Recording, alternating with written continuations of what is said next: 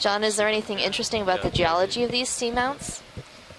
Well, I'm starting to get blown. I guess I don't know yet until we dive on the specific seamount. But as far as this chain of seamounts, the musicians' seamounts are believed to be in a hotspot chain, so in basically a linear trend of age-progressive eruptions. So from south to north, the seamounts get older from 65 million years to 95 million years old. It's a Cretaceous age. Which is the last stage of the dinosaurs on Earth, to kind of give you a reference point of the time in history. The musician seamounts are a group or a province or a chain of about 25 individual seamounts. There's also associated volcanic elongate ridges included in this group, and those have been studied by some of our geological colleagues on shore, that Eric Mittelstad and Thomas, his graduate student, I believe, might be joining us today, and they are believed to have resulted from interaction of the hotspot trace, hotspot plume, with a ancient mid-ocean ridge system. So that adds a further complication to the whole story of this greater region.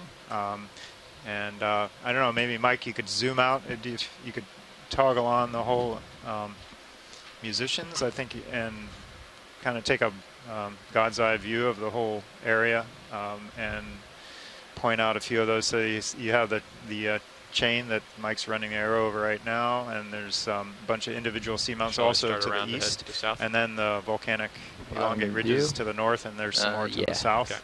And then in the middle, there's a big the Murray Fracture Zone, which is a tectonic origin, so a lot of scraping and grinding and buckling there. But the other ridges are constructional volcanic eruption events. So that's the bigger picture. And it really hasn't been explored much. The musicians' seamounts were named, proposed. The name was proposed by Professor William Menard back in 1959. I'll follow you up as when he was at Scripps Institution of Oceanography, and his group did a lot of the early seamount exploration in the area in the Pacific, and he named a number of different groups of seamounts. And so he named this province, the musician seamounts, after well-known composers of the past hundreds of years, and then other folks named some of the individual seamounts within this group.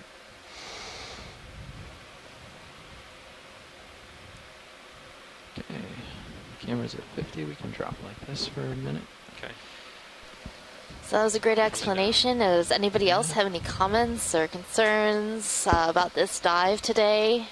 Any interest in describing what we might see?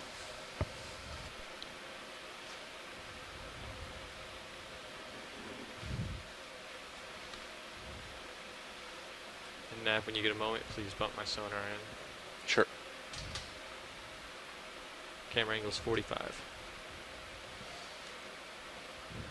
Co-pilot, you're at 50. Thank you, Nav.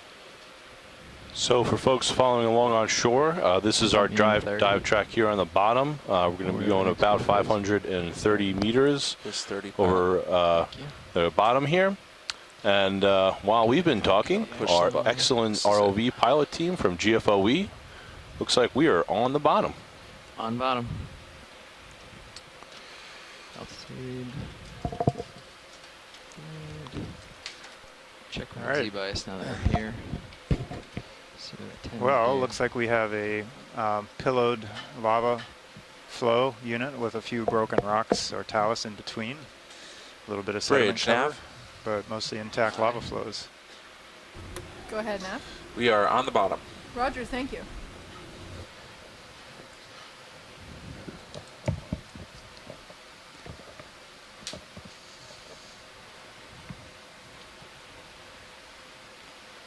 So I'm seeing a couple animals in the upper left-hand corner. Okay, I'm going to bring out some swing arms if you're ready. Yep. Oh, and in the Sirius view, you can see some sponges, Chris. There's lots of sponges all around us, but not currently in our view. Well, I'm almost settled here. I'm going to bring my camera up. Just as you're getting to the bottom, but Yeah. This you've got plenty of corals around here too. It looks like it's going to be another good site, and the musicians. Here's that sponge we saw as we came Because we got down. our lucky chime Mike here. He's good at picking high-density sites. What are you at, like 8-0? I think we're at 9-0 right now. At 9-0? Yeah, he's got a secret technique. He prints out a map, blindfolds himself, and throws a dart at it. And we're good. Goes to bed, and we take over. Just joking.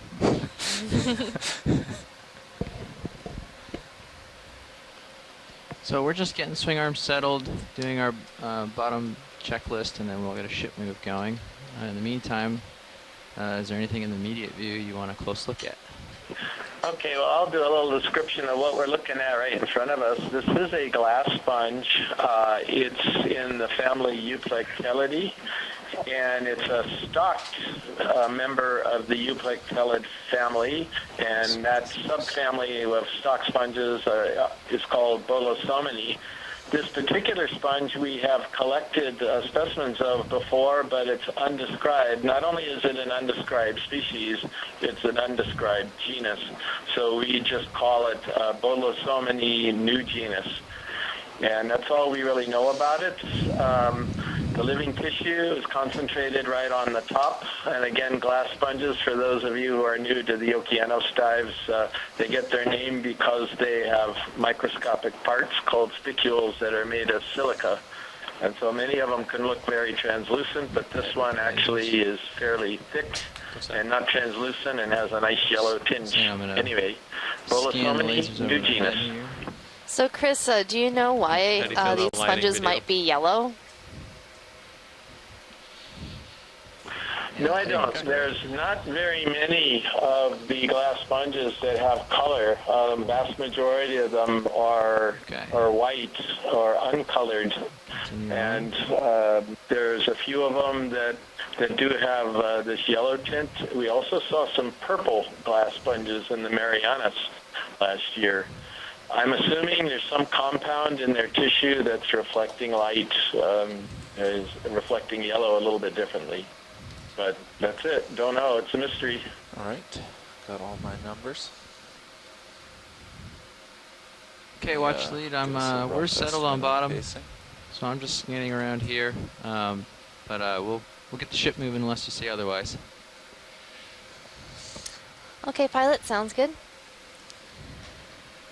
Looks like due So south we're is just the getting direction. settled, Yeah, and then once we're 170, ready, we'll move on from this area and see what there is to see along our dive track today at Muskorski Seamount. Try to follow the ridge.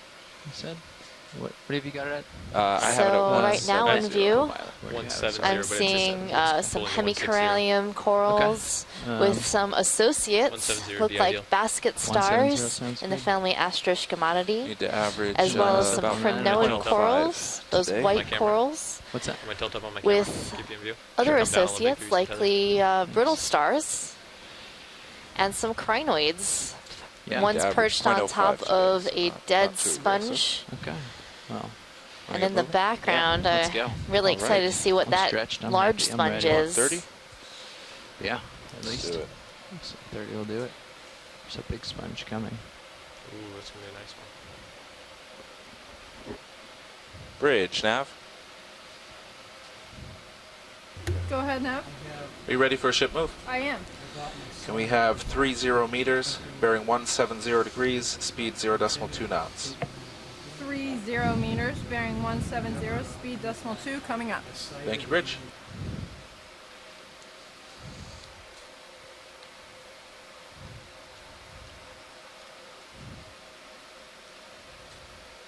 Scleractinian. So just a little bit of background about our mission here.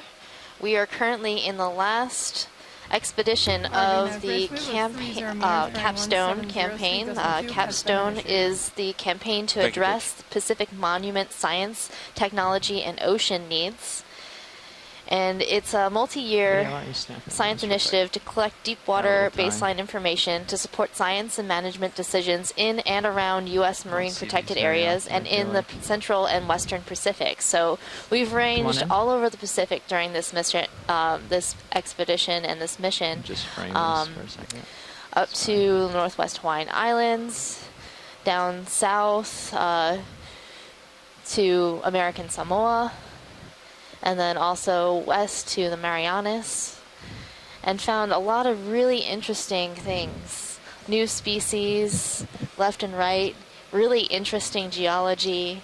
So if you haven't been following along for the entire capstone mission, please do visit our website and explore with us at our different regions. So.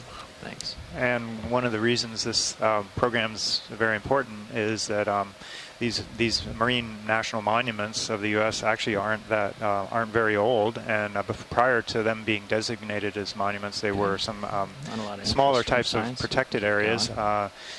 Marine protected areas in general, then they became monuments, and then more recently, in just the past few years, they've been expanded to by presidential order by over four times their original size, and most of that we'll go for new that. area is in deep water, so way beyond depths of scuba diving and activities like that. So we are out here with the deep diving vehicles from the working off of the Okeanos Explorer and exploring places that have never been explored before, basically, at least not in this manner. Yeah, so the Mujitsu seamounts in particular have never been explored in this manner at all. We know very little about the biology here. So there has been some dating of the seamounts using dredges, and other than that, this is the very first time that anybody has seen this part of the ocean. And so please enjoy the view. Right, first time any deep water biology has been observed in place to our knowledge, and you are seeing it for the first time, as we are, with only a slight delay. Better than a reality show. Way better. You got the two of us, John Smith, Megan Putz, on board scientists, exploring with you, making our best identifications of what we're seeing. Do you want to do introductions too for us? For GFA? Yeah, we can. And relying on the shore-based scientists for the rest. Yeah, we can't possibly know everything there is to see, so it's great to have all these people on shore following along with us, calling in, letting us know about their area of expertise. So you'll hear the voices of many different scientists today, letting us know a little bit about what we're seeing.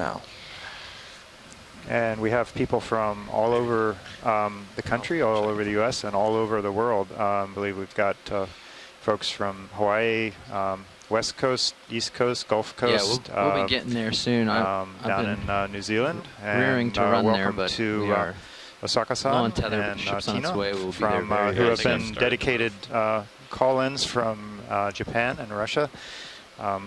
They are now in Hawaii at the ECC on a more reasonable time zone. They've been up in the middle of the nights and early in the mornings, and are now joining us and participating from Hawaii. So welcome. Looks like I got some room to get there, so go ahead. So you're closing in on this big massive sponge, actually two sponges. They're both glass sponges, and this group shows amazing diversity in their morphology, as clearly evident with these two side by side. The one on the left is very similar to the one we looked at earlier, that new genus of stalked euplectellid. The one on the right here is in the family Pheronematidae and in the genus Poliopogon. And the way it attaches to the rock is a dead giveaway. You can see it's got a very fibrous attachment. If you compare that to the one on the left, it's essentially glued onto the rock with a plate. So how the sponges actually attach to the substrate is very important to notice. Now they're zooming in on it, so a beautiful shot. This actual type of attachment is called lophophytus attachment, where individual modified spicules actually grapple the substrate and provide a very firm support for the sponge. So I'll leave it at that. This is Poliopogon species glass sponge. So in the attachment, I'm seeing some associates, brittle star and maybe a polychaete worm that have found their home in this these little glass hairs that the sponge is using to attach to the rock. And a little polyp right there. Near the top of the screen center, there's a little polyp poking up. I couldn't tell you what it is, but right now it's about middle. It's the same color as everything else, so it's hard to see. Yeah, Megan, we often see a lot of small associates in these, the basal, the basalia is what these fibers are called in these sponges, because I guess it provides them a lot of protection. It's like they've got a fence around them to keep predators out. Second video.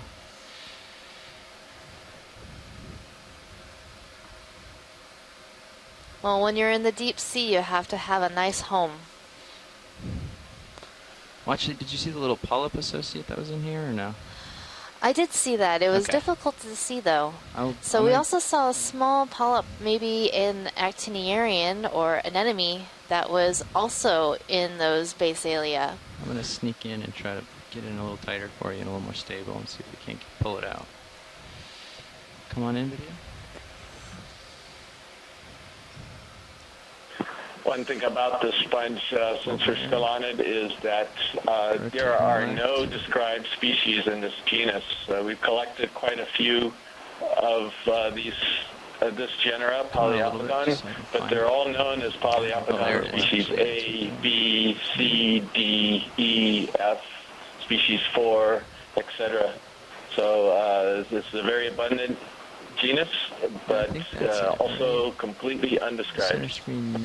So, Chris, why do we give this Poliopogons the designation of A, B, or C, 1, 2, 3, instead of an actual name? Because that's based on a preliminary investigation under the scope, and this actually dates back a few years ago when I was working with Dr. Henry Reiswig in Vancouver, where we worked specifically on this family of sponges from Hawaii. The family is Pheronematidae, and he basically recognized them as potential new species, but he was not ready at all to describe them. So he just gave letter designations for now until there's more very careful work done on each species that would allow for producing a new species name. So species A and B could possibly be the same actual species, just has a different morphology, and so we've split them up for identification purposes, just to figure out what's what? No, species A and B are clearly different species because we actually looked at the arrangement of spicules and the types of spicules or microscopic parts in specimens of each of those, and they're clearly different. So species A is definitely different than species B. Copilot, do you think that's where we're at? That's all we know right now. Or are we still on it? Kind of seems this like looks a little down slope. Yeah. Incidentally, that I believe was species B. we just looked at. What's HIPAC say? Well, it just doesn't really capture it at this resolution, but it says overall it's 170 and maybe. So that was a great sponge. 165, and then I've seen a number of corals as well. I definitely have it at 135. And we're only at the very beginning of our dive. So as we make our way up to the top of this feature that we're diving on today, I'm expecting to see a denser community. So whatever direction we need so we expect denser communities at the top of ridges and cones and pinnacles, because there could be an acceleration of the current around these features. With the acceleration of current, you'll have more food coming to the corals and sponges per unit time, and more food means more happiness, and more happiness means more corals. Sure. I've got him at 45 degrees, so anytime. The ship's move ended a few minutes ago. You're probably still swinging. Yeah, a little bit. But if you'd like, we can get that in. Yeah, we can get it in. I'm ready. Seeing a sea cucumber on the right. That's that little pink squishy looking guy. Bridge, Nav. Go ahead, Nav. We have another move, please. Okay. 30 meters, bearing 135 degrees, speed .2 knots. 30 meters, bearing 135, speed .2. Good copy. See, there's something used to be there, or something is there. That'd be neat. Let's do a zoom on that strange oval on the sediment. I'm not sure if that was caused by something, probably an animal, maybe bacterial. Of course, that's the moment that John walks away. Some interesting, Is it just something interesting cleaner? going on around here. Can't tell if it's cleaner or no. I think there's a biomat or something here. Oh, that's weird. ROV knife ridge, move with 30 Lots of meters, little- bearing 135. John, we're Yellow looking at dots. some interesting, Thank you, Bridge. something going on the ground here. Well, that's weird. Just frame the. It's like perfectly yeah, oval. okay. Looks like a holdfast used to be here, or something and got ripped Maybe. up. Yeah, Yeah. I don't know. It's probably something caused by a biological organism. Yeah, it's basically just the Sponge foot or something. manganese crust texture is just clean. That's the that bumpy texture is the polymetallic crust that precipitates out of seawater, forms this great botryoidal texture. That's a Greek word for grapey, so it looks like a bunch of little grapes. Why it's cleaned Yeah, off, I what did we don't call know. it Whatever the again? shape. 7? Maybe it's a like a Call crop that in circle, at 58. on the seafloor. Feel it. UFOs. Sediment 03, circles of the deep. 02. Yeah. Thanks, who video. knows? Can we look at that primnoid coral just to the left? to the left? Yeah. Yeah, So we're seeing an unstopped primnoid coral. that's right. Those are those We'll white go for corals it we've been seeing. shortly. Oops. Come on in. So primnoid corals have body scales on their polyps. So you'll see as we zoom in. Oh, maybe it's not a primnoid. I'm gonna wait. I'm thinking I'm seeing some nodes and Bamboo. internodes, so it looks bamboo-like. Oh, that bamboo was tricky. It bamboozled me. Oh. Oh. So this is actually a bamboo coral. You can tell that because if you look at the skeleton, you'll see nodes and internodes. So places where there's a white finger-like bone in between some brown or black nodes, which are proteinaceous in nature, and they act sort of like your cartilage in your finger, allowing the bamboo to bend and sway in the current. And this one has very long intertentacular spines, meaning they have these long spikes coming up between the tentacles on the polyps.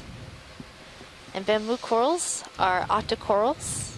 You can tell that because they have pinnate tentacles, so the tentacles look feathery. Might photobomb you. So this is a very young bamboo. Okay. We can get a full species and move on. No lasers off of it. That's fine. Okay. That was great. So there's actually a primnoid coral. If we zoom out, you'll see it in the background. You'll see how it might be different than the one we're looking at now, this Okay. bamboo. In the background. Right there, Oh. with all of the little brittle star associates on it. Now when we zoom in here, we will see those body scales I was talking about earlier.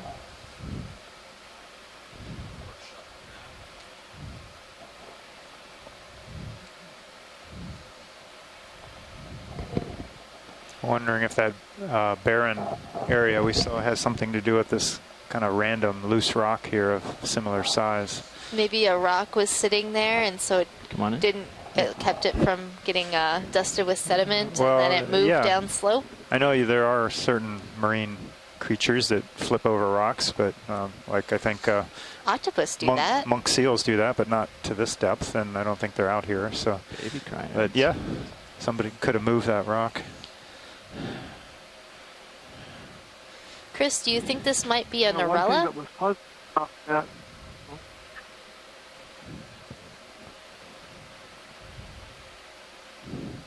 Tilting down a bit. So Narella is a genus of primnoid coral, and the Narella genus is commonly associated with 3 major body scales along the polyps. So I think I'm seeing 3 body scales. They look relatively large, so there might be, it might be Narella macrocalyx. Oh yeah, okay. Good size. Come on out, video. We see a fish coming. Yep. And then we have 2 different associates on that primnoid coral. Sorry to run away, but we've got a fish in one of our other views. We're going to try to snag it before it takes off. I think we have a fish coming into view, so get ready, Bruce. Coming around. Oh, we saw one of these this weekend, and I didn't know what it was. The rayfin But fish. it's a morid fish Down to keep it in view. in the family Moridae. No. Yep, so you're right. It's a codling, C-O-D-L-I-N-G is the common name. It's the flat-nosed codling. It's got a pointed snout, and when you look at it from the top, it's flattened, very distinctive snout morphology. The fins are distinctive, too, with the high first ray of the first part of the dorsal fin on the back, the filamentous fin rays. Give me 1 second, I got to maneuver around a sponge here that I'm going to knock underneath over. the gill covers, but there are fan-shaped portions it. of that fin toward the back that are different from what we see in the cusk eel. Got a little whisker on the chin, and the sort of indented dorsal and anal fins with a high part in front, a lower part toward the back, and then a very high part toward the end are distinctive. This is in the genus Antimora. Again, the family is Moridae, and this Antimora, I'm not sure why they named it against Mora. There are 2 species in this genus. There's a Atlantic and circumglobal southern hemisphere species, on this video, and then we got Antimora rostrata, and there's a North Pacific species, Antimora microlepis. Can we kill the we might be able to tell which this is by looking at the scales that we can see, at least partially, in this video. But I would suspect that this would be the North Pacific species, Antimora microlepis. They're not uncommon at these depths, although we don't see them very often. You can see it swimming rather slowly, like a lot of fish do at these depths, where temperatures are very cold. There's limited food, and so metabolic co-pilot, the ship just stopped is moving, low. but you're gonna swing Large for a eyes while. for a sense of bioluminescence. We don't know. They might be able to form images, but Let's we do really one more don't snap know. on the head. It's got kind of an evil appearance to the front of the fish with that get about 5 curvature of the seconds mouth of the head and close up the here, posture of the eyes and the pointed hopefully get snout. around. So I was joking earlier that we'd have to be on the lookout for Chernobog, which was the demon in Walt Disney's Fantasia, the section that had the music for Night on Bald Mountain. I don't see it. Written by Modest Mussorgsky, for whom this seamount is named. Oh, okay. Maybe we have a demonic fish here. Time for me to run. Antimora, This fish is swimming in the and wrong maybe direction Antimora for us. microlepis. Gotta go wide. Thanks, Bruce. I'm noticing some weird circles on the side of this fish. Is that a parasite or is it damage? You know, I was so intent on what I was saying, I didn't notice, so I can't say. Sorry, watch lead. The fish had us back quite a ways from our track, and I got a little behind. Yeah, it was so great view of that fish, pilot. So thank you.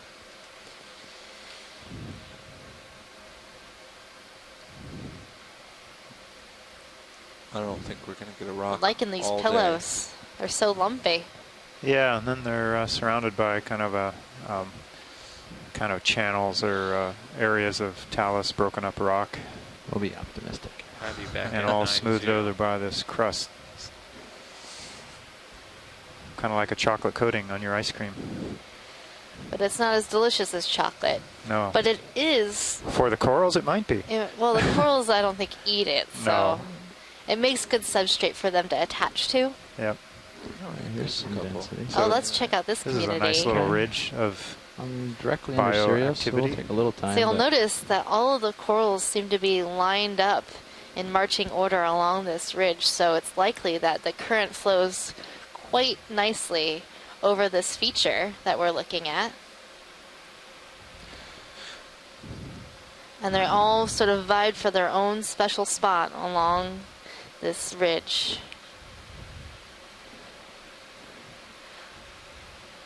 These tall, fuzzy-looking colonies are Chrysogorgia, possibly Chrysogorgia geniculata. And you notice geniculata has this very bottle brush look to it.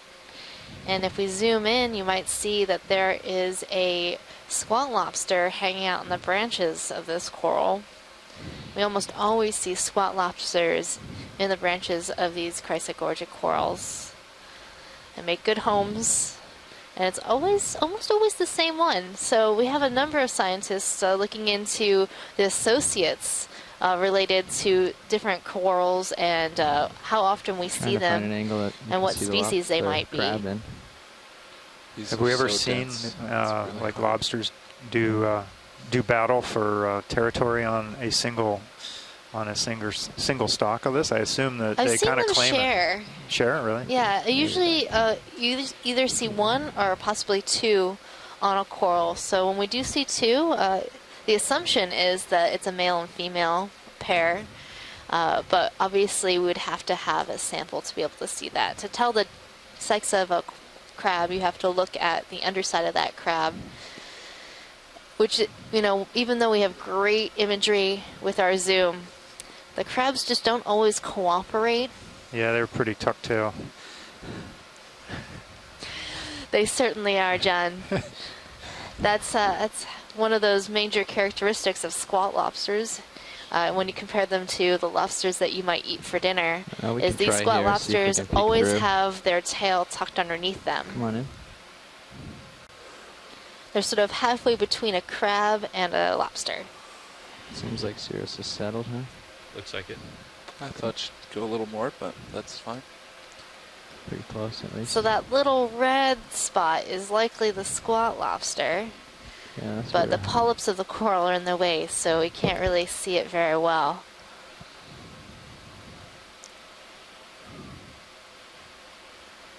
But this is a beautiful coral. You can see the legs moving. Though this might be a shrimp. Not sure. It's very hard to tell. Seeing a long antenna and long, long legs. So this might actually be a shrimp hanging out. Yeah, I think it's a shrimp. Yeah. Okay, well, we'll try to find you your squat lobster. It'd be interesting to know if there is not one. Right?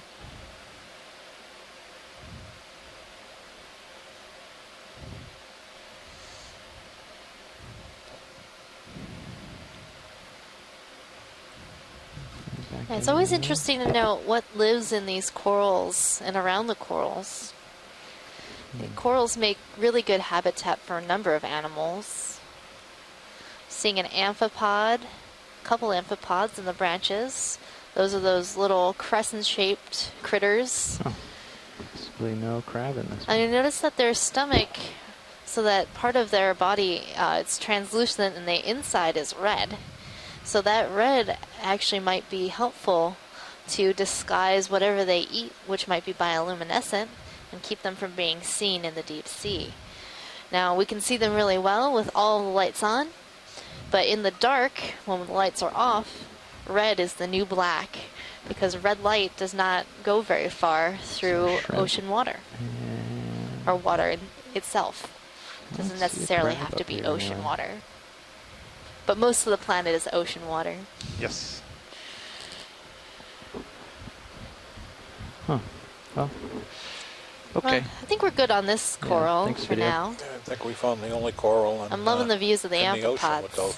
The associate. I like amphipods. I think they're pretty cool. Cool looking yellow one back there. Yeah, we were looking for a squat lobster. It might still be in there. That one's a very thick and bushy one, but we didn't see one, so that's an interesting notation. Yeah, we scanned it pretty good and didn't see even the inkling. And those pink corals that we're seeing, I believe, are Paragorgia, a type of coral that is commonly known as bubblegum coral. We call it that because when the polyps are retracted, the ends of the branches of that coral look like little bubblegum balls. Everybody loves bubblegum, come on. Very scientific. Hey, common names are not meant to be scientific. They're meant to be fun and descriptory. They are descriptive. Like our favorite fish from the other day. We know what it is. Which one? The spiny ophidiid fish. Oh, yeah.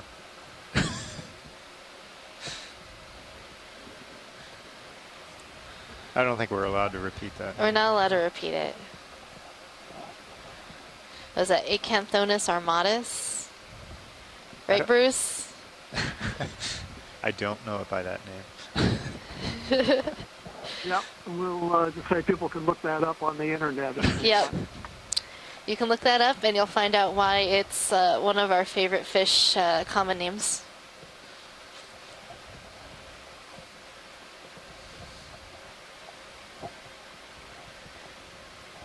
Looking around the edge of this outcrop here, or this so everything looks sheet. a little bit rubbly, talus-y in this area, but also kind of together.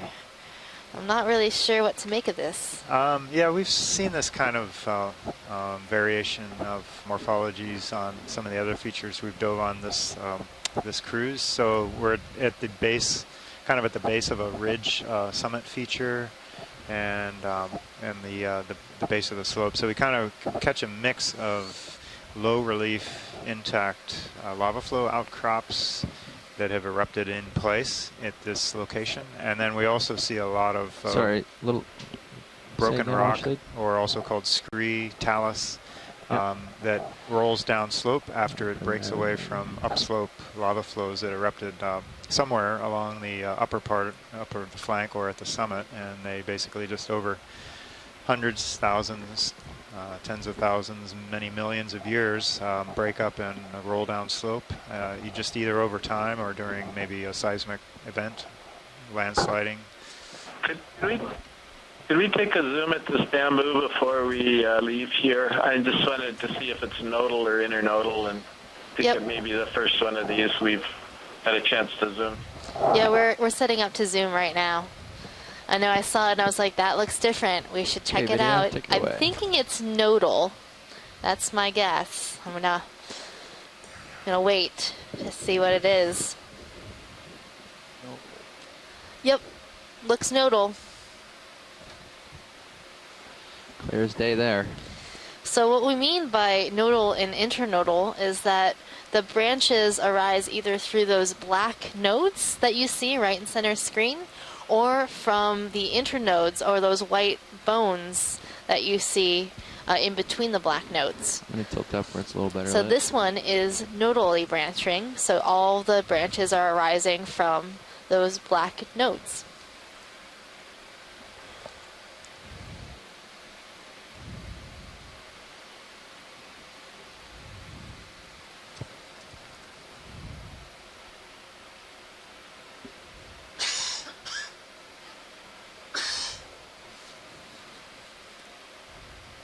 Celeste Watling and Scott France know quite a bit about these bamboo corals, but I don't see them on the line right now, so hopefully they will get a chance to take a look at this coral and see where it might belong in our taxonomic identifications. That it's really important to know whether it is nodally branching or internodally branching.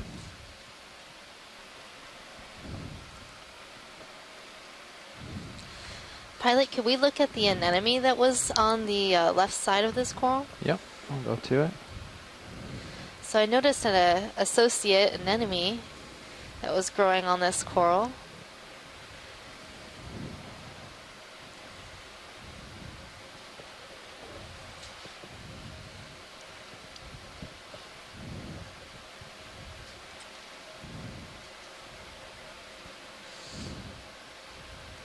It's likely a type of hormathiid anemone.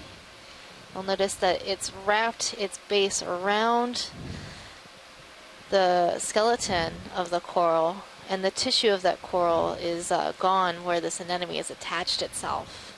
So a question I have is whether or not the anemone attaches where the coral polyps have died off, or if it outcompetes the coral tissue and finds its attachment that way. I'm not sure if anybody knows the answer to that, but it's a really interesting anemone.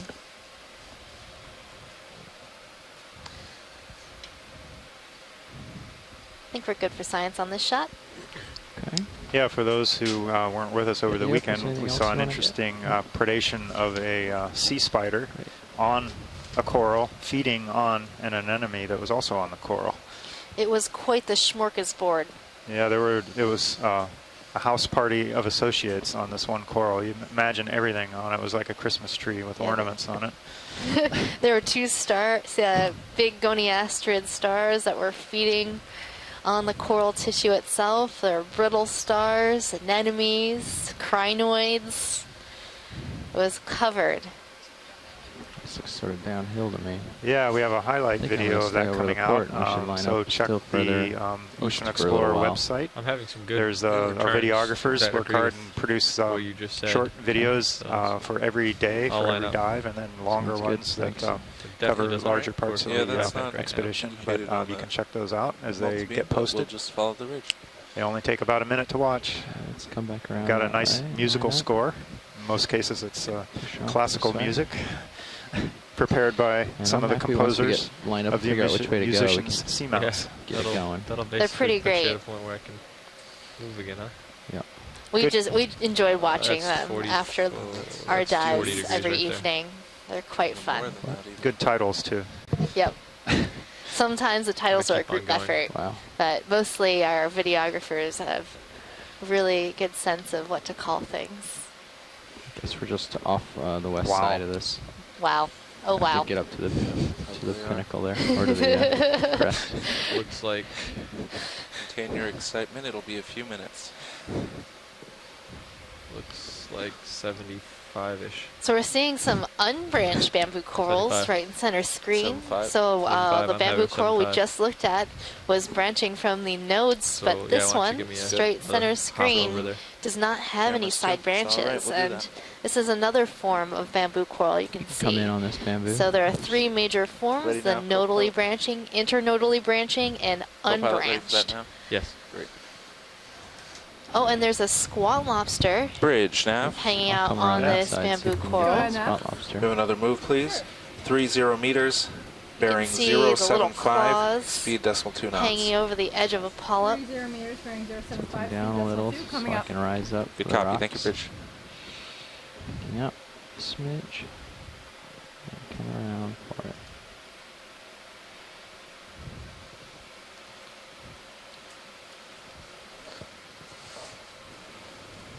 Face on view here. We don't get too So much this tug. squat lobster might be in the genus Alright, now Europtychus. bridge move with 30 meters bearing 075, speed decimal 2 initial. Okay. They come on generally in. have Copy, very thank you, long Bridge. arms, a little bit of a reddish body, and a short rostrum. The rostrum Come is on that around. little spike that sticks out between the I'm eyes. not creating that much prop wash, I would think. This might be very light. I'm still. That doesn't look nearly as comfortable as the Chrysogorgia. Yeah, I feel like I would live on the Chrysogorgia rather than an unbranched bamboo. You'd be like moving around a lot, trying to keep your balance. Maybe he's saving got up for little a higher hooks, rent maybe. district. Yeah.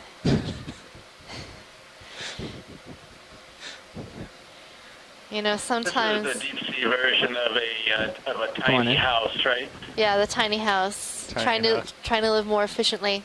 Or a grad there. student, right? Yep. Pick up a little. Maybe one day this little squat lobster will move up in the Get world. stationary on this. Be able to move into a mansion of a Chrysogorgid. Is it the same type of squat lobster? Yeah, we do usually see this type of squat lobster in the Chrysogorgid corals. So Cool. It's really interesting to see this one hanging out on this unbranched bamboo. We should tell him about the Chrysogorgia not too far away without a the visitor. empty one. Yeah, you know, it might be a little dangerous to make your way from coral to coral. A fish might come by and chomp you up. We'll give him a ride. Yeah. Carry him, Or collect an it, ROV. bring it over. Okay. All right, shall we move on? We shall. I'm excited to see that large fan that we saw in the distance. Okay, we'll go for the fan. Any other looks video? Nope, that's it. Great. Thanks. So right now, we're seeing so many corals everywhere we look. I would say at this point, we're looking at a relatively high density community. It's a little unusual for the base of the slope. Of course, we're already at near the summit of the entire seamount, so I guess maybe that's not so surprising. Yeah, but generally, throughout our dives, we've seen a consistent low density community at the bottom of the slope, with the density increasing as we head up. So it's interesting to note that this one is already pretty dense, and maybe there might be something even more fantastic at the top. Hope so. We'll just have to wait and see, so stay tuned. And I guess we're not as deep as we have been in the past few dives. So not that 2,000 meters is exactly shallow, but compared to what some of the dives that we have been doing and are able to do with this vehicle. Well, 2,000 meters is known to be one of those areas for deep water corals where we're seeing a lot of diversity of deep water coral. So kind of the sweet spot. It is a sweet spot. This large colony has a lot of associates. Yeah, this colony does have a lot of associates. Seeing anemones and tons of brittle stars.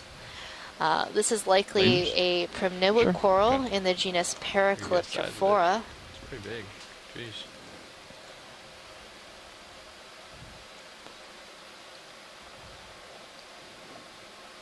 Okay, that's good for lasers. So we'll scale. Thanks. Okay, video. We can start in. So speaking of depth, we are at here. Depth of 2,040 meters right now.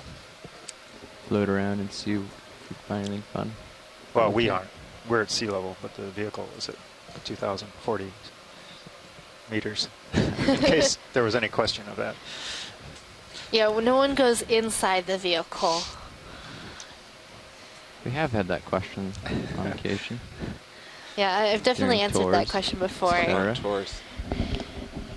So there are vehicles that do go down. The Pisces subs are rated to 2,000 meters, so they probably wouldn't be doing this dive. It's a little bit out of the range. A little bit. There's the Russian Mur subs that can go much deeper. Also the Alvin from Woods Hole, and Japan has the Shinkai 6500. So I think we have people from all those places represented on some of these dives, and maybe not every dive. But You pretty much know what this coral is at this point, or do you want a tighter zoom somewhere? Yeah, I think we're good on this coral. Okay. I'm just scanning around to see if there's any interesting associates. Or just any cool shots the video would like. I'm really loving all the associates.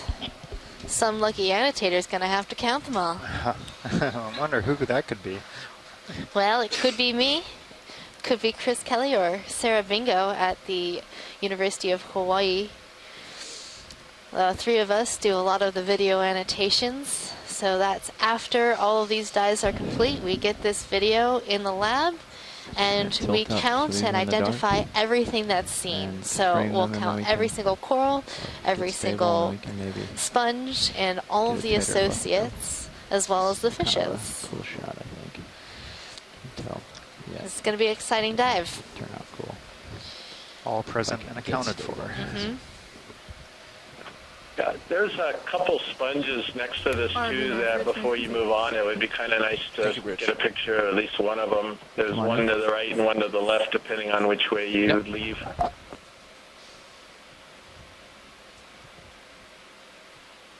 So these brittle stars might be in the family Okeanos. They typically have these long spines along the arms and this sort of flower-like center disc. Looks like a hibiscus to me. What do you think, John? Okay, video. I'll go with that. You go with that? You're like, it doesn't look anything like a flower. Just Megan. get What are one you talking whole about? species here. Okay. Species. They're beautiful. I love it. Yep. It's quite a stunning coral, that's for sure. So we're looking at, do we have the lasers on? We had them on in the beginning. We can turn it back on again for you. Yeah, let's see how big this fan is. It looks like it's quite large. a couple of meters across, but we're a little... Maybe 1 meter. Yeah. So the lasers that you're seeing in view are approximately 4 inches and exactly 10 centimeters apart. So that gives you a sense of scale of how large this particular colony is.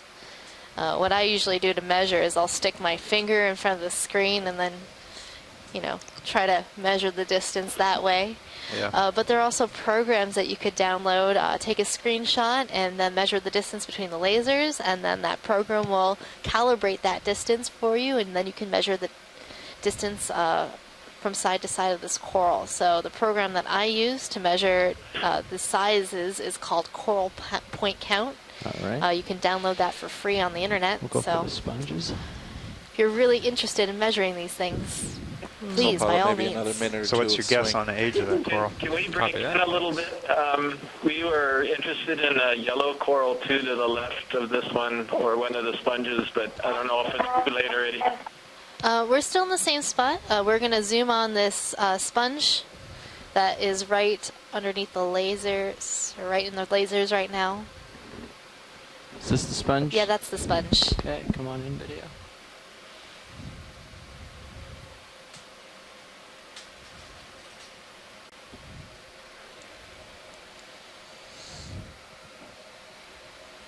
So this is a glass sponge, and it looks kind of leafy in nature, relatively translucent, possibly in the family Eurydidae or Phoridae. What do you think, Chris? Currents are not consistent. Probably Eurydidae. You said that was one of them, Eurydidae or Phoridae, and I would lean more toward Eurydidae. It's definitely a hard sponge, which means that it's all the soft or all the microscopic parts are sort of glued together. It could be very brittle, but yeah, I would agree, Eurydidae, and we can't go further than that. Before you again pull off the site, right to the left of the big Paracalyptrophora, there was a yellow leggy coral, and that's of interest to a bunch of us as well if we had a chance to zoom in. Yeah, calling for the also, just to the right of that sponge on the rock, there was that tiny little ophiuroid that Chris Ma was very interested in, the Astrophuria, I think it was, just to let you know. Okay. This coral here, it doesn't look yellow, but it looks leggy. Yeah, it's not that. This coral is behind the Paracalypt for the big one. Yeah, so in between these two. Right in between that gap between the leggy white coral and the Paracalyptrophora, right in center. Left to center. Coming around. And right. Keep coming. Yeah. That guy you're coming up. Okay.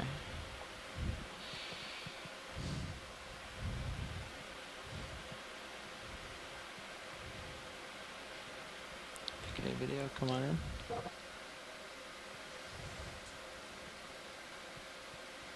So I'm thinking this might be a Acanthogorgia.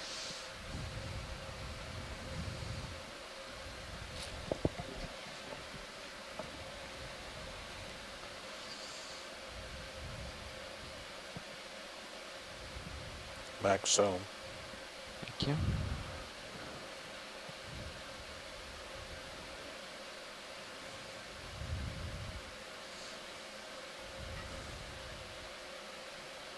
Trying to light it up a little for you here. Okay, that's as close as I'll get. We're discussing this one. Could be a Acanthogorgia or the Plexorid Asacol, I'm not sure. I don't know what's throwing me around, but it Doesn't seem like it's you, because you're right above me. I'm giving you what tether I can. Yeah, no, I have plenty of tether. I don't know what. There's like a gust every once in a while or something, and I've got a good stable everything. There we go. There, right? Grown.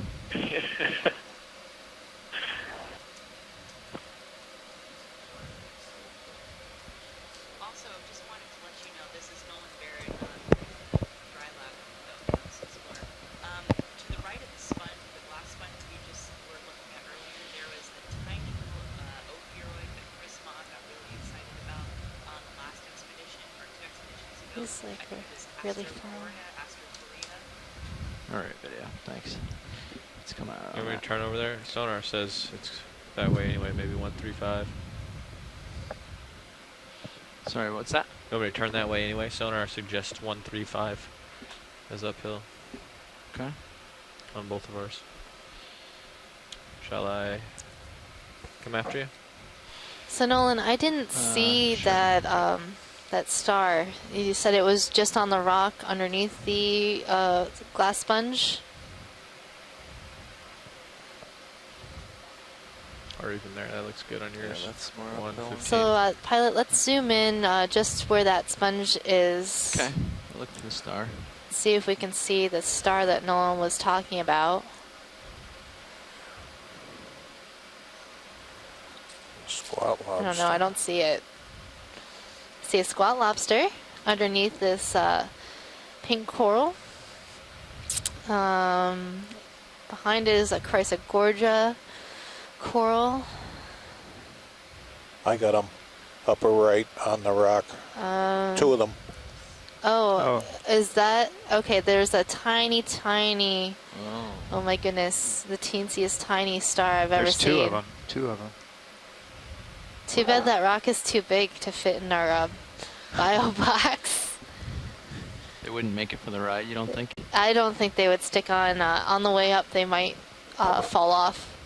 We'll see if Schilling can make a that rock tweezer is arm for us. Part of the seafloor. Yeah.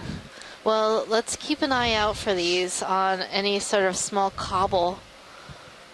It would be great to be able to get 2 of them like that. But this imagery will have to do for now. I'll get a little bit more stable here and see. There's no way we could like scrape those off the rock. They're They're very small. so small. And low relief. Like maybe a centimeter. Hey, this is Chris Ma. Hey, Chris Ma. Did you see our stars? The game is afoot. Believe it or not, those are actually not sea stars, but they are among the small group of brittle stars that make me extremely excited because they're quite rare, and we saw these for the very first time on the last expedition. These are brittle stars called Astrophyra. The name literally means star, brittle star. And they are just bizarre animals. They're bizarre brittle stars that mimic sea stars. The arms are very shortened, and the discs are kind of enlarged, and the radial areas are kind of sort of grown out, if you will. And so the disc, rather than being sort of more discrete, is much larger, and the arms are much shorter. We saw these a couple of times, thanks to several people's very sharp eyes. Who was it that saw this, Nolan? Nolan saw it, yeah. I didn't even see him. So, gold star to Nolan. 2 gold stars. 2 gold stars. 3 times. Tied, and they were flush. Every time we saw them before, they were flush on the surface of these rocks. Is there any current in this area? Yes. From the north to the south. Yeah, from the north to south. Oh, really? Mm-hmm. Interesting. A logical note. They've been seeing this particular kind of brittle star for several years. They've been known, as specimens. But no one knew what they were doing down there and why they would appear to look like this. And so now there's probably some evidence that what they're doing is actually just living flush on these rocks. And trying to avoid from being picked up and blown away by any kind of current. So there's some speculation that they used to that they are able to adhere tightly through suction to the surface of these rocks. Most of these occur in relatively shallow water, less than maybe 800 meters, 200, so 800 meter depth.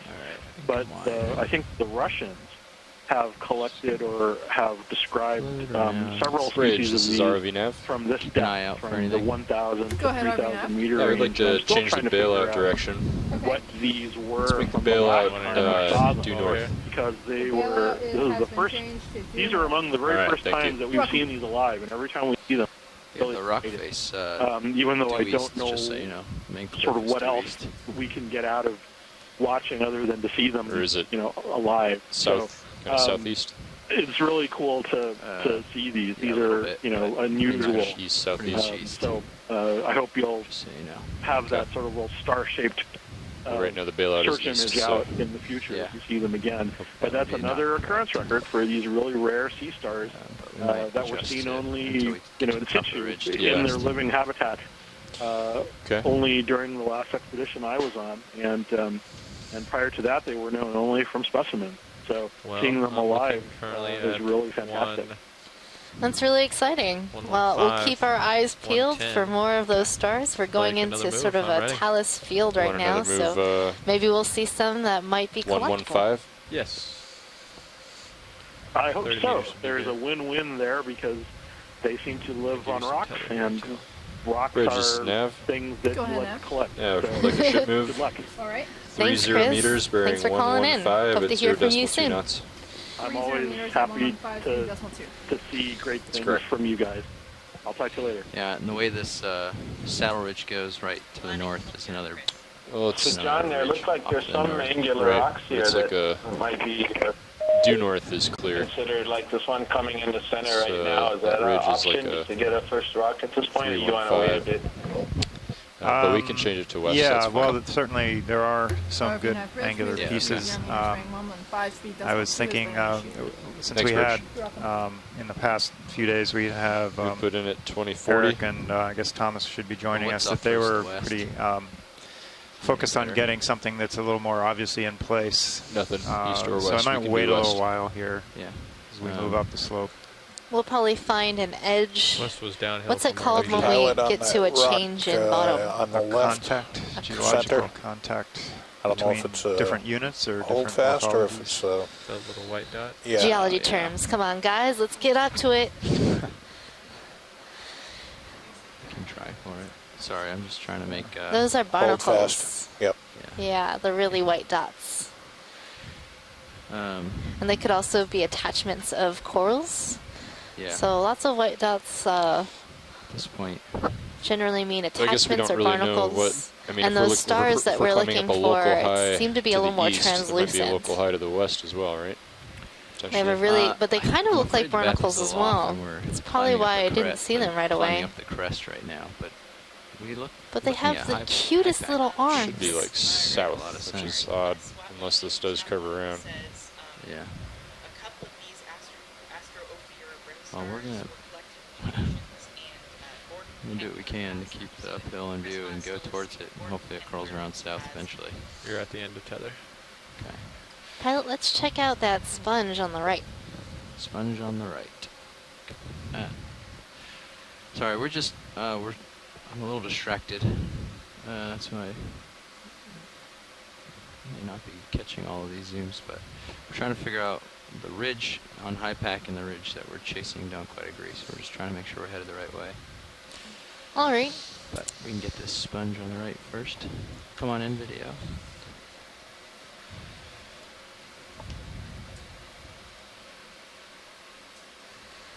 This looks like a really fuzzy polyopogon, Chris. Why would it be fuzzy like this?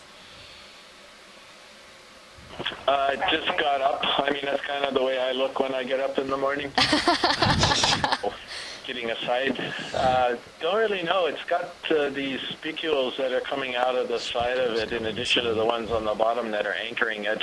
This is going to be in the family Pheronematida, and as you said, most likely Poliopogon. That's the big family in that group. But yeah, it's definitely got a lot more of these spicules sticking out of the sides than most of the species. Cool. That's really interesting. So would that possibly be something new that we've never seen before, or do you think we've seen something like this before? I think we've seen a couple of these. There might be one or two of these that are going to come out in the next version of the animal guides. I'll take a look, but yeah, I don't know how often we've seen this. It's pretty unusual. Hey, Bridge, this is Nav. Thanks for the Zoom pilot. You can proceed to figure out where we are. Should start moving here very shortly. Okay. Go ahead now. So we're currently on this ridge, and we're looking for a good contact and following the ridge along. Is going in currently. So right now our navigator and pilot are working on right now we're kind of climbing up toward the what's east. the So best approach we're going to make the bailout continue our direction track west, line. due west for now, and we'll probably have to Yeah, we're change trying that to go back up the to the ridge, north, but the maps a little later in the dive. Okay, so bailout has been changed to west. Due west, thank well, you. when you get down on the bottom, it's you know, you're looking at a very focused view compared to the maps. So we're just trying to locate the ridge line. Seek you compass, It's seek not big to the exactly, right. not It's starting to especially move very obvious slowly right now. So you'll yeah, slowly, by looking at things You'll start getting some better. on the So seafloor. are you starting to move, Copilot? Yes, very slightly. So like Just a started. 4-minute delay? It's about a 4-minute today. Okay.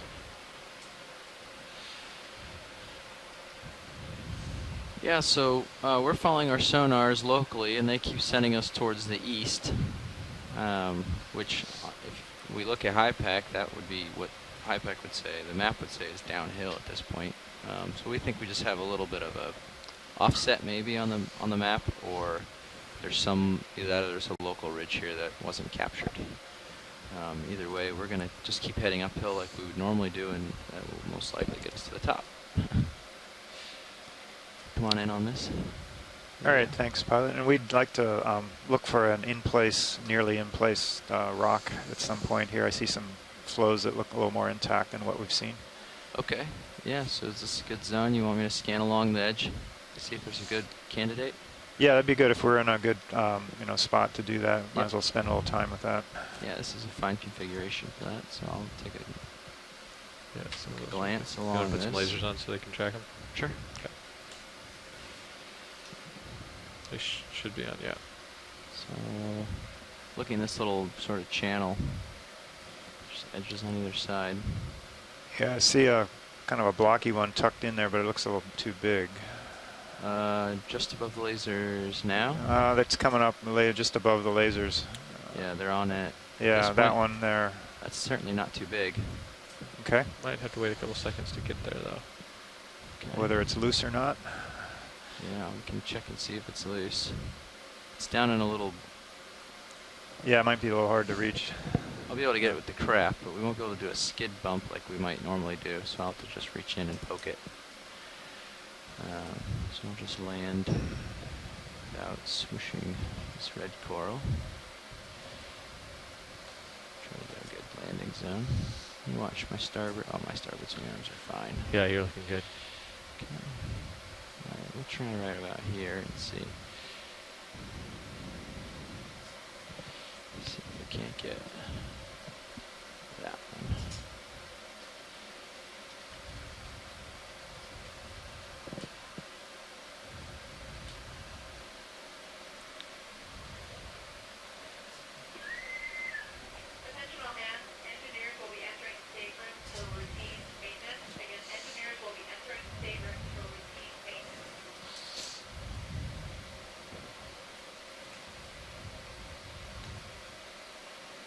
Okay, we'll see how that goes. Want to spin us up? You are spun up. Great. Sirius will probably move for another 2 minutes or so. Okay. Should be just fine.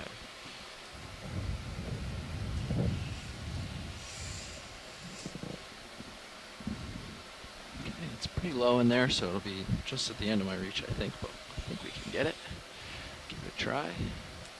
Arms come alive. Indexing.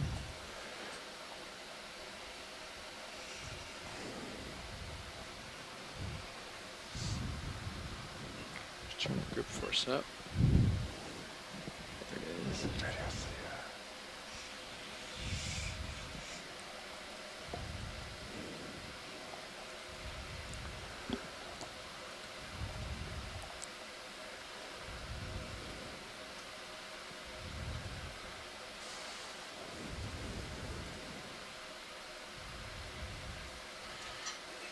Doesn't appear to be wiggling very much when I poke it, but give it a scratch here.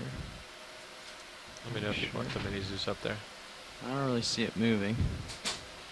This one looks like it's pretty solid. Well, any other candidates in the immediate view? Should we continue on? See if anything moves. That one moved. There's a little bit blockier one over here that might move. Yeah, that one's right where you're trying. Let me see how that one goes.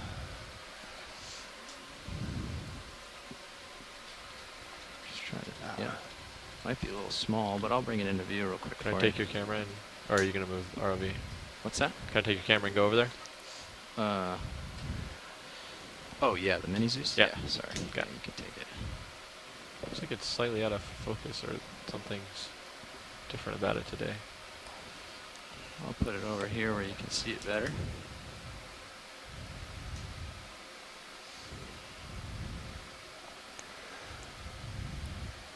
Okay to zoom? Yeah, okay to zoom. I'll tilt you up. Get a better RV nav bridge, we've centered up on it. Thanks, Bridge. And we'll give it a little rotate here and see.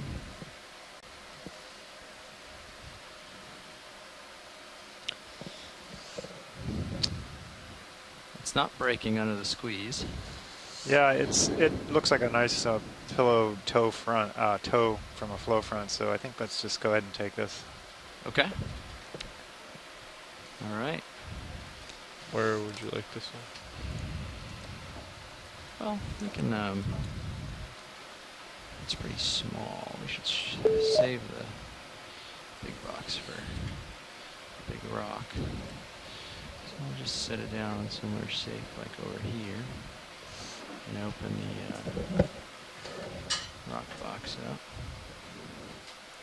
Do you want me to bring it in? Right from there. Briefly. Yeah. Bring the rock box over.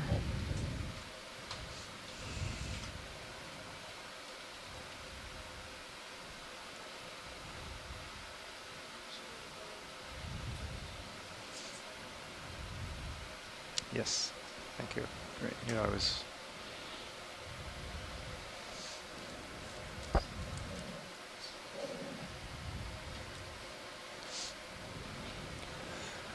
Open it up. And require the rock.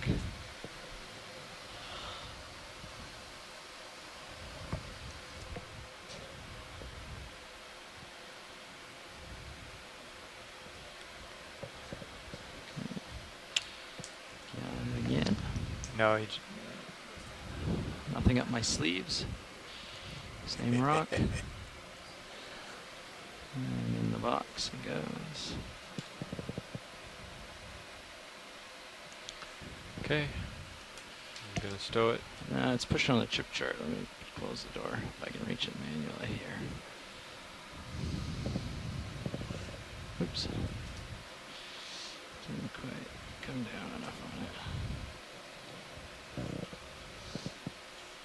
we go. Okay. Feel free to stow it.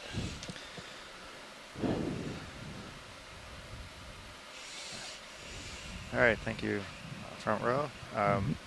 First geo specimen collected from a depth of 2,036 meters, timestamp 2052. Hydraulics off. Okay, arms clear. Hydraulics. Well, and I'm just going to zoom. I'm just going to do a quick zoom on the mini zoos, check focus. Yeah, that's fine.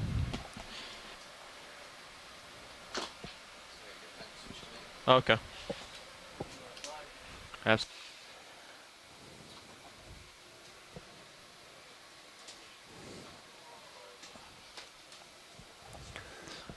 So stand by, everybody. We have a change out of our ROV operators.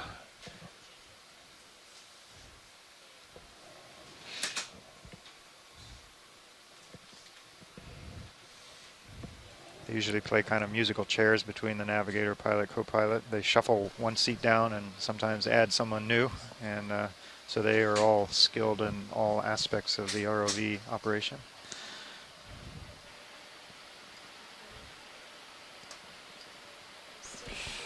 Okay. Steers should be settled up by now. Good to go. Looking down at you at 70 degrees. So if you're just tuning in or you missed our dive introduction, I am Megan Putz, your biology lead.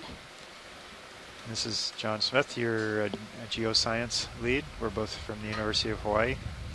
We're currently diving on Muskorski Seamount, which is one of the musician seamounts. The musician seamounts are located northwest of the Hawaiian archipelago, and that is outside the U.S. EEZ. Exclusive Economic Zone, which is a political boundary, not a biological or geological boundary. And that boundary extends how far? 200 nautical miles from the shoreline. Of the islands, and then we are currently probably around what, 600 miles away from Oahu. So Saturday we were at our farthest seamount north, and we were about 800 miles, and then 800 miles from Oahu, and then each night we transit roughly 100 miles or so. So we're probably right around 650 miles from Oahu at this point. So it's been a little chilly up here, actually. We've been at the same latitude as the Northern California-Oregon border, or the Hawaii Emperor Bend, where the Hawaiian Ridge seamounts transition to the Emperor seamounts. So anyway, we're pretty far north, out of the tropics. And we're exploring what we would call the high seas. So what are the high seas, John? The high seas belong to no country, so they are outside of all the political boundaries, and there's little regulation. There is some regulation depending on what you're doing, but basically little regulation overall as far as being there, having to get permits, what you can do. So this is, I believe, the first cruise that's really been dedicated to mostly the high seas, and we are comparing from here what's in the neighboring Papahanaumokuakea Marine National Monument in the northwestern Hawaiian Islands and the main Hawaiian Islands, and we're really seeing a lot of the same density of biology and same type of geology, and so we're interested in how things colonize between.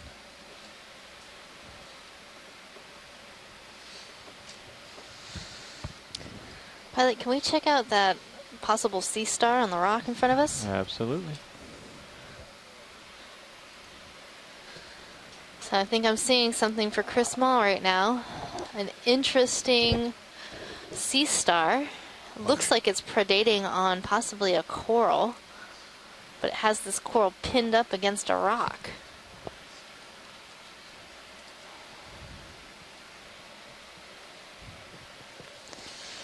So a number of sea stars do feed on corals, and I think this might be one that Chris Mott actually described. Let's go ahead video.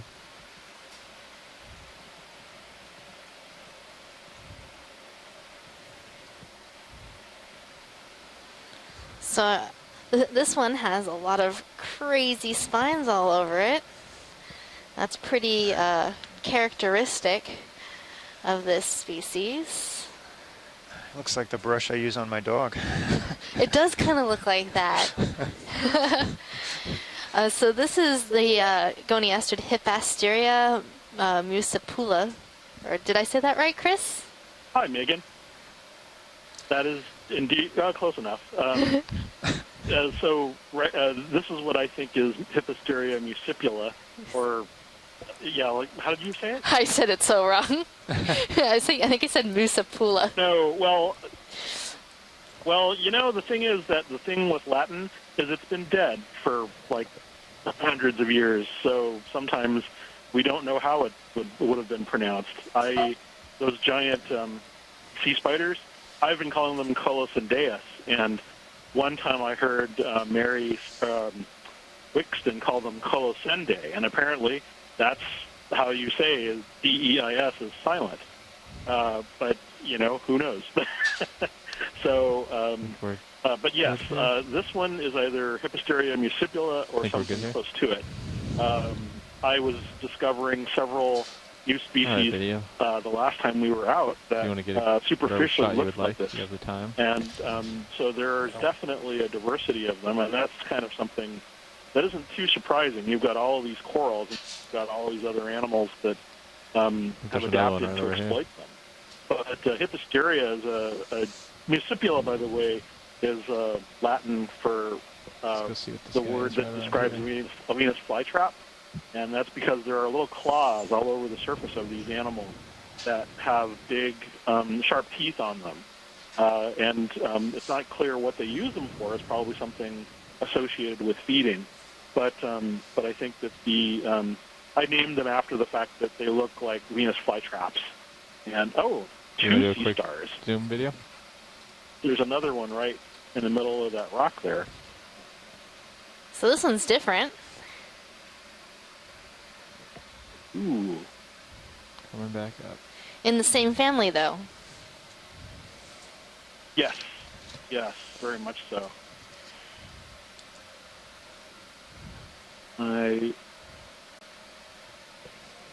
Okay. Ooh, what happened to that one? It's kind of beat up. Huh, that's interesting. So this one looks like something in the genus Bathyceramaster. That was actually an animal that I described, I think only a year or so ago. But it's interesting that the arm tip on one of those looks like it's been kind of gnawed on or something. So the predator becomes the prey in these ecosystems. It could be a fish or something else that we haven't seen, a crab perhaps. Huh, interesting. So will that sea star heal? Oh, probably. I mean, these are what's called sublethal predation, and the sea stars can regenerate quite effectively. You can cut off one of the tips of the arms, and they can over time regenerate, but it takes a long time for animals in the deep to probably recoup the energetic loss. Shallow water species can do so. Lining myself up a little bit. Faster. But something like that looks fairly substantial, and goniasterids are kind of weird because they're so heavily armored. So their bodies have lots of calcium and other things. Yeah, I would think calcium carbonate, 30-meter move, which is what their skeleton is made from. So it's interesting. The only thing I could think of that could cause that kind of damage must be a fish. And 120 looks pretty good. Kind of Pilot's that all right Either with that you? or someone else with a submersible has been by recently and roughed it up a little. Bridge. Who would do that? Yeah, that's unlikely. Well, unless those starfish can move real fast. We have a ship move, please. 30 meters, bearing 120, anyway, speed decimal 2. Thank you, and I guess I'll warn Bruce to pay attention. 2 coming up. Keep his eyes open because I wonder if you'll be seeing a fish soon. All right, it was great hearing from you, Chris. Hi, this is Bruce.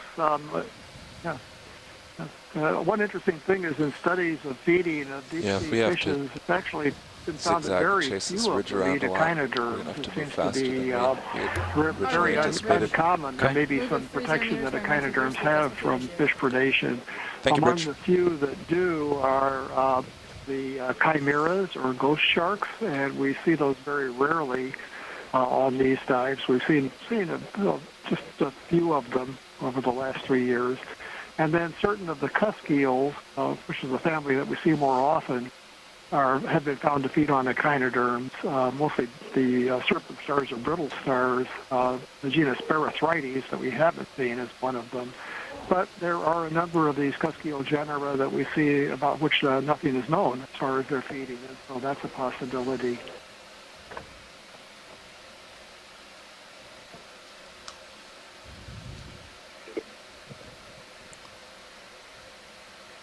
Thank you, Bruce.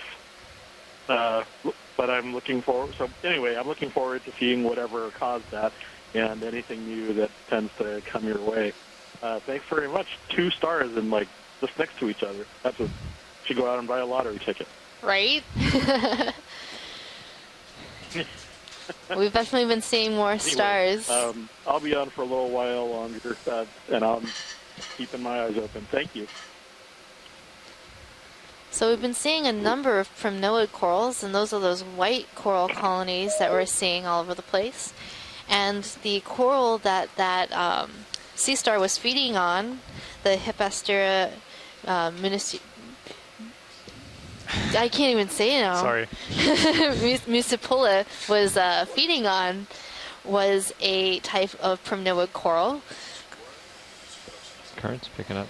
And that coral is called Candidella gigantea.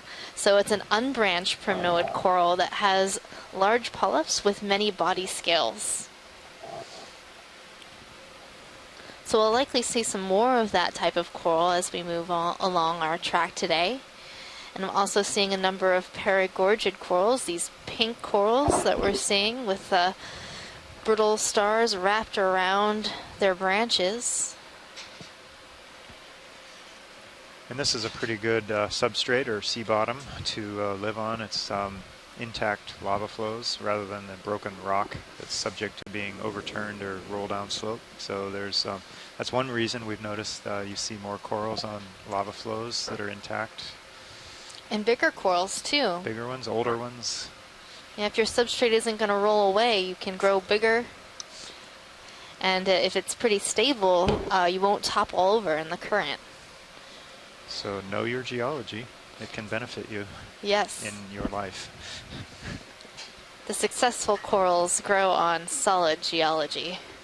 None of this rubbly stuff. Right, but they don't really have a choice. They just kind of settle where the currents, the deep sea, the winds of the deep sea allow them to settle. So the ones that survive. The ones that survive are, the lucky ones.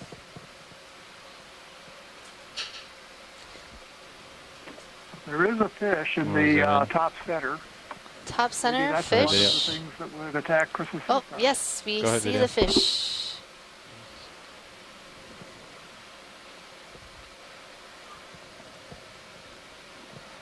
Well, this is a grenadier in the family Macruidae.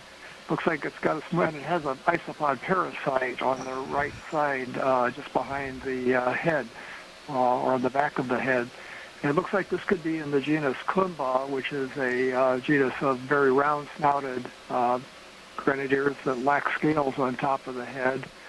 Very poorly known for this part of the world, but we've been seeing them quite frequently on the Okeanos Explorer dives.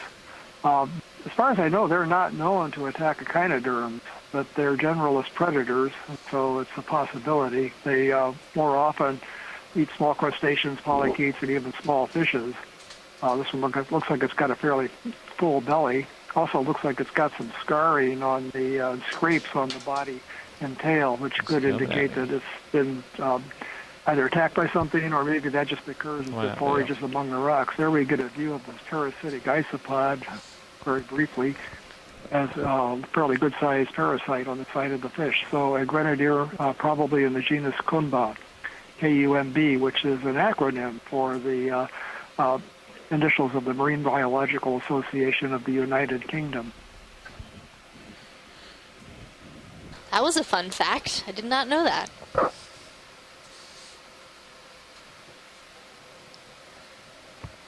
Pilot, can we check out that nice, funky looking sponge over there, top right? Sure. You should be feeling that move now. So I think we've seen a number of these sponges on previous dives. They look like they are in the Euplectellidae family. So a soft sponge. These are a type of glass sponge, meaning they have a bunch of small shards of glass in them that make up their skeleton. And these little pieces of glass called spicules are unique for every species of sponge. So in order to identify these sponge, we would have to look at the very unique assortment of spicules within the skeleton that make up that skeleton. And it's sort of like trying to find them all underneath the microscope. So Chris, do you have any ideas what this sponge could be?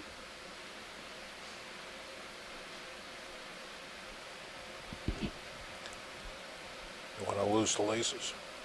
Lasers off, please, co-pilot.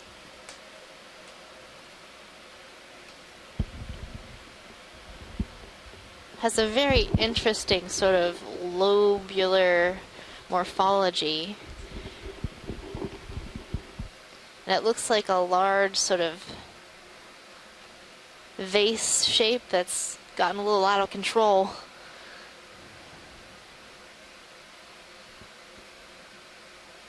I'm seeing an amphipod perched inside this sponge.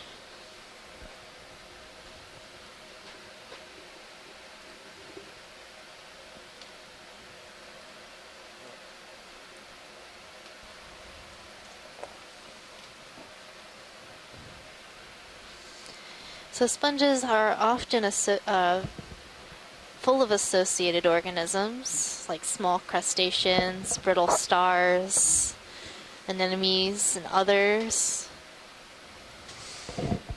They make good homes. They have all these little holes to hide in, provide protection, and also a good place to gather food. The sponge itself helps you, actually moves water through its skeleton and allows the small little colonial organisms to collect their own food. It's a pretty impressive sponge. It is a pretty impressive sponge. I like it.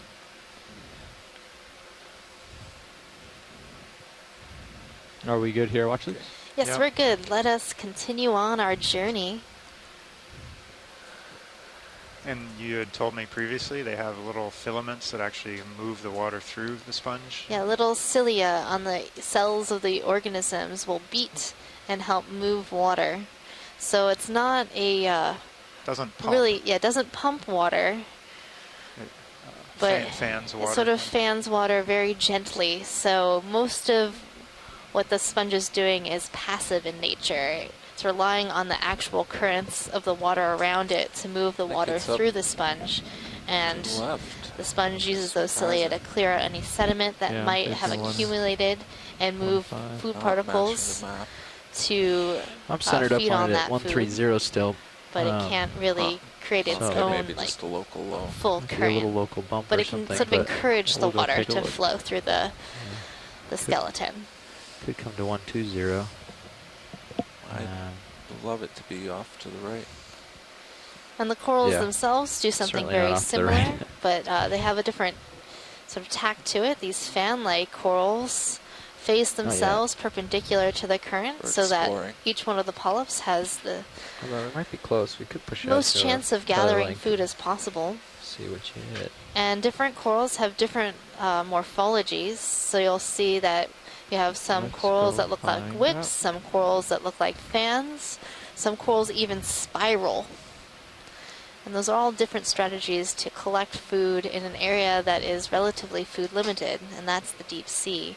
So the food in the deep sea comes from the surface waters, so the phytoplankton growing at the surface feed other organisms, and when those organisms die, they slowly rain down to the so I deep have this ocean bump to my right. and can be And then eaten it's sort of on the their way hardest tier. down. And what you see floating in the So, water and you know, reaching we the could bottom do of the ocean is 130 what or we call something if marine it's all right on snow. pilot sonar. And that's what feeds the corals and sponges well. and other I think- organisms that you see here. Yeah, I like that bump.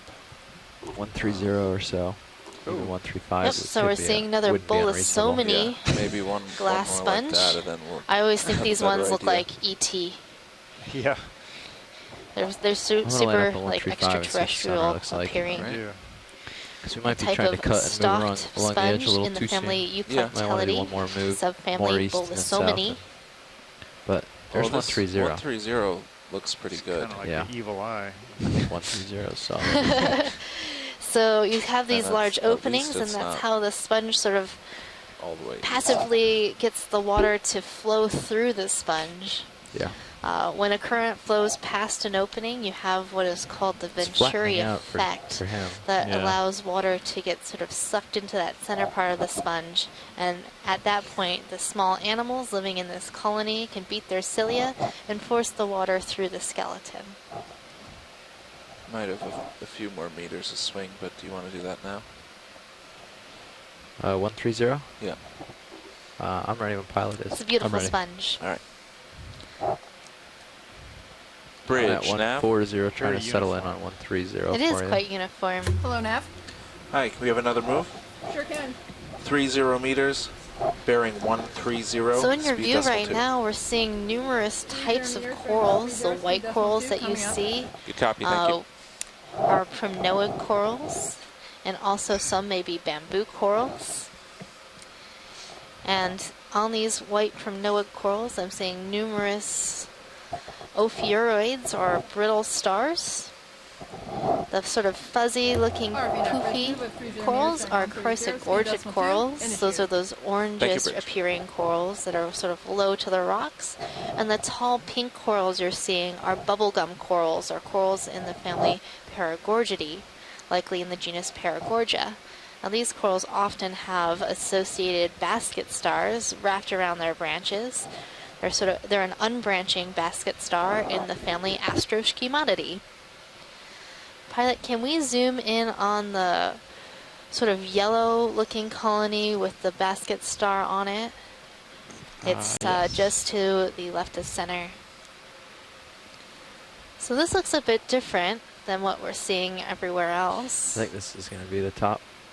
It's really spreading out on And I'm the curious sonar. to see if this is Hopefully a we colony that's been overgrown by get to some the- other I want it to be organism, over here.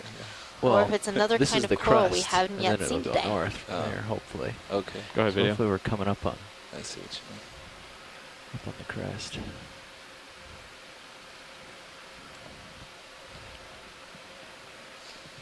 So it looks like the skeleton of another coral has been come overgrown up with 40 meters. It's, parazoanthids, which right are a at the bottom. type of coral that grows on other corals. Do we have a tighter zoom video? So where are we trying to look to help identify here? So we're looking at the tentacles of the polyps here.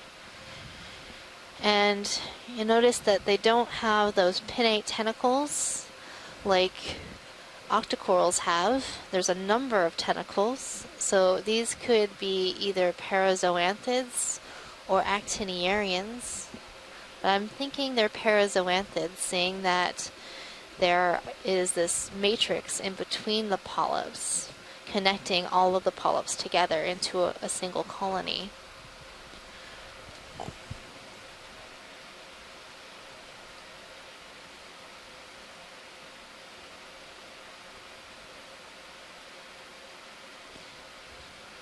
We're also getting a nice view of the arm of this basket star sort of moving about and rearranging itself on this coral.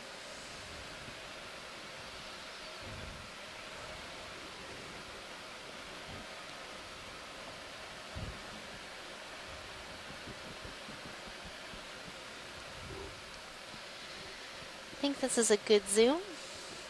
I also want to check out that yellow colony to the lower right. Come out slightly, video now all the way. There we go. I think we saw something like this a little bit earlier, but this one might be a bit different.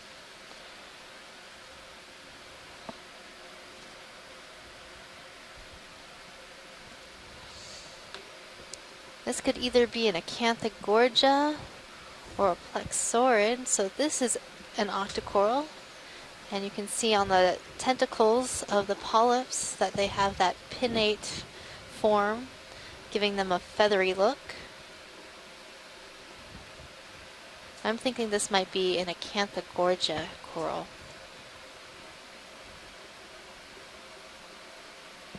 So interesting.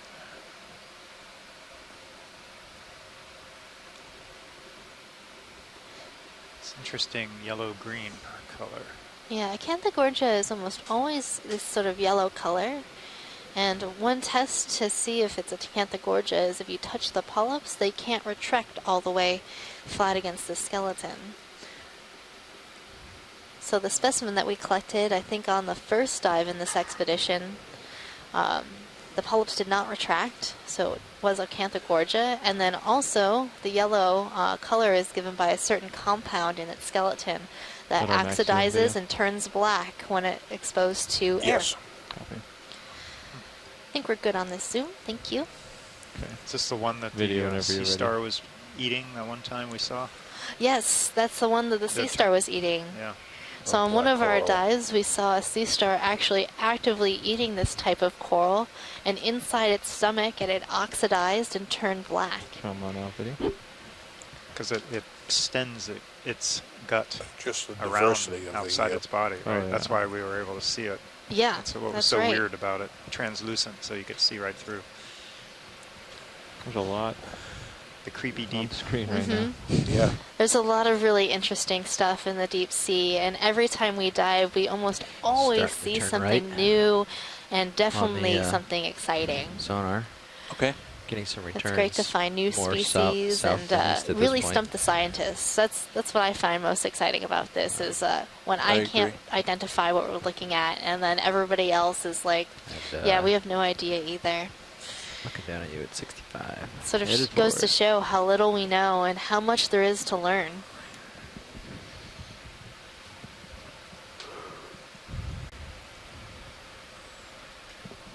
Hopefully you go forward a little. That's the And great you thing see about it fall science is off we're always learning and always and hopefully it exploring. falls off in this direction. You have to turn right to keep That'd be uphill in fantastic. your view. Yeah, and if you Cross our make one fingers. dive on a seamount that's never been looked at before, especially to deeper depths where it's harder to get to, we're always finding new records of species. diversity here. The first time they're seen in a certain area of the ocean, or new species themselves, which take a while to define. We can't really do that from visual means, but new species are discovered all the time.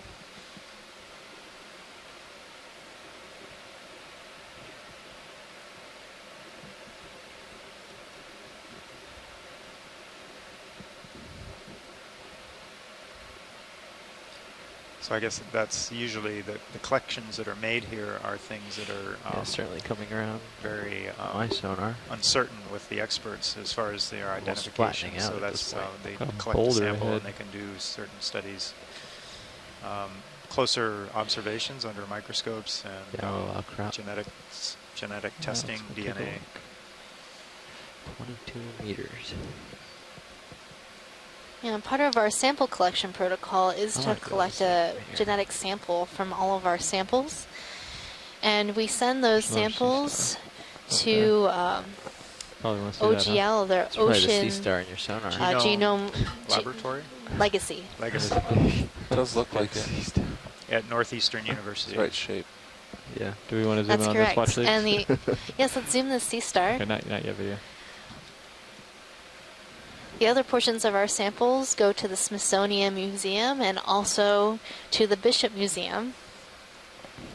What do we do with our rocks? Those go to Oregon State University, a group there that the NOAA Office of Ocean Exploration has a contract or an agreement with, and they they basically do, they archive the rocks. They do some preliminary work. They get the they get them up on the website, so people can see what they are as far as the database pictures. RV9 bridge move complete. Maybe Thank you, Bridge. Cuts. They cut the rocks with a rock saw. And then scientists can request samples, subsamples, and do chemical and isotopic analysis to look at the geochemistry and age, put an age on them, do dating. So we're looking right now is another sea star, likely in the genus Bathyceramaster. Is that Chris Mai here? That is Chris Mai here. I'm you're learning very well. Good little current there. And damage that to is the indeed, lower left. Bathyceramaster, or possibly come on for a second. They don't possibly Pseudarcaster. A little bit better here. That's one of those things that you need to sort of actually examine it to tell. But either one of they're so close that it's hard to tell. They're heading about 5 degrees to port. But there's very little known about them. They're generalized. Bathyceramaster tend to find feeding on sponges. Video, come up for and a second. This one, I'm not sure what it's doing. Maybe it's feeding on those little white flocculent things on the rock. I also wanted to mention that a lot of the specimens that are collected when they're deposited at the Smithsonian and the Natural History Museum, thanks to the sampling protocols outlined by NOAA, a lot of the tissue is actually appropriate for DNA sequencing. So even though a lot of it goes to the Ocean Genome Legacy, a lot of the specimens that are deposited in the collections at the Smithsonian can be requested from our appropriate collection technicians, and you can still actually get DNA to sequence for various projects directly from the material samples if it's been sampled in something items like in my sonar in that general direction. It looks pretty strong close there, and there's some stuff further away. I agree. So 145, actually 150, somewhere in there is. Okay. Yeah, that's a good move for me. Ship is changing heading. I can check with them on that. Just a small change. So Chris, the genetics, what does that tell us about the animals we're seeing, and how can we use genetics to understand these communities better? Since we're lining up and doing it. Well, a lot of sort of systematics, a lot of arranging organisms into. Hi, are you finished with that heading change and ready for a system, as the word would imply, is based on. Can we have 30 meters, bearing 145 degrees, speed decimal 2 knots. Origin, similarity. 30 meters, and so historically we've done that with morphology. With genetics, we can look at sequences from their genome and use that as a separate data set in order to create family trees that give us estimates of relationship between a lot of these animals. So we could take DNA from all of the corals that are, say, in Chrysogorgia that we see during these cruises. And and they will assemble, and then we can compare them across either a single particular sequence or all of them, depending on how extensive a survey you're taking. And this creates a large kind of family tree with many branches showing different relationships. And so this is often where we have branches called clades, labeled A, B, C, D, E, F, I, and so forth. And sometimes these are evolutionary events. They could be present in particular ocean basins. They might be associated with particular depths or habitats. And so that's what a lot of scientists are trying to do, is to try and find how each of these individual species can fit into a larger sort of evolutionary picture. So the genetics from a lot of these is very informative to scientists, because you can take the DNA from them and then compare them with someone who might already be working on a really massive project, and then put them into a big tree that tells you about events in the history of that animal's evolution. So, with the sea stars, a lot of times I've taken DNA from a lot of the sea stars and compared them against one another, and that gives us an idea of maybe the family that we put them in has been dependable all along, and other times perhaps it's not. Maybe the external appearance has been just a big lie, so to speak, and it gives us a misleading result. The brittle stars have been the perfect case where that's happened, and and a lot of the external characters they've used to identify them and group them together have turned out not to actually be very reliable, and so they've done a massive genetics project in Australia, and it turns out that a lot of the families that they've been using for probably maybe upwards of 50 to 80 years have not been dependable. So there are a lot of and then there's a lot of important information that we can glean from even that. And that would take me a long time to go into, and I'm not a geneticist by training. Scott France does a lot of that also. So, but anyway, I see that you're finding some interesting new sponges. So I'll leave you to it unless we see another starfish right away. All right, thanks, Chris. My co-lead biologist, Megan, had a good setup. She got Chris to educate and entertain you while she took off for her lunch. And so this is a call out to the biologist on the line. If you'd like to speak up on anything you see, either in the chat room, I'll pass on, or on the telecon, let me know. Otherwise, we might end up looking at a lot of rocks and talking and looking at rocks. That is a very large stocked one. Yeah. It is ready for plenty of current. Come on out, video. Obviously, at least even to me now, one of the stalked sponges, the bolosomas that we've seen, glass sponge. The ET sponge, as Megan would call it. It's like a pig snout. Looks like spilt milk. And we're getting into a couple, geologically, we happen fortuitously along a couple flow fronts here, these kind of stepped or terraced. Still this boulder over here. Patterns you can see less than maybe a couple feet high, less than a meter each. And they're more smoother and intact on top. Yeah. And this is typical of slope with a higher given its position. Effusion rate, lava effusion rate, and a steeper slope, you get a smoother look to the lavas.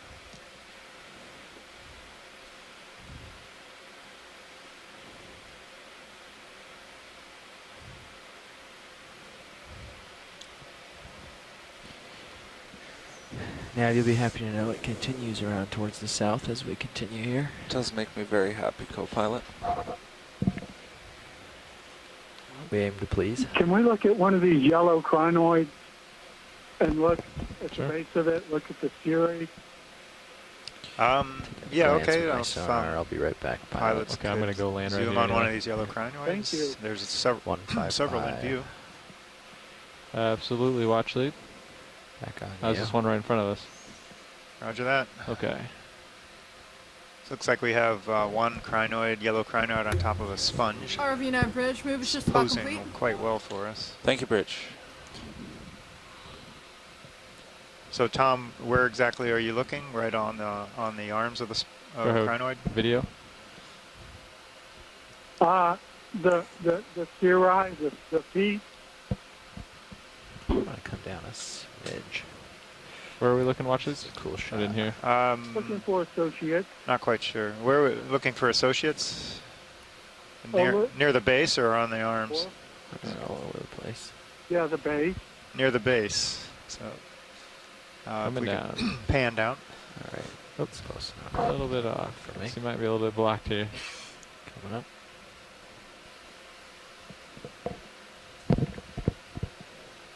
Big boulders within 12 meters of me now, so I'm going to pick up. See that thing Tom, anything of interest there? Keep an eye on it. I'll try to keep an eye on your tether, make sure I don't tug you too much. No.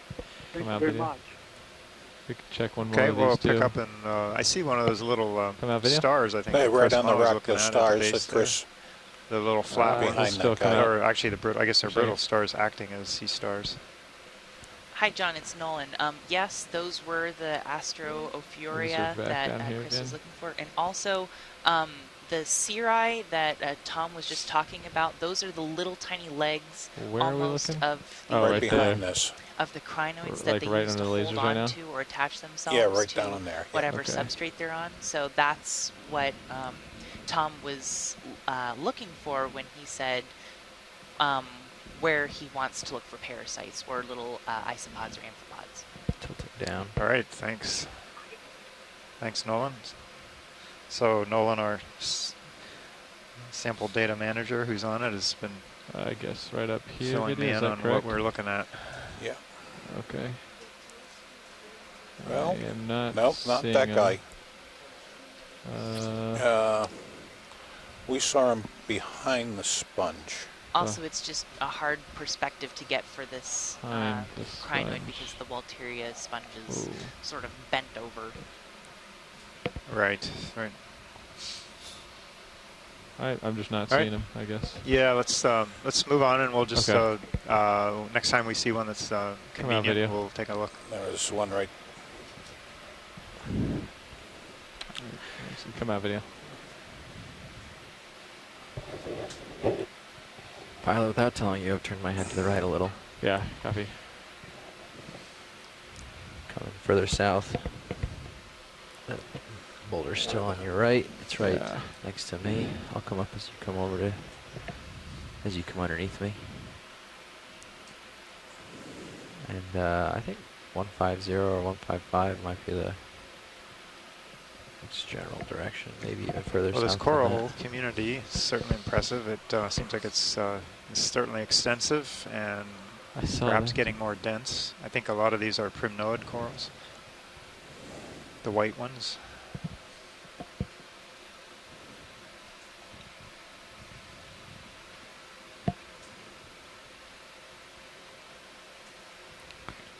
I'm lined up on 165. That's kind of got uphill in that general direction. Or 160. Look at my thrusters.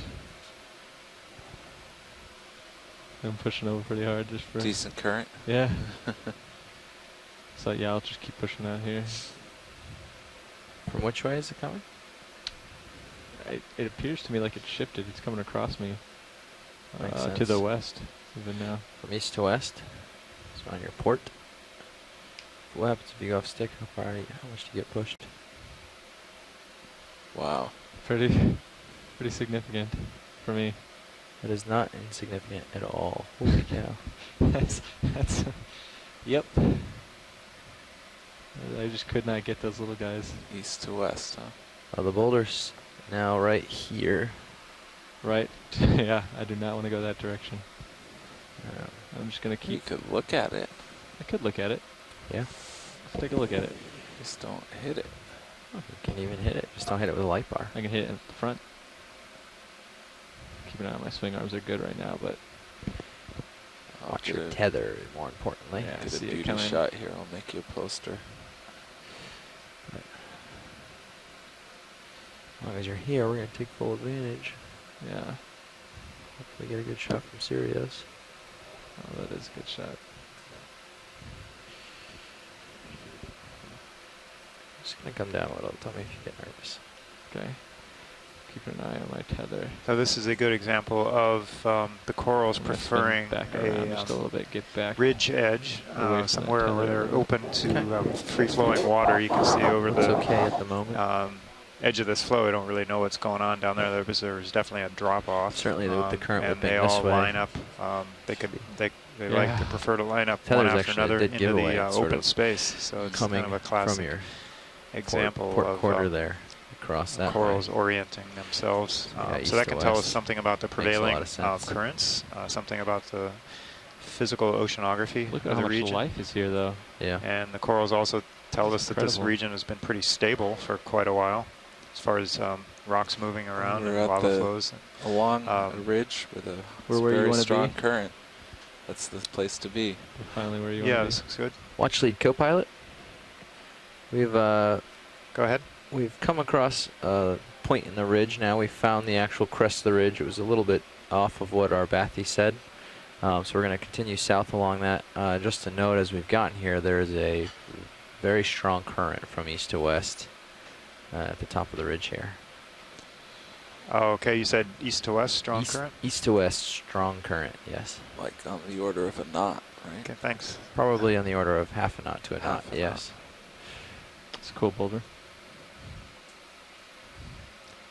Maybe I'll pirouette around it. Yeah, pirouette towards your right.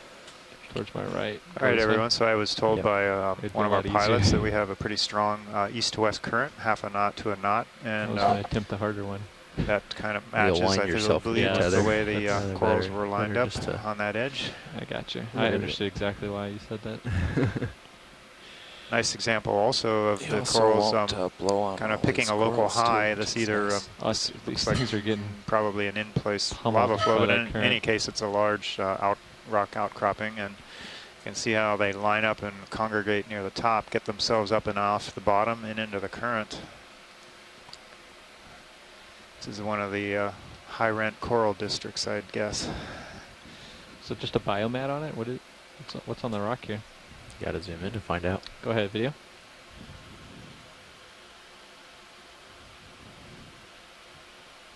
Oh. Barnacles. Little tiny barnacles. Can we slow the swish? What? Can we slow the swish? Not likely. Make everybody I don't know, I'm guessing we're seeing a bunch of little barnacles, but let somebody call or write in. Very strong current correct me here. Hello, Roland. Hi, guys. What do you got to show me this afternoon? Nope, I think you have that right, John. They look like barnacles, and there are a lot of them. Yeah. It's a very interesting pattern there. Coral they're fans on are one side of the rock, perpendicular the to corals current are on the other. movement. Yeah, yes, and they expose barnacles maximum are area dead to it. Yeah. This must be. That's true. This must be they a look pretty prevailing worn out. current direction. It must stay here. Pretty. So we're getting a pretty good current, according to the pilots, right here. Yeah, we noticed the corals are also perpendicular to it, so we were thinking this is probably a prevailing current direction. Do you have a particular shot you want here, video? I'm not sure Yeah, what and we've they've seen confirmed before, that but the corals are that perpendicular corner to the current, as we and get a always tight shot of expect. them. But well, we can't always tell what the long-term coral As I haven't currents been are because seeing we're what only we've down been here for a shooting brief time. recently, I don't know what we have or haven't gotten, but typically I'd sit on that rock and get a super tight of these corals. At least we think they change. Places that we haven't been before, or only been once before. Well, I'm facing due south to get him, but I think, unfortunately, it's looks like it's a little off to your left. It's a little off to my left at this point. So we'll have to end up going maybe 165. Right. Go ahead, video. Is he out far enough to do that now, or are you going to do this shot first? He's got to fight the current to get to 165, so we might Fly give him a trap second an to enemy. get this Fly shot. trap. Fly trap an enemy, huh? Got him. Plus they're excited about a fly trap an enemy. Enemies to the Where's right. the fly trap? I hope. Down right, I think. Where did you see that, Tom? Oh, right there on the... This guy right here. Right. Yeah, I guess right. right there in the where the lasers are. You might see it shortly. I think they've been looking for this. Wait. Okay. Maybe it's Might not wait a on fly that. trap. Wait. Yeah, I'm see actually if going it to try to is. get a better toehold in. Just Yeah, we can get a 5 zoom and seconds then to determine. move on, I guess. Doesn't look like a fly trap to me. Let's see if I can... Going for the land low maneuver, I see. From this angle, they look like a standard standard anemone on the corals. Ooh, some gold coral though, that's cool. I haven't seen gold coral in a while. Zoanthids.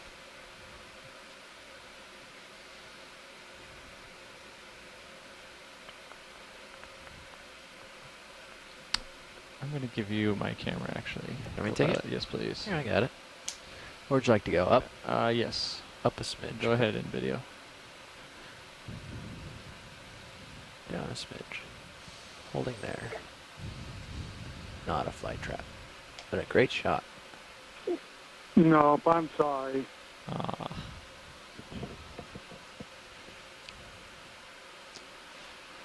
All right.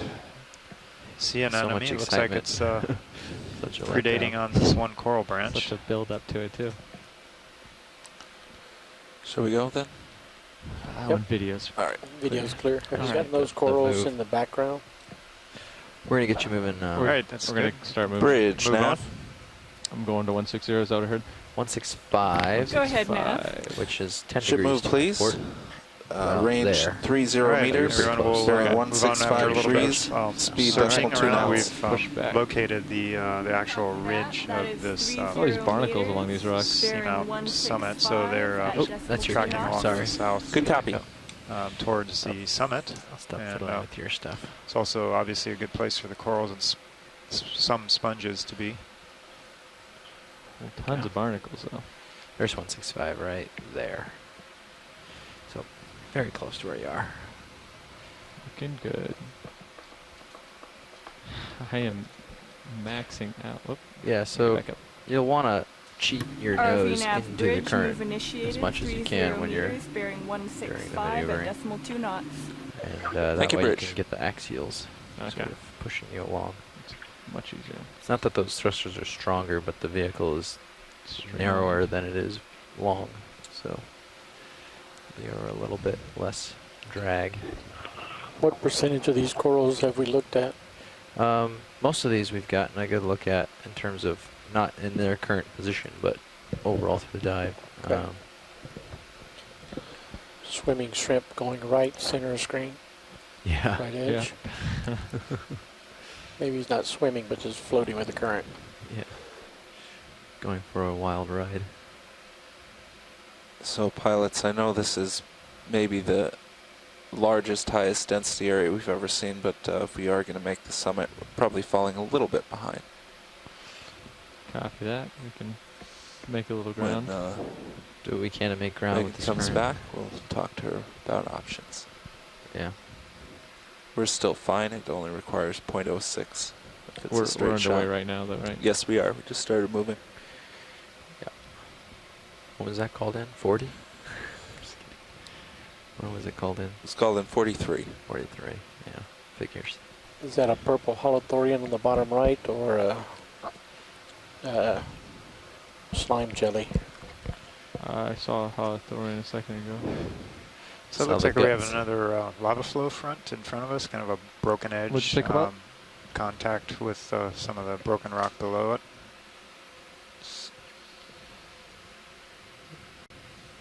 You can do a quick zoom video if you'd like, just to see.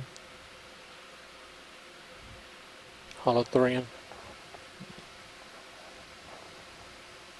Okay, come on out.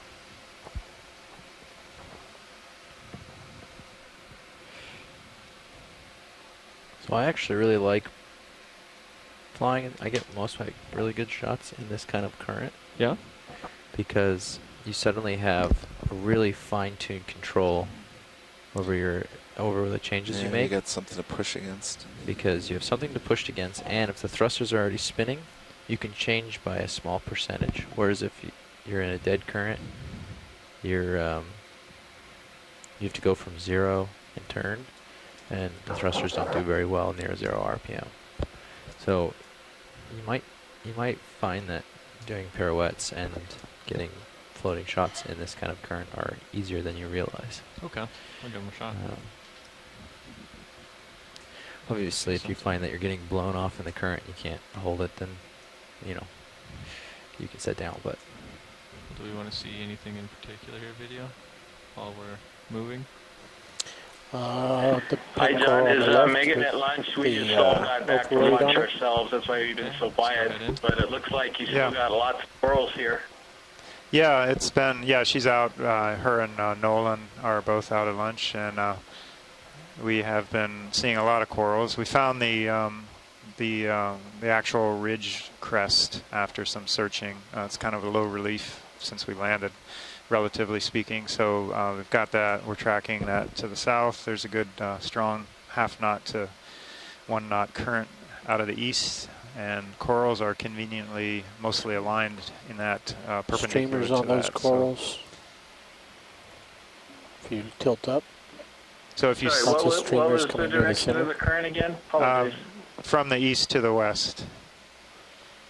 And we were like right on. Okay. We were like right on an edge of a flow out into the inky black, and saw a lot of corals lined up in that direction on the edge on the top of that kind of pillow ridge. So that was kind of a nice example of what we've been talking about for a long time.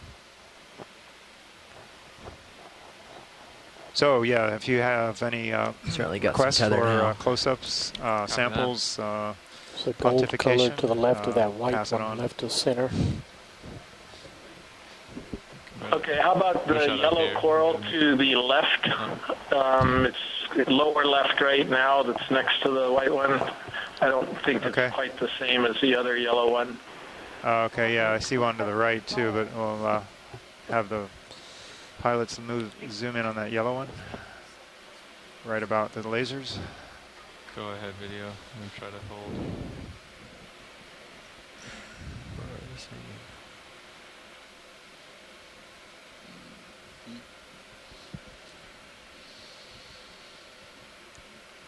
Okay, so this is Paragorgia that's almost completely overgrown with the parazoanthids.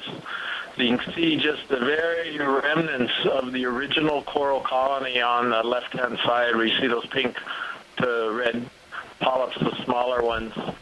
But there might be a little bit on the right, but basically everything else on this colony has been pretty much taken over by these zoanthids. Full screen on yellow. So, yeah, thanks very much. I just thought it might be something different. We're still trying to find a plexaurid for a Sacco here. Okay, roger that. Yeah, let us know when you see something. I assume you meant to collect or to image?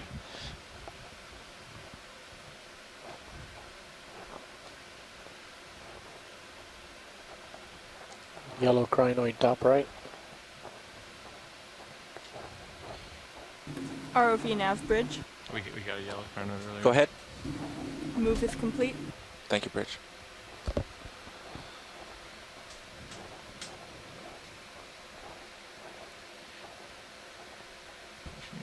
So heading is getting pulled a little towards 170 just from the current, but I'm trying to keep the offset minimized. Coming into my center just to see what Go ahead. When we were looking off to the east, we saw those corals, then it dropped off into nothing, right? Mm-hmm. I think I might change our bailout to that direction. Yep. Well, we're going up towards the south now, so you could turn it to north. Is there anything immediate in the north? Large scale, no, but small scale, I'm not really sure. Yeah, I think you could let it drift to the north, or push it to the north. So this is another one we're going to be dipping around either side of this crest, really don't know very much about, but generally south. We often talk about anemones and the difficulty in trying to identify them past family, and even to family is very difficult because a lot of the taxonomy is based on their internal structure. So that one, I literally just logged it as an enemy. It's almost impossible to go any further than that. Starting to catch up to you a little bit. Pushing out. Lined up perfectly on 165 right this moment. Well, I was. Should have a couple more minutes.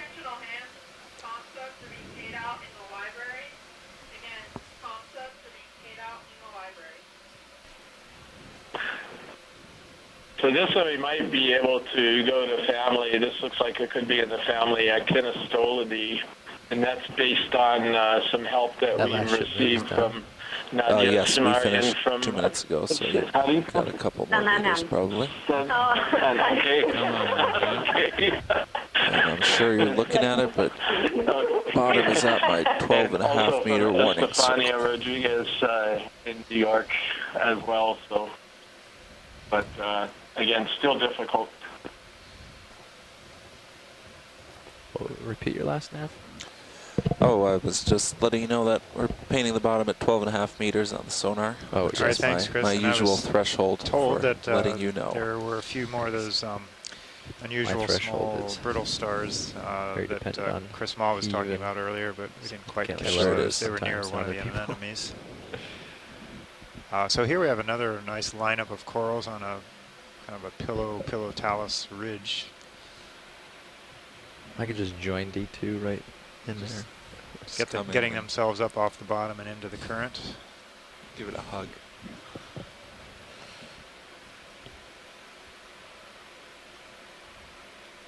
Yeah, you got another one of those big polyopagon sponges. This one's not quite so big, but we imaged some of those before. A lot of these corals we're seeing are in the family Primnoidae. We think a lot of them are also in the genus Narella as well. These sort of smaller, leggier white colonies. The pink ones are sort of a mix between hemicorallium and paracorallium. Hemicorallium and Paragorgia, like this red one that's being zoomed is a bubblegum coral. It is a dark coral. So some of these are overgrown by the sort of parasitic parazoanthid. It's another type of cnidarians, and others like this one are completely there's no parazoanthids on it whatsoever, and why you'd see some with them on it, and why you have some that don't have that infestation, if you will. We don't understand that. They can be very close together. Right. Thanks. And there's another mystery. There's also one of those false sea stars there. Come on, I'm going to give you a little more room. Tiny sea stars. I got close for a beauty shot. So we're seeing a lot of those. Oh, sorry, I didn't even see that. It's okay. I think we'll see a bunch more. Delta 15, all looks well. We used to run the vehicles about 10 to 12 meters apart. Yep. Depends on where you are. If he's right under me, I don't want to be 12 meters apart. So Heave could be our biology dangerous. lead, Megan, once he stretches out, I keep it 8 or 10. Maybe we should make those lights adjustable. What lights? With her deep sea voice. The ones on Sirius. And her musical notes. I'm sorry. Talked about it actually a lot of times. I just talk about rocks when you're not here. Oh, okay. Well, these are some really interesting rocks sure. we've got going on. Getting in the way of my rocks now. It's getting a little dense here. I'm a little worried. Yeah, we thought we were dense before, but look at this, folks. I'm going to have the front row take out the weed whacker and go at it here. So, no! Why would you do that? We wouldn't do that. Well, go get some lunch, John. It's delicious. All right. Meatball subs and tempura. I don't know if those things go together, but they were delicious. We often have a number of choices to choose from. Bento box. Or you can eat it all. Look like there's something wrapped around that That's usually what I choose straight to do. ahead. A little bit of everything. Right there. It's also good. We have some amazing cooks. Yeah, straight ahead, just to the right of laser. Okay, go for it. The only thing about communities that are so dense, it's like, what do you want to look at? It just looks at? like a different angle of a coral. Have a hard time choosing. Well, Megan, have you zoom in right there, video? Have you done any close-ups on those tall, leggy bamboos, like the ones that are off screen to the left? Oh, you got a crab right nice here. crab. Good spot by the pilot. This looks like the type of crab we saw earlier in our expedition. There was 2 of them together doing a little bit of thing. This could be a highlight. So we saw the male was grasping the female by the arms, and that is a mating behavior for these types of crabs. So apparently, the crabs will grasp each other by the arms, and the male will wait patiently until the female molts. Once the female has molted, the male can then release his sperm to fertilize her eggs, but before the female molts, like the passageways are solidified. The shell makes them hard, so she has to be in her soft shell state in order to fertilize the eggs. Take my camera and turn off lasers. And I thought he was just helping her up the rock. Well, it looked like they were dancing. Kind of, yeah. And it was beautiful. That's quite a complicated scenario. Holding camera there. Gonna look between his eyes. So this crab is likely in the genus Paralomus. Tilt up, or you want to fly up? I'm gonna try to fly up. A type of deep sea king crab. So it's not the king crab, like the ones that you would get at the restaurant, but similarly related.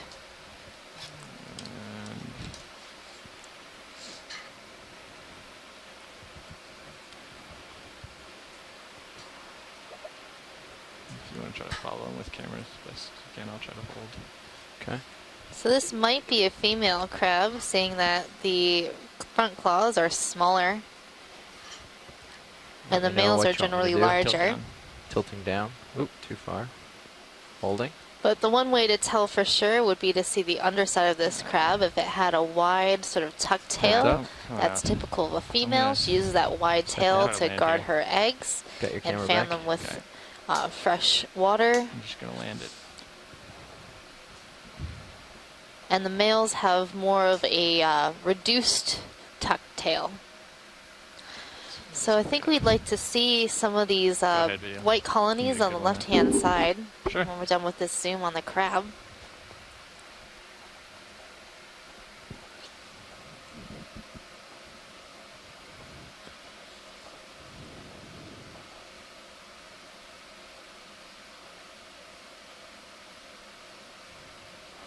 That's amazing zoom. This crab might be a female and it might have eggs. I'm not sure if that's what I'm seeing here. It looks a bit fuzzy underneath. But I don't know if we'll be able to see that kind of detail from where we are. But it's a really interesting observation. You wanted to see what? Yeah, we'd like to see these two white colonies on the left-hand side. It looks like you might have two different kinds, one a bamboo and one primnoid.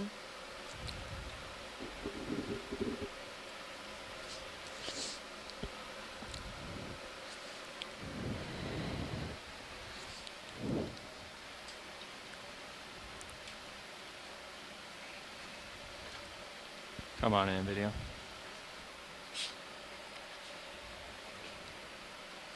This one right here? Yep, so this is a primnoid coral, and you can tell that by the body scales on the polyps. So you'll see each individual polyp has sort of an interesting texture, and those are the body scales. So I'm seeing 3 different tiers of scales, making this a Narella primnoid, so a primnoid in the genus Narella. Full screen. Okay. And the next coral that we're going to look at, the one directly behind it, is a bamboo coral.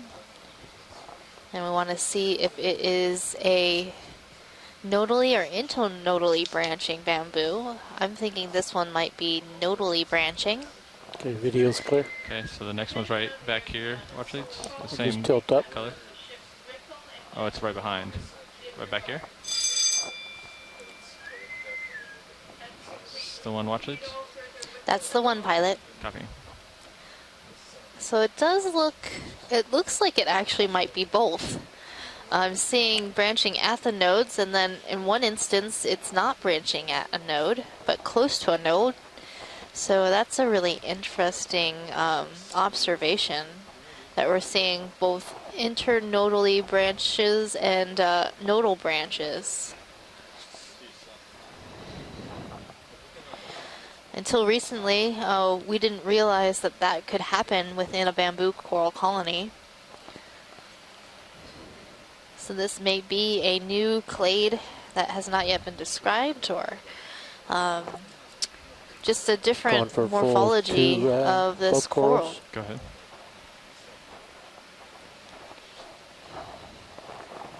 I'm going to tilt slightly down. Tilting down. Is that good there, Roland? Both the root of the It looks like we're seeing this same coral a lot of places in this dive, Good. so it has a really sort of leggy, sparse look to it. The angle of the branches is, you know, pretty open, maybe about 45 degrees. Could we also see this sort of tall bamboo, the one that looks like a Y? Yeah.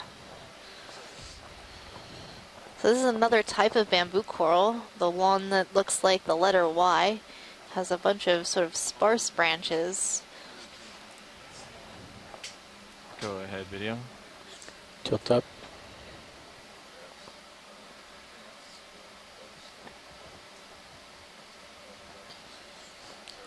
And again, we're looking for the branching points.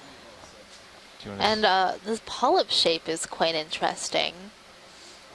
Go ahead and rotate down slowly. So I'm thinking this might be an internodal brancher, and you see that the polyps are actually closed up, and the little spikes at the top of the polyps are the intertentacular spines, giving the top of the polyp a hairy look.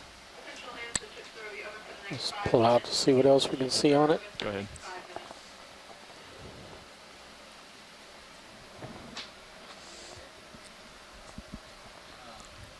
There's a crab on the very top. Squat lobster. Looks like a dangerous place to hang. And we're seeing another squat lobster perched on this coral. Another Europtychus sort of holding on for dear life up there. You see his arms waving in the current.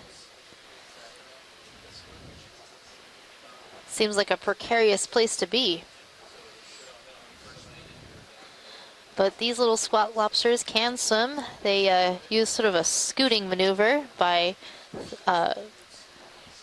undoing and redoing their tail, flapping it open and closed to swim backwards. Pulling out full wide.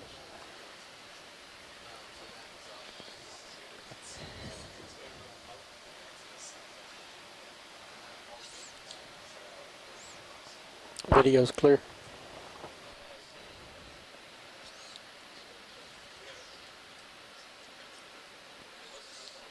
This is a beautiful coral garden we're seeing. So many different types of corals. Hemicorallium pink corals, Paragorgia, bubblegum coral, primnoid corals, bamboo coral, the family Isididae, Chrysogorgia corals. Just all sort of interspersed along this area.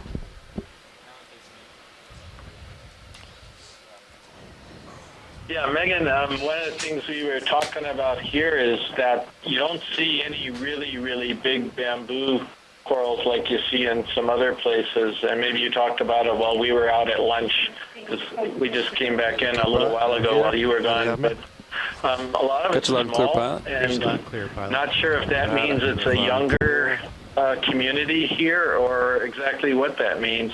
But a lot of animals, but very small ones. Direction we're moving right now. Well, I'm not sure about this, but the primnoids, they don't seem to get much larger than this size. Is uphill. Except for like Paraclyptrophora, which we've seen large fans of. I can call one in. But the other day something interesting on that coral down at the bottom right next to the like 2 days ago, we saw huge bamboo corals. They were just massive colonies. Some colonies wider and taller than I think you're ready for ROV. movies stretched out pretty far. There was a fish cut on the left side. Yeah, I'd say so. Due south. Yeah, it looks. You're looking kind of. Yeah, I guess what's missing with this community, it's not so much the further west, just because really the current's so high, I think. Bamboos. So there's not as many of them in some south places. is where we're gonna go. But anyway, it's a fascinating community, nevertheless. My ears right now. To get my lasers on. So right now we're looking at a primnoid coral with all the polyps closed, and the polyps are facing downward. Yes. Downward facing polyps like this is typical of the genus Narella. To the right. Not this one. Bridge RVNAV. So when you see the polyps closed and they're facing downward we'd like against to move the 30 center meters, axis, bearing 180 degrees, speed 0.2 knots. We're seeing something interesting on the coral to the right, the Chrysogorgia coral. There are these white organisms. Move is initiated. Any idea what those might be?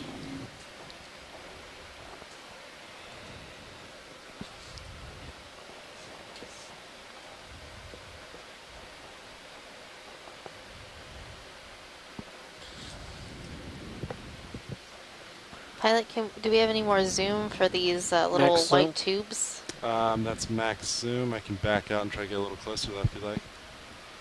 Give me 1 sec, video. Yeah, you got a lot of time, pilot. It's going to take me a bit to catch up to you. Copy. Pretty far away right now. Noticing about a 4-minute delay, co-pilot. Copy that. I just called that move in, so you should start moving in about 4 or 5 minutes. Copy.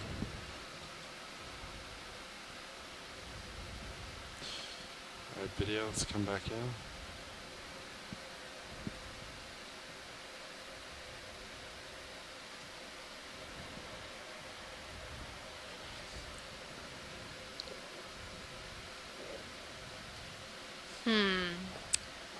I have no idea. Maybe some type of egg sac?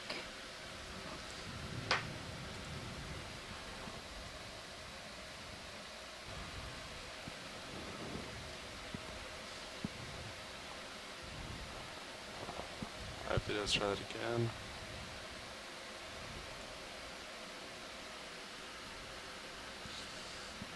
So I'm not seeing any body features like a barnacle might have. But they're quite long, elongate with this sort of tip to them. It looks like there might be something inside, so my best guess for these sort of tubular structures would be some type of egg sac. I'm not sure to what.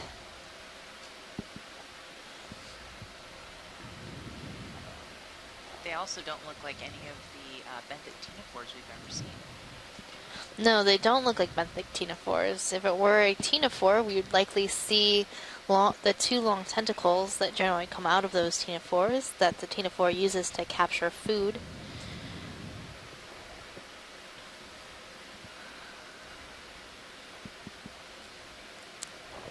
Very curious. If that was in my garden, I would think it would be white green beans. White green beans, that's the new nickname for whatever this is. They do look kind of like white green beans. I think there is a type of green bean that is white. You can get certain kinds of green beans that have that color, perhaps. It looks like this chrysogorgid coral is loose. It's sort of maybe got knocked off and now is sort of entrapped by this Norella branch. But it's floating around. Where it seems to be connected so to that. It's no longer attached to the bottom. Thing in the top left. Another coral. This little squat lobster might have to find a new home soon.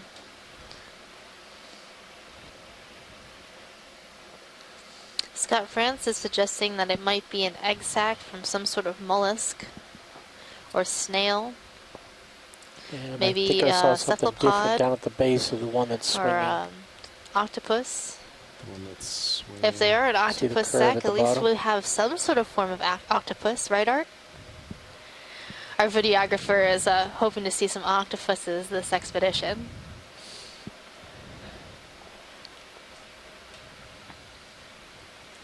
As is our scientist. Yep. I am definitely excited about seeing octopuses. Every Friday I wear my octopus outfit for Octopus Friday. Video's clear. Copy that. Alright, Washley, anything else in this general area you'd like to look at before we move on? I think we're good here. Copy that.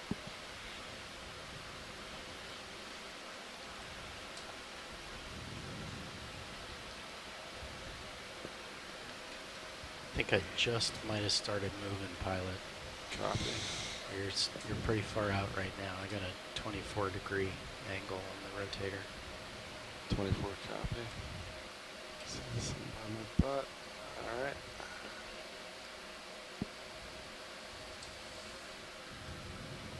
I'm going to go off stick for a second just to feel out what current's doing. Copy. I'm going to rotate down to center in frame. Copy that.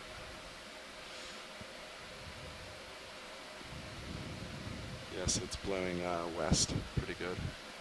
Yeah, you can see it's shooting the tether off pretty good. Yeah, it's nice and strong. Alright, nice. Keep an eye on that. And then we are moving south, is that? That is correct. Copy. Going uphill. Up the ridge. So it's going to be a little bit of a left turn for me, pilot. I'm going to try and line up on it right now. Oh, copy that. I didn't realize you weren't. Yeah, go. Yeah, I think his set point, yeah, just because the current kind of blows him off quite a bit. Copy. We'll have to check that. Aft thruster on Sirius after today. Yes, I'm doing like 80 lateral right now. Do you want to measure the current? Do a drift test? So right now I'm seeing a yellow colony. I'd like to take a closer look at that if possible. Copy that. Come in center. Yep, that's the one. Stand by one. ROV nav bridge. Go ahead, Bridge. Move is complete. Move is complete. Thanks, Bridge. 22.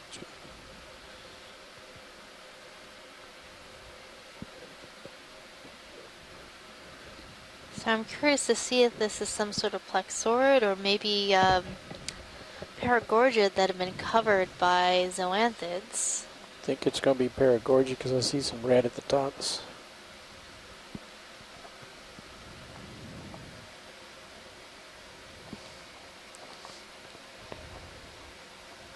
All right, video, come on in.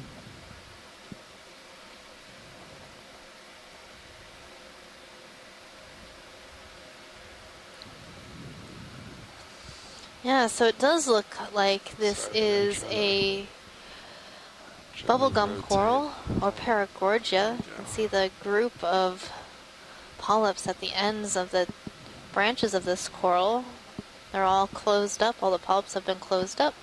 And then on top of it, this yellow organism is likely a zoanthid, a type of coral that grows on other corals. You got time. One possible identification for this particular zoanthid might be Bulla gummy zoanthus. This genus is known to grow on other corals, especially bubblegum corals. And that sort of gives it away by the name Bulla gummy. Bubble gummy. And zoanthus refers to the zoanthids. So those individual polyps are zoanthids. And they act as a colony overgrowing this coral.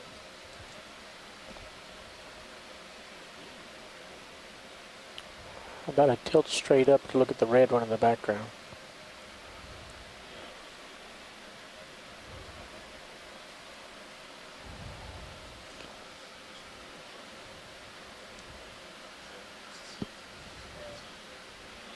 So here we're seeing another bubblegum coral that does not have any zoanthids growing on it.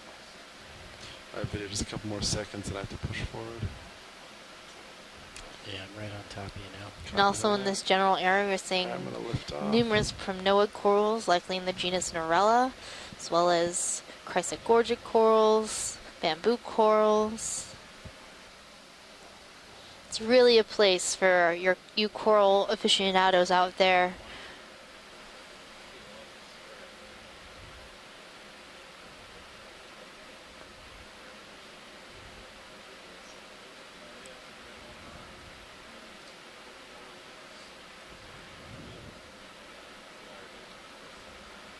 Okay, you're starting to get out in front now.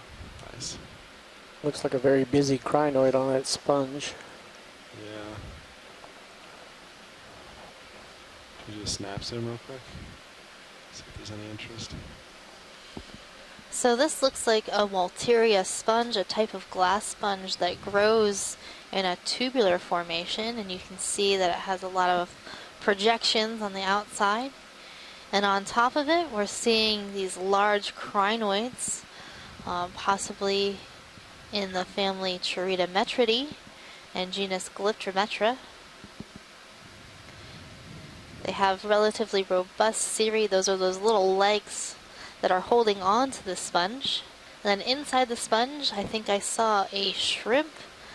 And then on the outside, we're seeing some little amphipods and some brittle stars.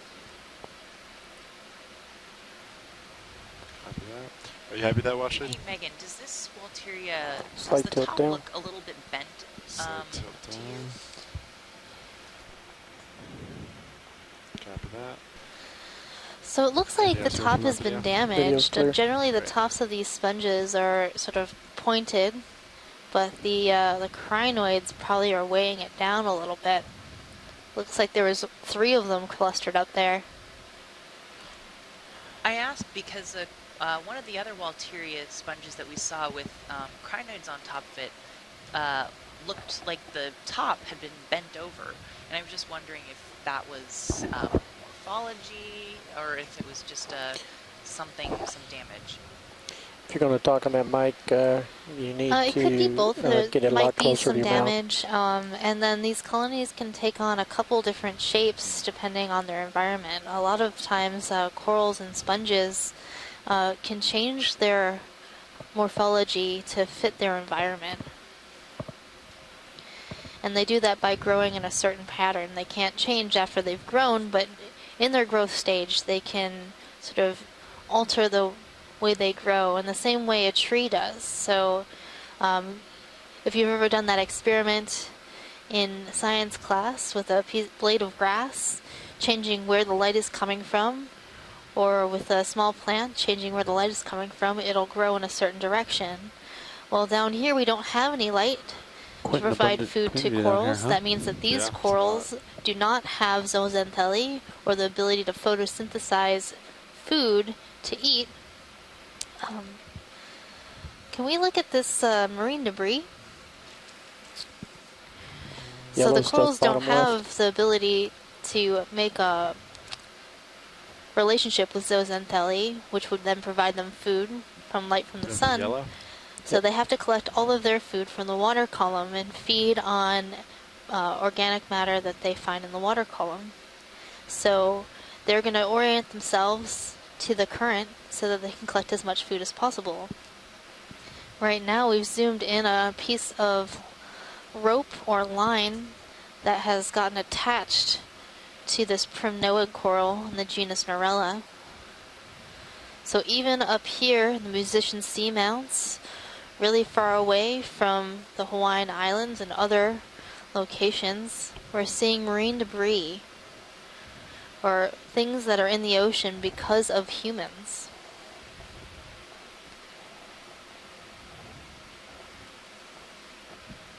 Are you happy with that, Washley? Yes, pilot, thank you. All right, Video, are you happy? A few more seconds. Copy that. And we're clear. Great.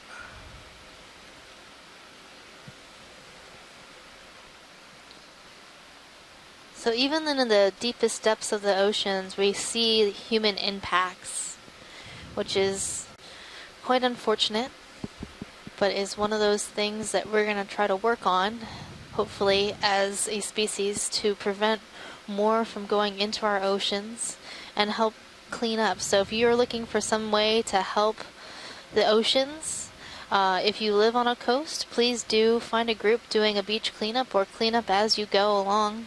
And even if you don't live by the oceans, if you do see garbage, dispose of it properly. It's one of those things you can do every day to help out. Squad lobster on the sponge coming near lasers. Copy that. Let me get closer. Seeing an interesting stalk sponge on this rock coming up. And then there's a dead sponge. This large vase is a dead sponge. It's brown because the sponge has, all of the animals inside of it have died, and the skeleton is left behind, and it collects sediment and material. But even when it's dead, it becomes good habitat, or is still good habitat for animals. So right now we're seeing a squat lobster, Unidopsis. Sorry, video. Settling. Let's try that.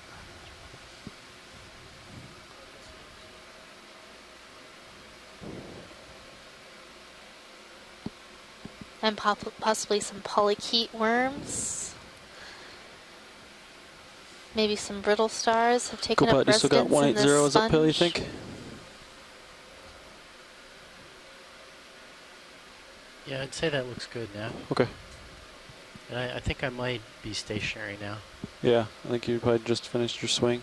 Let me know when you're happy. Once he, no rush, but once he centers up and Can everything, we we see can do a move, I think. that stock sponge? Stock sponge. Copy. Coming up.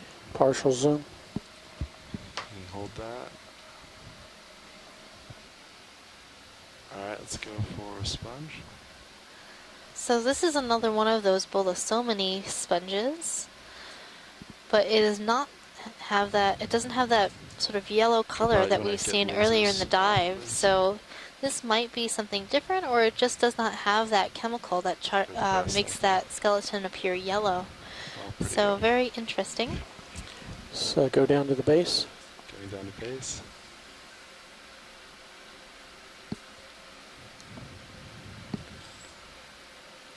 And if you're a sponge, having a stock like this can be advantageous to getting most of you up into the water column. So the feeding part of the sponge is up in the water column.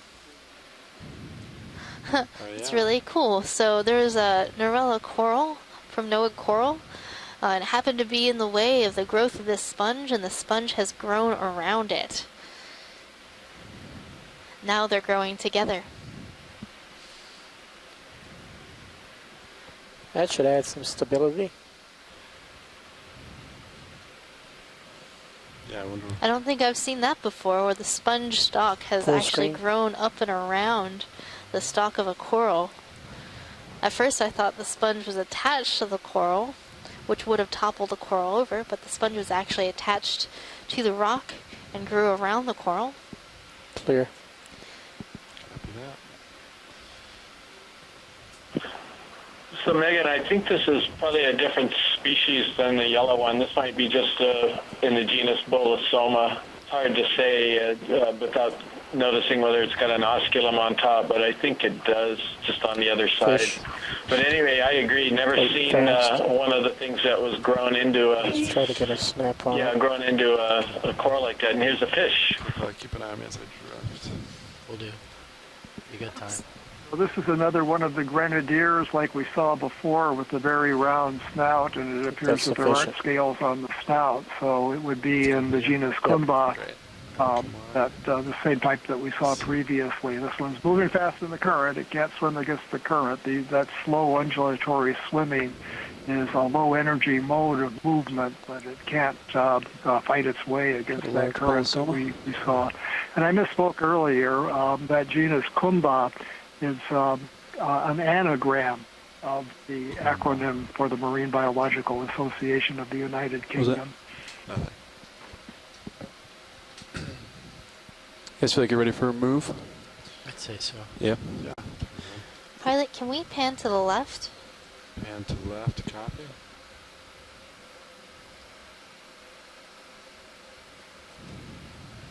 I would love to take a look at this nice colony right here. Looks a bit different.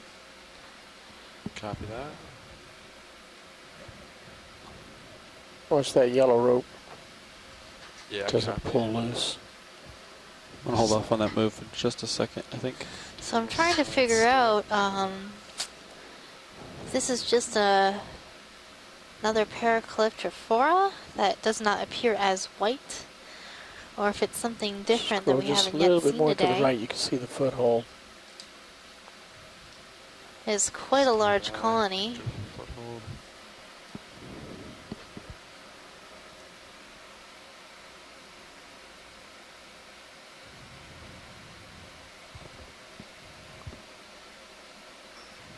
That's good there. Copy, I'm just going to set real quick. Is that the same piece of rope or line that we saw before, or is that another one over on the lower left corner? I think that might be another one. The first one we looked at had a knot in it that had like a pink piece in it, so it might be something different. Tilt down to the bottom first. Tilting the base. So this Paracalyptrophora has a number of associates. It's very, very small polyps. Another primnoid coral. Okay, go up to any associate. Just keep going up. Have anemones wrapped around the branches of this coral, as well as a lot of brittle stars also in the branches of this coral.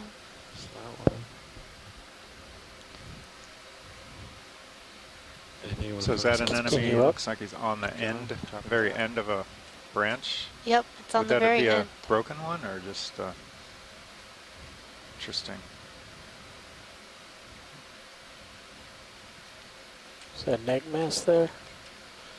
Down. At first I thought this might be a different type of bamboo coral, but it doesn't look like it. It's hard to tell what it is. That's max zoom. Copy. Continue up and around.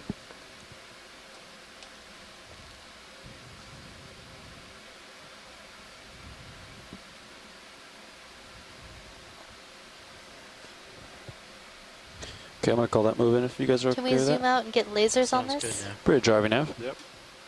Go ahead, RV nav. Yeah, we'd like to move same as last. Range 30 meters, bearing 180 degrees, Lasers speed are off at the 0.2 moment. knots. Copy that. 30 meters, bearing 180, speed decimal 2. Good copy. 22, 28. So let's see. The base is about 10 centimeters, I'd say. Maybe a little more. This is quite a large colony, so the Little lasers tilt up that for you're full seeing screen. are 10 centimeters apart, approximately 4 inches. So this Like colony 2 meters is wide, meter and a half. RV Quite- nav yeah, bridge, quite move big. initiated 30 meters, bearing 180, speed decimal 2. Move initiated. That's a good copy. There's a Thanks, round Bridge. thing in the very, Very bottom next to beautiful. that foothold. Round thing, very bottom. Left or right? To the right, Is it on? it's straight down. Right under the lasers. Right there? Looks... Do not know what that is. So this colony is likely quite old. I'm not sure how fast Primnoid corals grow, but like a many of the pancake sitting on the coral ground. species Yeah, in the pancake deep Russian. ocean grow at extremely slow rates. Not sure. Kind of obscured by Yeah. dead sponge there. Nice Full piloting, wide. Sean. Quite a bit That's of current especially here. evident when you compare them to the growth rates of shallow water corals. So those corals that you might see when you go snorkeling. Call the move in, so you probably start moving in about 4 minutes. Copy that? Copy.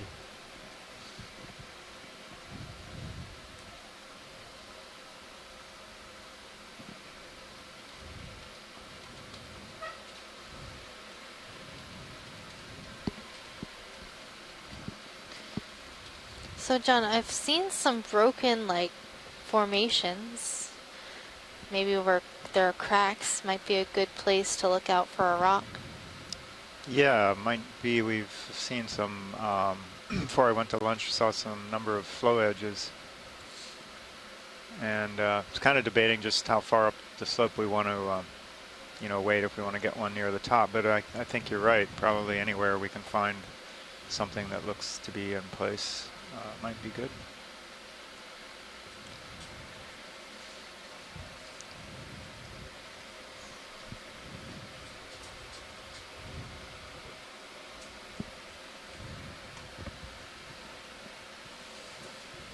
Is there a star? Yeah, Sea it's a star? big one, right? Tucked in there? Yeah, get in there.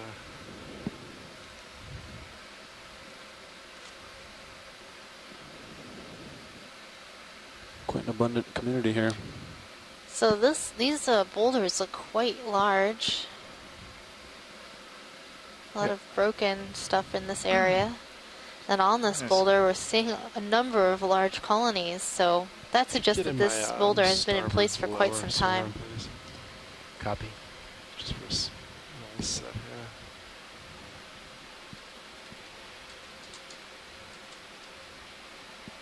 Hey Megan, do some of these Chrysogorgia look a little bit plainer to you?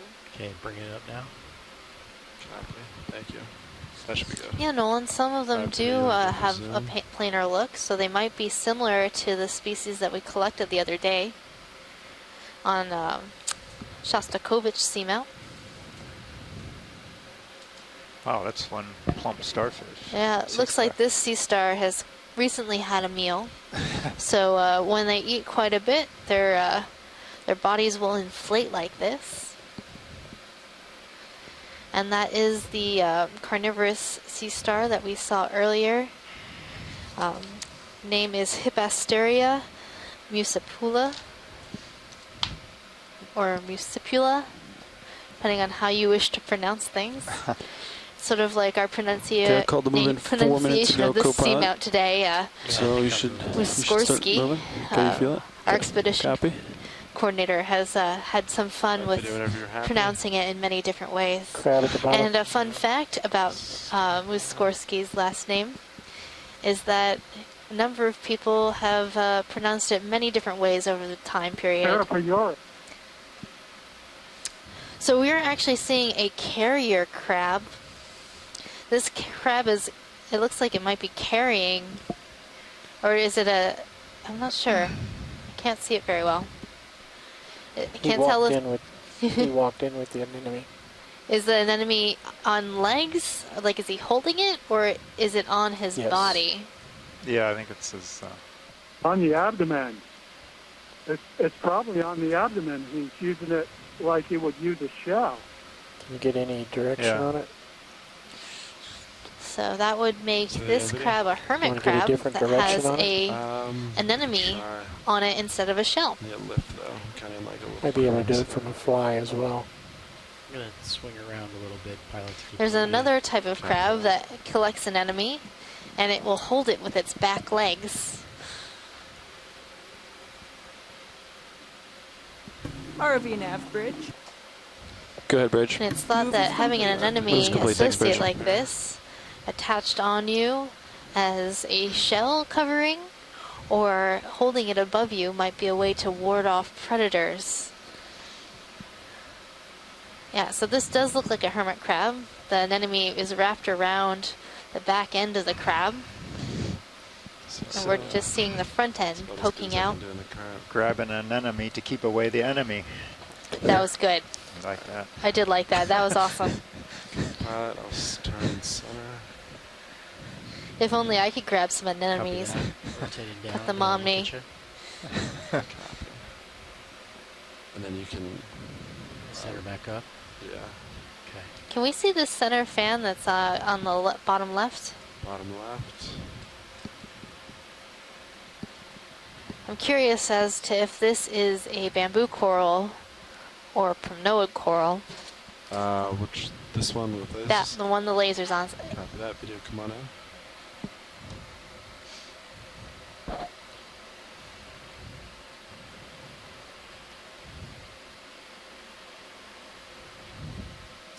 It is a bamboo coral.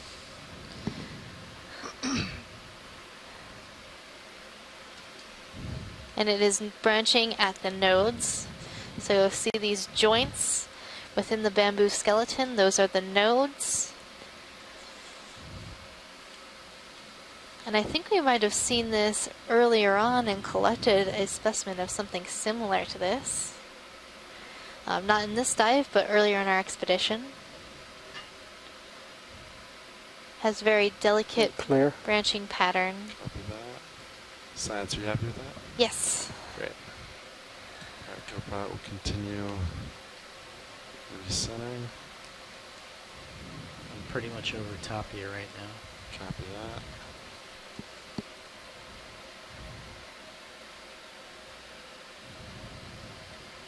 Okay, I'm swinging around to 180. I'm at 180 right now. Copy.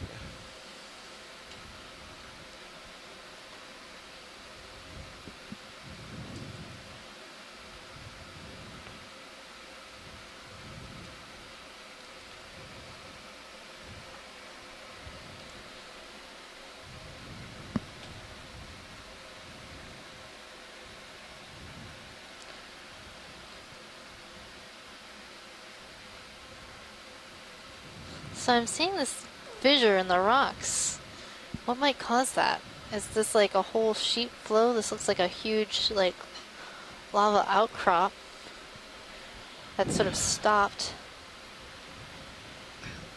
Yeah, this it's a flow edge. It doesn't look like a broken. Very large tube on the bottom left edge of that rock. that's, Just kind gone of off failed screen. away. It looks kind of intact for the most part. So it's kind of like a Sort of looks like combination pillow lava, Sponge, but it's low growing bait weird. flow edge. The cracks are just either between smaller flow units within the larger flow unit, or sometimes when they start breaking up over time and sliding down slope.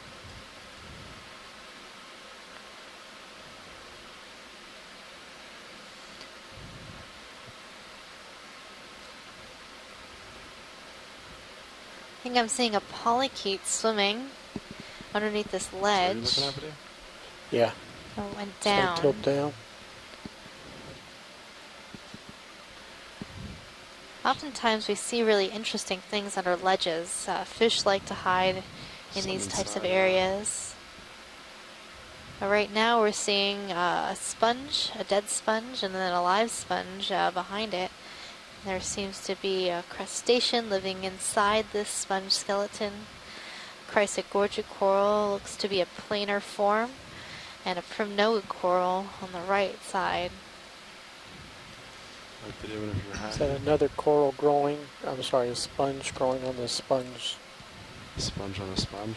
Yeah, it looks like there's like a live sponge growing off of the dead sponge.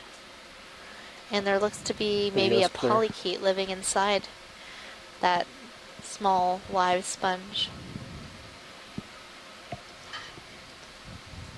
I'm going to push forward. And again, just more coral garden. So many different kinds of coral. Primnoid corals, bamboo corals, bubblegum corals. Star-eating coral on right. Perhaps some acantha gorgia, those yellow coral.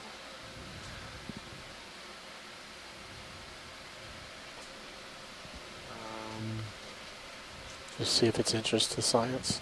Okay. Science, any interest in starfish and coral? We can do a snap zoom of this starfish to see what it is. Snap zoom.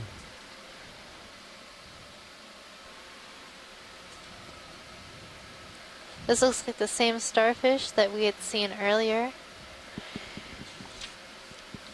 The Hippasteria muscipula, or muscipula. You can see, you can identify this starfish by the sort of spikes coming off the top side of this starfish. And it had its stomach extended and wrapped around the skeleton and polyps of that bamboo coral, actively feeding on the bamboo coral polyps.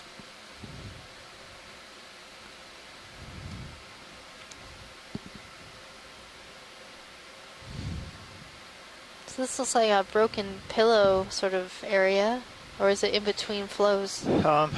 Yeah, we just kind of alternating between kind of really what seemed like large, intact, smooth flows, and then we all of a sudden turn into the more broken up areas. So it's a mixed bag as we move up slope. And slowly the seamount begins failing or disintegrating over time due to just physical processes, slope movement, landslides, earthquakes. But this area seems to be relatively stable, at least in the last 100 or so years, given the size of the corals that we're seeing. It's quite a dense and diverse community here.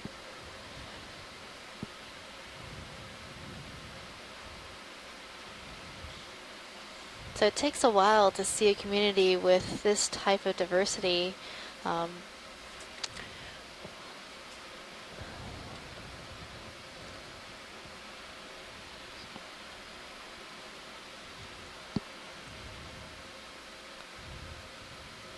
Right, yeah, you see all these broken up rocks and everything that have obviously had to get down here somehow.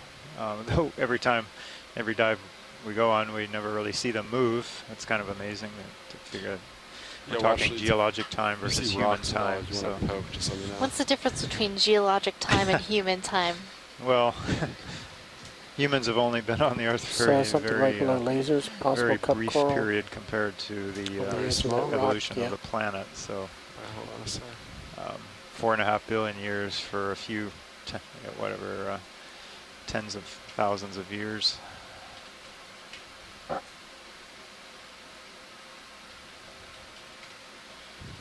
video go on. And even so, these seamounts are relatively young compared to other continents and other features on the Earth. So right now we're zooming into a scleractinian coral. This is a single polyp coral, so we're only looking at one polyp, and it lives solitary its entire life. It is a hard coral, so related to the corals that you might see on a coral reef, but that is one single large polyp living alone. I think you're done moving, and I think he's at 50. I'm not very good at IDing them. Guys ready for a move, or not quite yet? So to ID these types of corals, we're looking at the structure of the inside of the polyp, called a calyx. I'll call in. Same move as last. 180 still look good to you, co-pilot? Yes, it does. Great. So this is I selected cup coral? what HiPAC thinks It is a the cup top. coral. That is the common name for these types of corals. So Nolan's got an ID well, for we're it. at 90 degrees, so okay. Oh, perfect. To some Great. level, and C-scribe. Bridge ROV nav.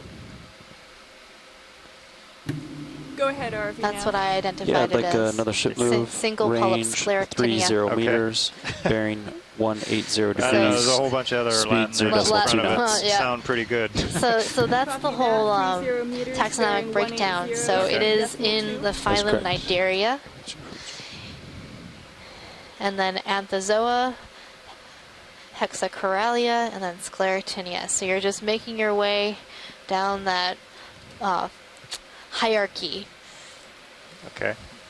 So our goal here is to identify things to the lowest possible taxonomic unit, meaning our goal here is to identify the species, but sometimes that's not possible. You can say, oh, well, I know that it's in this family, or I know it's in this genus, and that's going to be our lowest possible taxonomic unit that we can identify something to. So in this case, we have it pretty high up there at Scleractinia, and then an expert might be able to come along and ID to family or genus.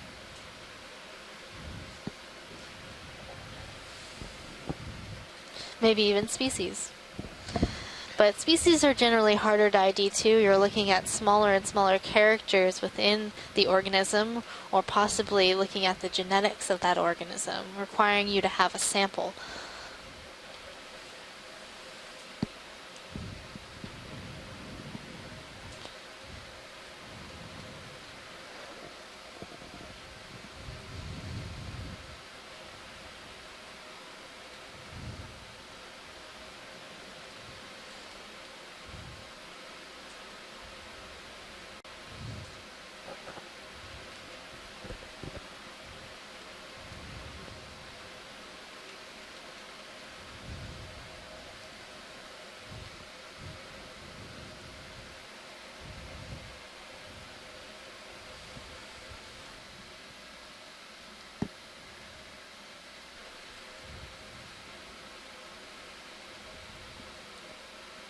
So right now we're just traveling through this beautiful coral garden full of many different types of octocorals.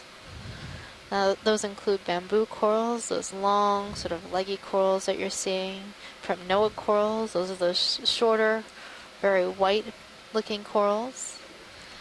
Now we're seeing a fish coming into view. Laser. Yeah, go for zoom. This looks like another kumba, a type of macourid fish or rat tail, also known as grenadiers.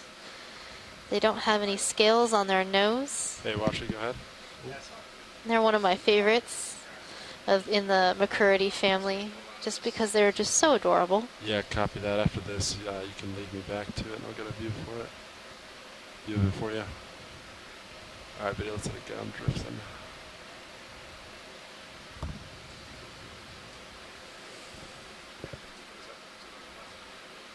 To the left, copy.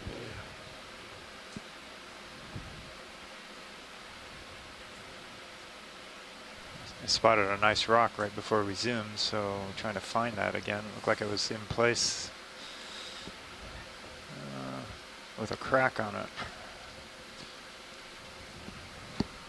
Maybe pick the fish up around forward, ahead a bit. It was right on one of these edges of one of these low relief flows.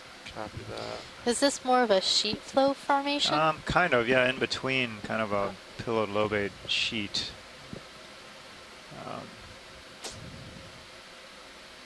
Yeah, right, coming up right in the middle of the screen, and just below the middle, I mean, just above the middle of the screen, there's a rock that's looks like a puzzle piece.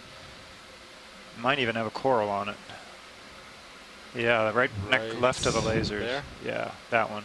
Copy that. Wow, found it again.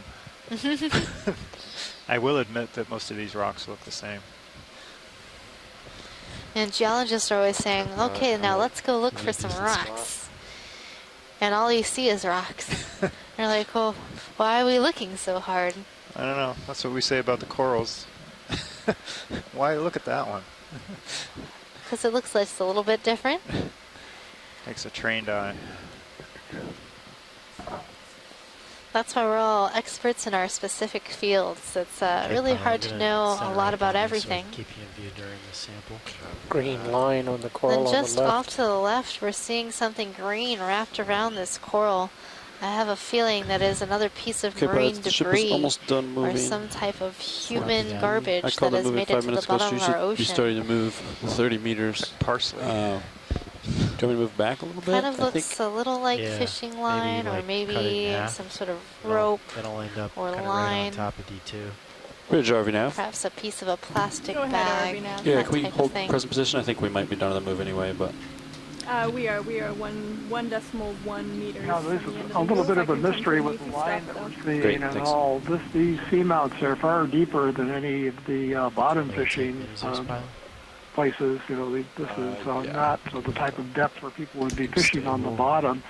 And what we've seen so far does not look like the kind of line Bridge that RV now. people use for fishing for Go ahead, tunas and RV. swordfish. yeah, like and a short other move, things. 10 meters, bearing it's, 000, kind of a puzzle so due north, as to where this speed line, decimal where 2. this debris is coming Copy from, that. but it 10 doesn't meters, look like bearing standard fishing. 0.002 knots. Yeah. Good copy. Thanks, Bridge. Hydraulics out. Nice. Nav, what samples do we have? Yeah, Bruce, I mean, there's a port forward, chance you got that one. this So marine just go debris in has starboard. come from Go the in starboard. surface from somewhere far away and been RV nav bridge transported move by the initiated currents 10 and meters eventually due sink north, to the bottom decimal here, 2 getting knots. caught 221. in one of the corals. Thanks, Bridge. Good copy. Yeah, that's right. That's a good possibility. We should try to zoom in on that piece of the green marine debris. Comment here was it looked like it might have been maybe a piece of cargo net, Go back just up 10 like meters that. to co-pilot. The yellow line that we saw earlier looked like That's sufficient. polypropylene line, and that's a little bit of a puzzle because polypropylene floats. So how it got down this deep with the snag on the corals is a puzzle. Yes. And maybe there were things growing out at the surface thin. that it So sank you down. want- Give it the squeeze test, maybe. Yeah, it looks. Ready to squeeze it? Yeah, let's squeeze it. It looks a little slabby, but it's nicely in place. So let's grab it and take a look at it. Big crack there to the right. I wonder if you could lift that piece off.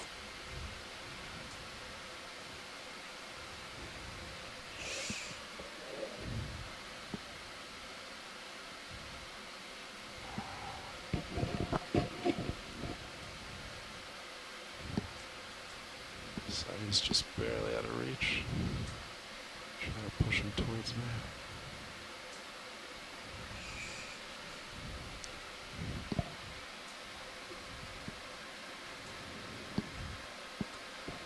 So I don't see any of our onshore geologists on the chat, but if there are anybody that wants to comment on this rock collection, it is would be our second rock, second of 2 rocks. So fairly important to make sure we get a good one. Please comment. I mean, it looks good to me.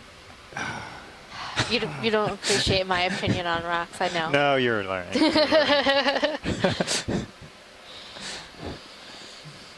The video, I can't confirm it looks like a rock. Roger that. I have to see if it tastes like a rock. Does it smell like a rock? I don't know.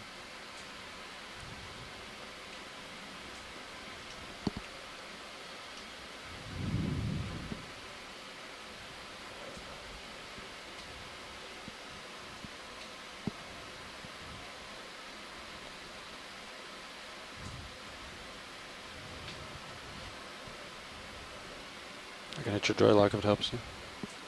Copy.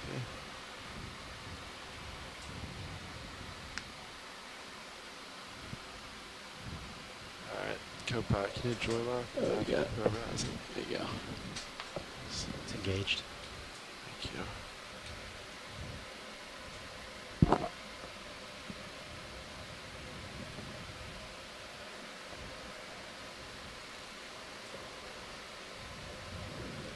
Let's try it again.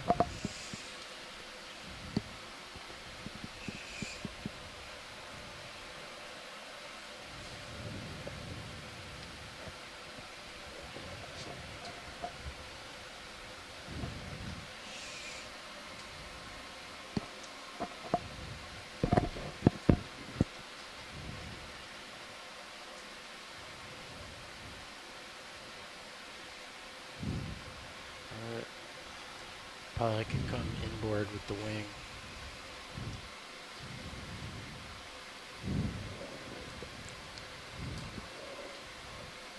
Alright, Washley, that's our strongest grip force, and it's not crushing it. So, whatever you think. Okay, that's good. Maybe we can you rotate it any other direction or no? Toward the camera so we can see the bottom. Bottom, standby 1.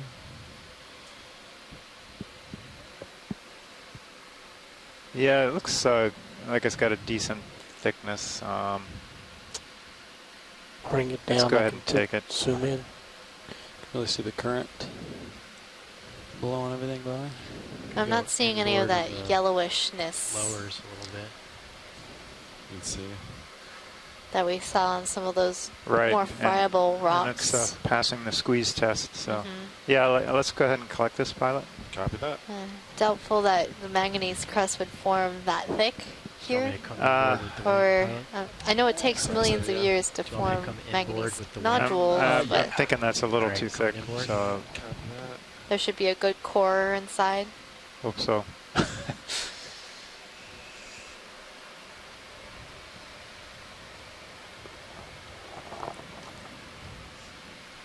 Fully inboard.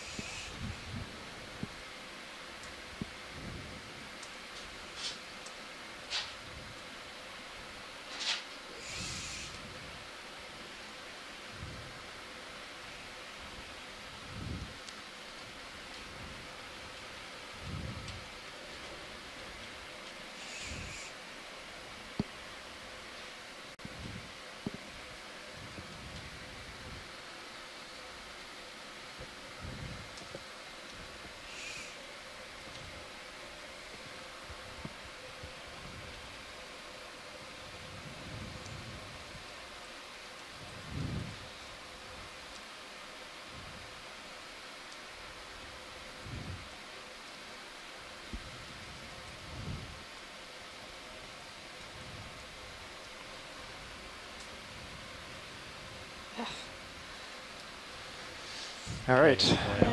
So pilot, the coral that got broken, there is some talk about collecting that since, you know, this will die now that it's not currently connected to its base. And we'd also like to see if we can get that marine debris too that's connected to it. A visual of that, right? Or you want the whole, yeah, the whole thing? Let's do a zoom on it before we collect it. Copy. One. To the left of the screen? Yeah, left of the screen. Copy. So So you break it, you buy it. Could zoom it. Do a mini Zeus. Yeah, zoom. you want me to get it? With the mini sure. Zeus on it? Let's do mini Zeus real quick. Can you reach down there, Sean? I'll have to rotate. Saying we're a bull in a It's not gonna... bull in a coral shop. Quite a bit of marine debris here. We are rather large. The vehicle is rather large. Video, you want to come well, in and these mini corals Zeus? are extremely fragile. It's actually pretty good.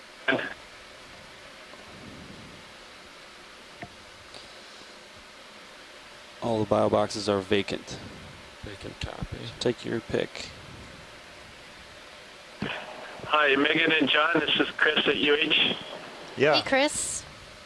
What's going on? Yeah, just a heads up, in about 30 minutes, we're going to get a large group that's going to be visiting for 30 minutes or so. And would it be okay if some of them were to ask you some questions when they get here? They're supposed to be here at 1:30, and it'll be about 30 people. Yeah, of course. Sounds fun. Who are you talking to, Video? I was talking to Chris Kelly. There's a large group UH that's going to Exploratorium experience. Let's maneuver around this, coming out of Joy.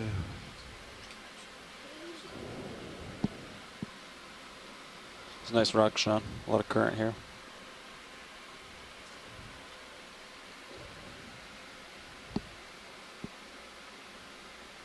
Video, would you go full wide on Mini Zeus again?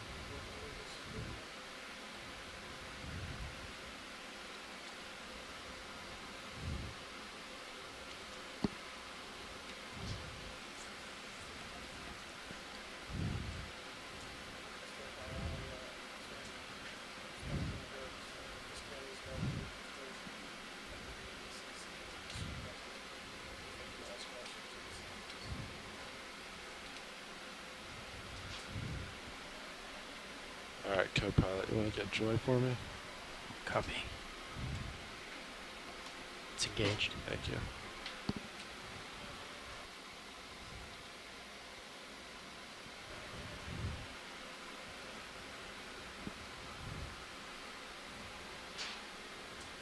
Alright. Video, you want to go for zoom on main HD?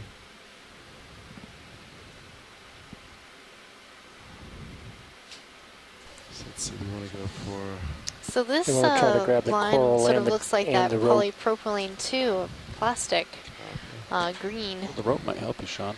Yeah, I might just grab the rope. Yeah, but take a this look is at the not- knots. It looks like a this is net. piece of, Yeah, probably piece of a cargo net. netting. Alright, come wide just slightly, Video. It's going to be stronger at the thicker spot. If you go like... On the left side? Could get caught in the jaws too. I was thinking about just plucking the net. Yeah. Maybe, maybe not. We'll see.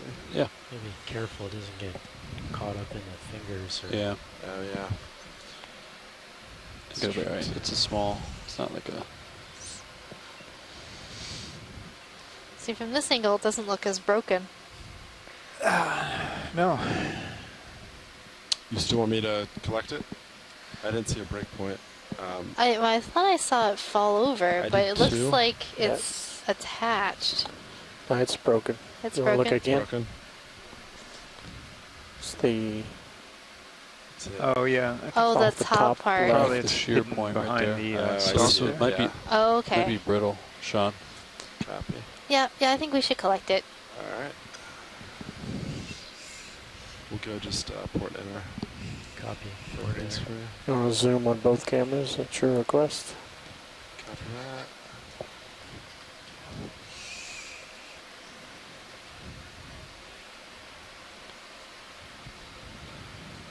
This is going to be extremely fragile.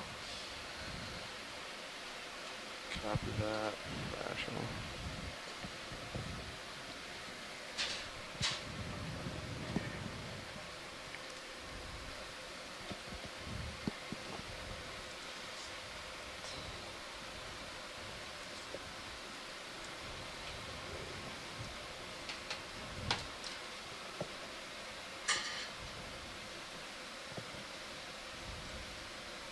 Alright, you want to zoom on Mini Zeus? So we have another thought about the piece of netting that we see from somebody that's done a lot of work with different types of gear. He actually thinks this may be a fragment of the cod end of a trawl of fishing gear from the way that it's knotted, the type of knot, the type of material that it's used. But it's not a kind of gear that's used here in the Hawaiian Islands. So, Megan, you were correct that this is probably stuff that's drifted from remote areas far away from the islands and broken up pieces that have come down in the currents and into our area. But that speculation is that it's a piece of... Might still get a piece of the coral with the net. back end. So, video, come back in, because I think the net's on the piece that's connected to the rock. So grabbing it might rip the stump off, right? The stem? Do you agree? I suspect you are correct. So science, are you with me? What was that, pilot? So the loose piece is separated from the net now, but the net is now, so it's stayed on with the part connected to the rock still? Yeah, well, so I we'll can just... pull it, but we'll probably pull the stem off the rock. Yeah, I think we should just leave that there and grab the larger piece. Copy, so leave net, go for fallen piece.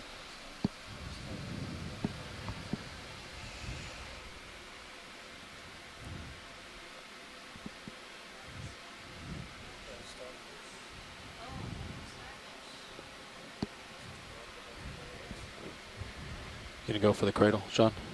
Yeah.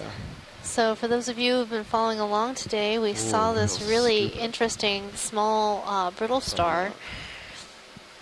And there's one on the rock just to the left of the coral that we are collecting. Will you bring Jesus over, pilot? That's a really unique starfish called Astrophiura.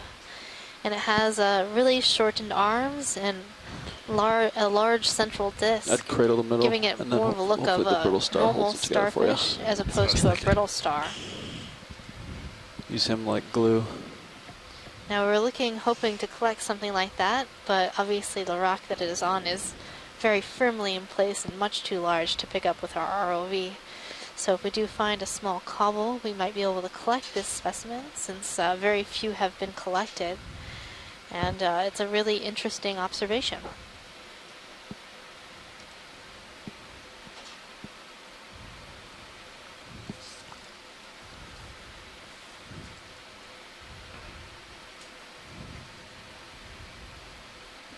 So for that piece of marine debris, that's an example of the type of debris that washes up in the northwestern Hawaiian Islands in the Papahanaumokuakea Marine National Monument. The gyral circulation in the North Pacific accumulates that stuff. And the NOAA has had massive cleanup operations for a number of years, picking up tons of marine debris, including lines and bits of netting and other types of plastic bottles, and bringing it back for recycling. Okay, raise for full wide. H-power burning for a source of electrical power in the Hawaiian Islands. So these bits of netting and line originate around the perimeter of the North Pacific, and then the currents accumulate them in the Hawaiian Islands, and they often wash up in windrows along the beaches in the northwestern islands. Reposition HD2. Alright, see what you can do. Okay. If we have to move, we will. You don't think the drawer open? It'll open. Like the starboard toe. Okay. Let's see. We'll see how far it goes. All right, coming out.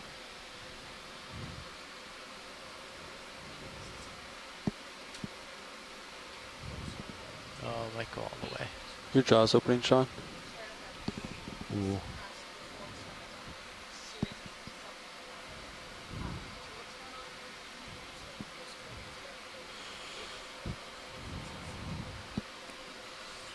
I'd azimuth over the box in case it drops. Good catch.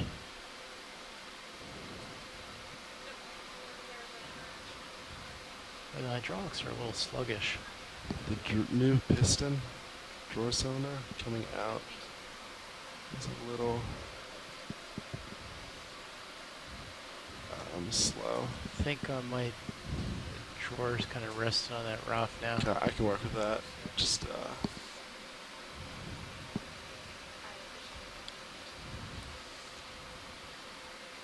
perfect. Excellent sample, Sean. Retracting. Boy, it's pretty snappy going back though. Yeah.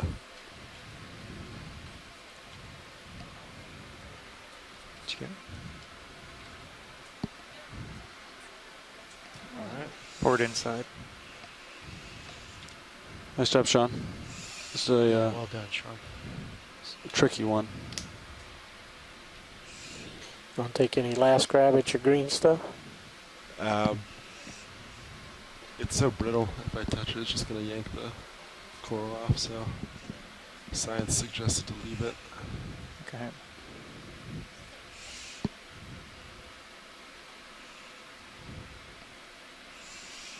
Also, there's a lot of trash if I go around for each one. We might be here a while.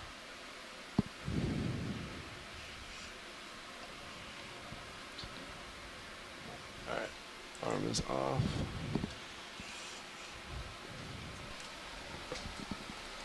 Thank you, pilots, for those two collections. Not a problem, actually.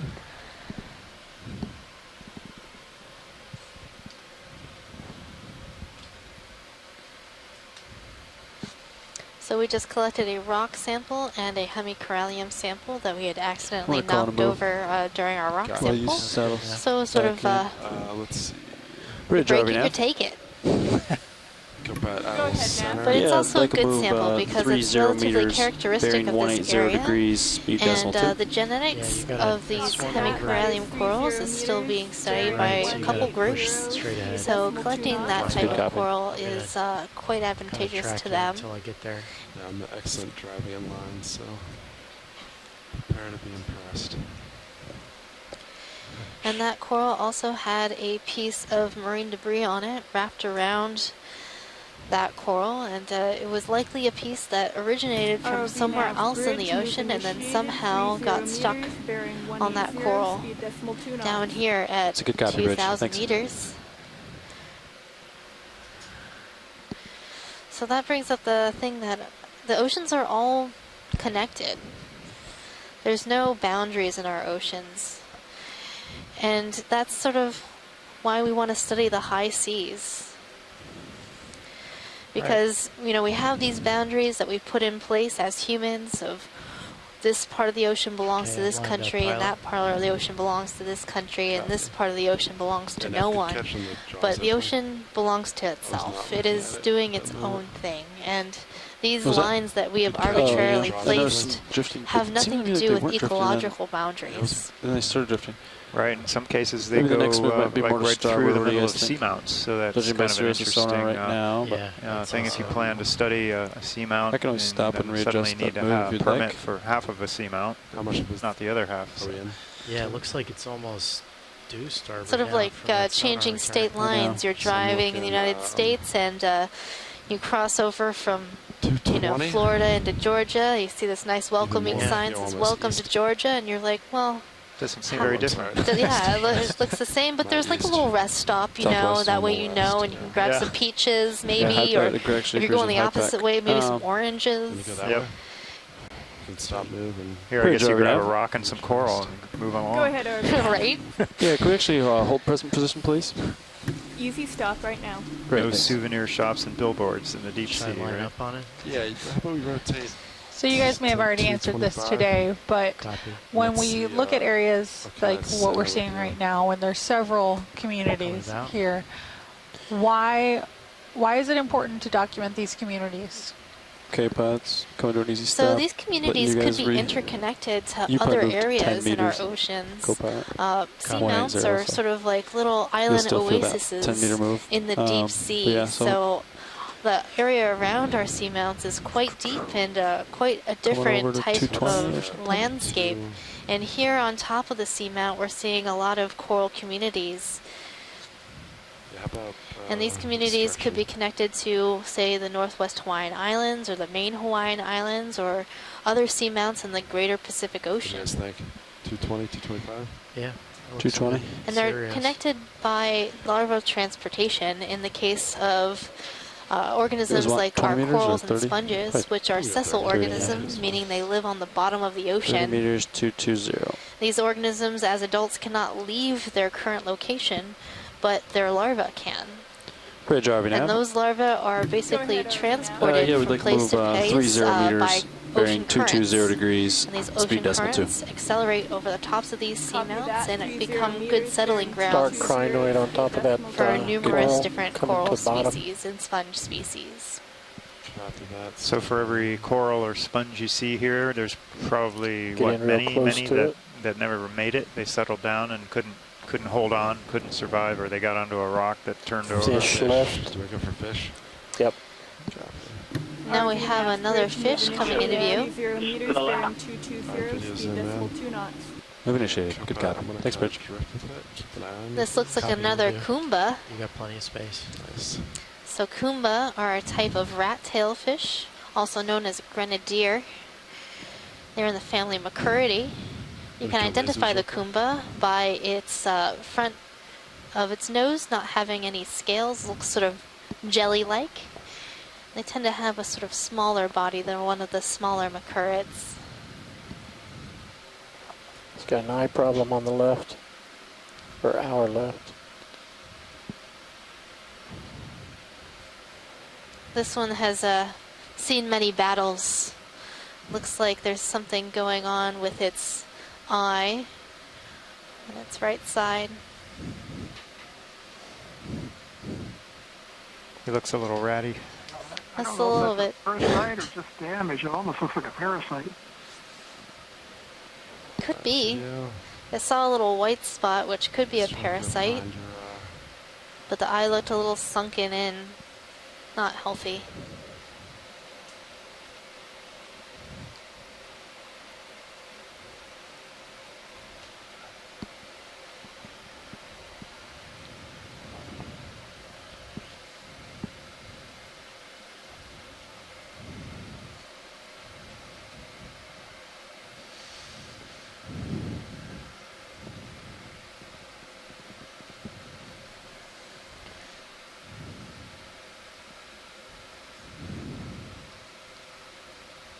So Bruce, as we look at the fish that we've been seeing at all these different seamounts and the musician seamounts, have they been similar? Are these typical organisms that we would expect to see at these depths? I think it's more back to your left. Probably just do a straight rotate They with are camera typical tilted. organisms that we would expect to see at these depths, with the exception of the flathead codlings that we saw. They're pretty much the same things that we've seen in the general area, the Kumba species, arrow-toothed eels, Coryphaenoides, grenadiers. Yellow on the rock just beyond so it. we are seeing things that we see elsewhere. We don't know much about the Kumba species. In the region of the Hawaiian Islands, collected specimens are only known from one juvenile collected back around 1898 or 1900. And we actually don't know what species we're looking at here. But in general, these are the things we can identify as species are widespread across the Pacific or even around the world. So right now we're looking at a bamboo coral with a crinoid on it. And you can see that this crinoid has a number of cirri wrapped around the top of this bamboo coral. The cirri are those little legs. This one has very prehensile cirri, meaning that the cirri can wrap very tightly around this stalk. Screen, crinoid. So the purple color that sort of has that beautiful ombre fade to white near the top, and if we pan up just a little bit further, you'll see that the ends of the filament of these arms have long filaments that are devoid of those sort of pinnules coming off, giving those arms a feather-like look. So that leads me to believe that this particular crinoid might be in the genus Sathrometra. This crinoid. Don't tilt down. Let's see if we can see what it is. Tilt down video? So yep.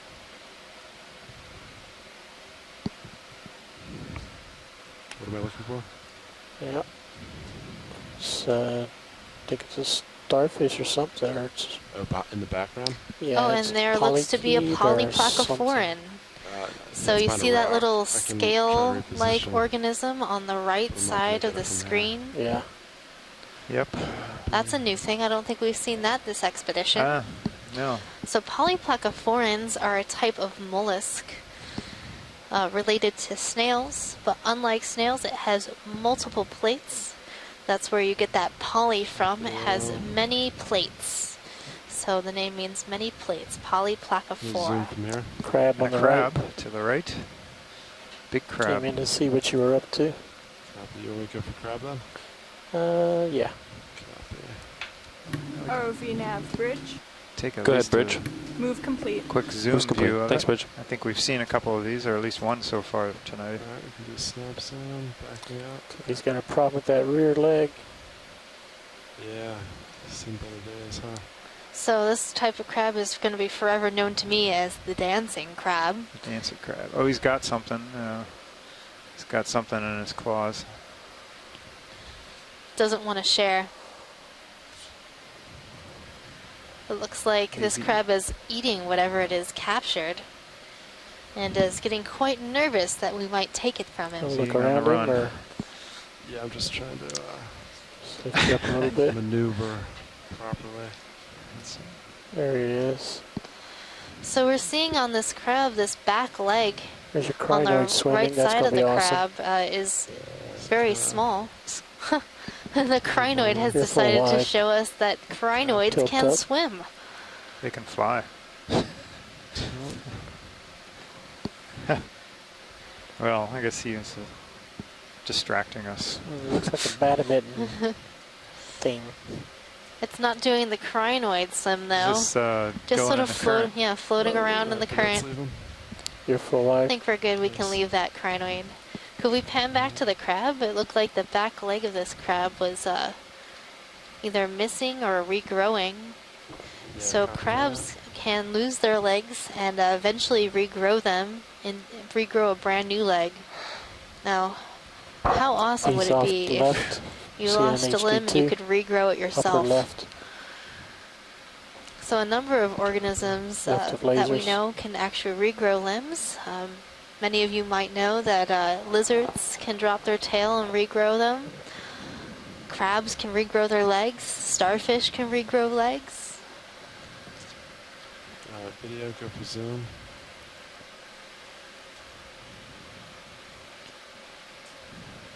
So this crab looks like it's lost a number of legs. And it looks like it's feeding on a sponge. So those little arms that you see near the mouth, those are its maxillipeds, or feeding appendages. They have 3 sets of maxillipeds.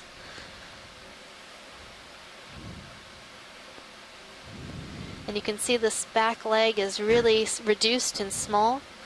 That's because that leg has actually regrown and eventually will be as big as the other walking legs that you see.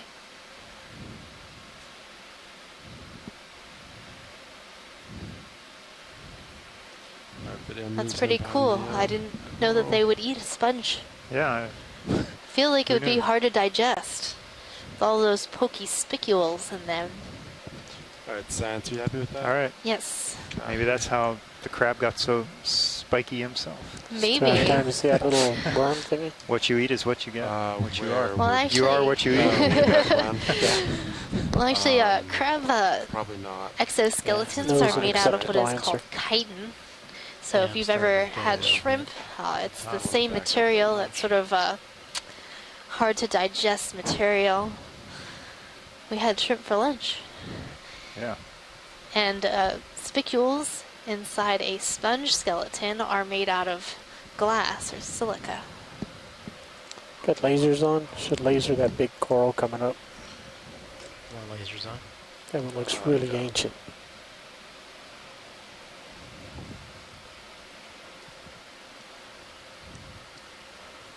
So how old would you estimate this guy to be? So this coral that we're seeing is quite large. Those lasers that you see are 10 centimeters or 4 inches apart. It looks to be a couple meters across. So something this large might be a couple hundred years old. I'm not sure about the growth rates of primnoid corals. This is a primnoid coral, likely in the genus Paracalyptrophora. But to get this large in the deep sea, it takes a lot of food and a lot of time. Many of the coral species and sponge species that we know from the deep sea grow at extremely slow rates of, millimeters or less than a centimeter per year. You guys think you're ready for another move? I'd like to make some tracks here. Yeah. Cool close, right? You guys okay with that? Real quick, yeah. 220 still good? I'm happy with it. Okay. I'm lined up on 220 right now. Bridge, RVNav. Go ahead, RV now. Yeah, I'd like to move same as last. Range 30 meters, bearing 220 degrees, speed 0.2 knots. Copy that. That is 30 meters, bearing 220, speed decimal 2. Good copy.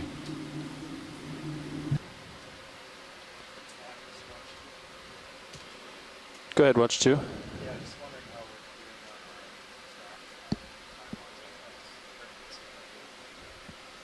RV nav bridge, move initiated. Move initiated. Thanks, Bridge. Yes, we have 280 meters to get to the waypoint 2, and we have 2 hours left. So if we keep moving, we'll make it there. Yeah, we can make it. So it looks like I'm seeing another bamboo colony coming into view. 0.07. This looks a bit different than some of the other ones we've looked at before. So could we take some time and look at that nice large colony on the right? Copy that.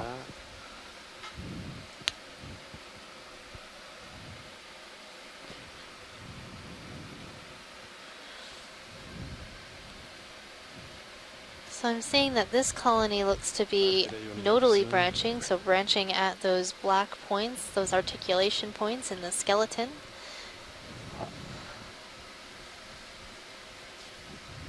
Video, you want to go for zoom?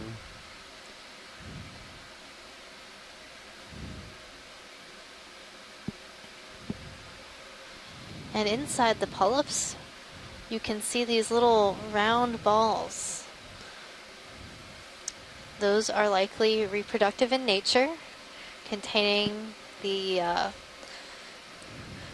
spermatozoa, perhaps.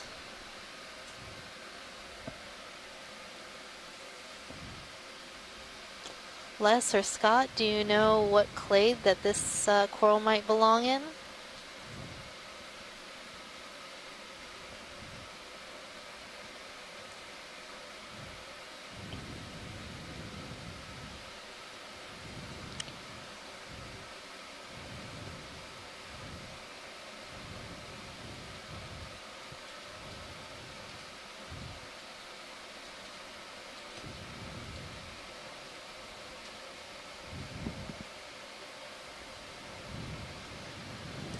Thank you, Pilot. That was a great zoom.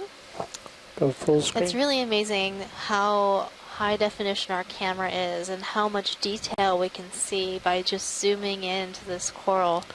Being able to see individual polyps and the structures inside the polyps is just fantastic. And having this amount of detail really helps taxonomists to identify organisms and help confirm the identifications of the species that we're seeing in an area. So it's a good tool for non-destructive identification. You don't have to collect anything and everything. Okay. Yeah, mainly our collections are to help confirm or to collect something brand new to science so we can describe it and identify it later when we see it in situ or when we're actually watching the video at the bottom of the ocean. Bridge, RVNav. Go ahead, RV now. Yeah, just confirming bailout due north. Great. That's affirmative. Bailout is due north. Great, thanks.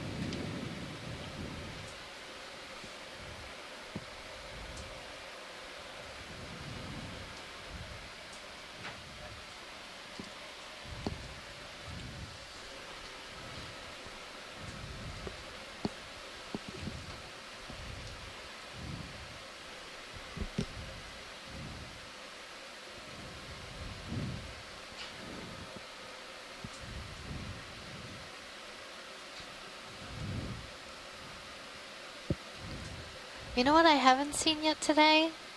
What's that, Megan? Black coral. That's right.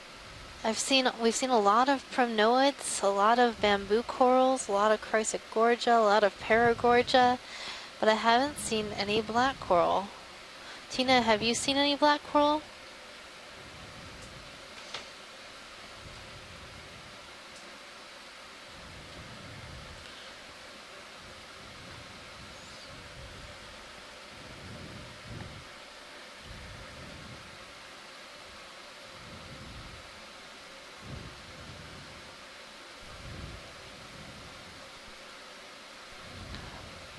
So one of the reasons that we were doing the dive today on Mussorgsky Seamount was to compare and contrast communities from this seamount, which is relatively isolated as compared to the rest of the musician seamounts. Have we been seeing this many primnoids at other sites beyond just the lack of black coral? In certain locations, we have seen denser areas of primnoid corals, but not to this extent, I don't believe. We're also trying to compare the community here and at Debussy Seamount to see if it might be the same or different, seeing as those two seamounts are at similar latitudes. Move is complete. Move complete. We are going to make Of course, we had a sort of limited time on the bottom there, but we did see a relatively dense community just like this throughout the entire dive. Copy that. Confirm center rotation is A-frame. And again, it had numerous Great, thanks. primnoids and other types of octocorals. Ship is making a heading change, pilots, to starboard. Copy. Got a tiny sea star coming into view.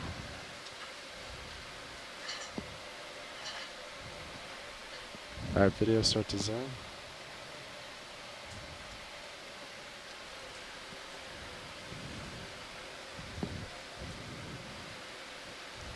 I would guess this looks similar to ones we've seen earlier today, maybe one you were at lunch.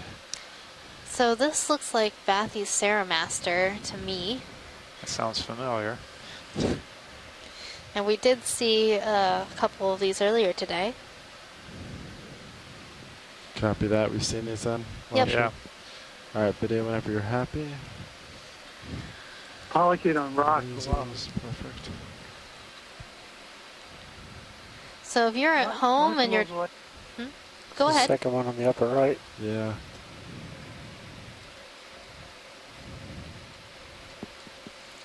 So if you're at home and you're wondering if you can ID these organisms yourselves, you can. Please do go onto our website and look up the animal guide. Confirm. Same one. The animal guide has the identifications of many of the species that we've seen. And we have them listed both by their common names and also by their scientific names. So if you hear me shouting out a scientific name, you can try to spell it out yourself, and then you can look it up in the animal guide and find out the real spelling. Some of these things are really tricky to spell. I often have a hard time with them.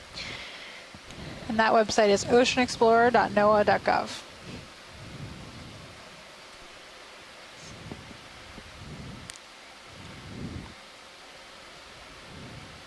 Yeah, he toppled over. Looks like it came off a piece of the ROV nav manganese So here we're crust. seeing another hemicorallium that is toppled over. It looks like the attachment gave way, so something in the rock, that manganese crust, gave way, and the poor coral toppled over. You can see it's still attached to that crust. Yeah, it was probably just probably kind of a flaked, loose piece of crust, and the coral probably just got too big. Too heavy? Either that or, it was helped along by some fish running into it or something. But yeah, if a fish ran into this, it would have shattered. Right, so probably just got too big for its video come wide. britches, as we say. Sometimes that happens. You get too big, nice current comes along, and you fall over. We've seen this a lot on other coral beds, especially in areas where we have really large coral trees. One example might be the gold coral that grows in Hawaii. It can grow to a few meters tall and has a very thick, heavy skeleton. And when a current comes along, it could topple over.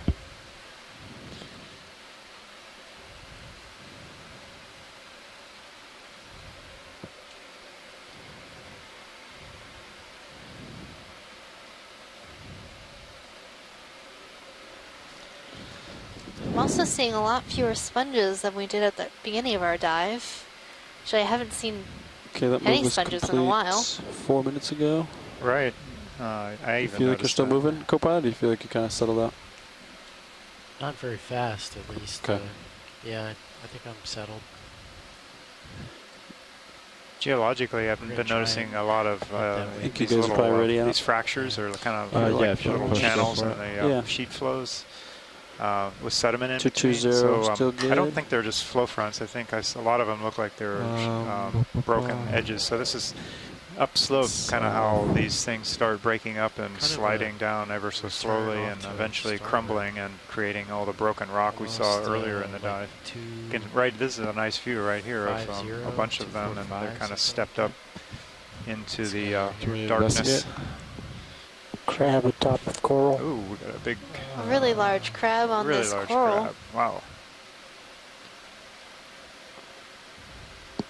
I'd like to tend to port if anything. King of the coral. To his right, or our starboard side. I'd say let's keep. Rotate. Okay. Great. What is this? Bridge RV nav. Go ahead, Nav. Yeah, I'd like to move, same as the last move, range like 30 meters, bearing 220 degrees, speed 0.2 knots. Copy that. The dancing crab. Bearing 220, speed 0.2. Good copy. Wow, he's even got spines on his claws. I hadn't noticed that before. You can see with the detail of the camera here. They're kind of black. Might be able to see underneath of this so one. those aren't like spines in the same way the Stay skeleton close has to it. Might be able to spines, see but more like underneath, little see if hairs. it's got So if you ever gotten any crab claws at a restaurant and they haven't cleaned the hairs off, which generally they don't, you'll see those. And they can, I think they're sensory in Continue nature. around, we might be able to see under it. See if it's a female and you're drifting back. Because those first lights fading. pair of legs are mainly used more for gripping and handling of things, and that's why people think that they are arms, but they are actually modified legs. So crabs have 10 legs, and that's why they're called decapods. Decapods meaning 10. I was at a trivia night once, and the question was, how many legs does a crab have? And apparently the answer they wanted was 8.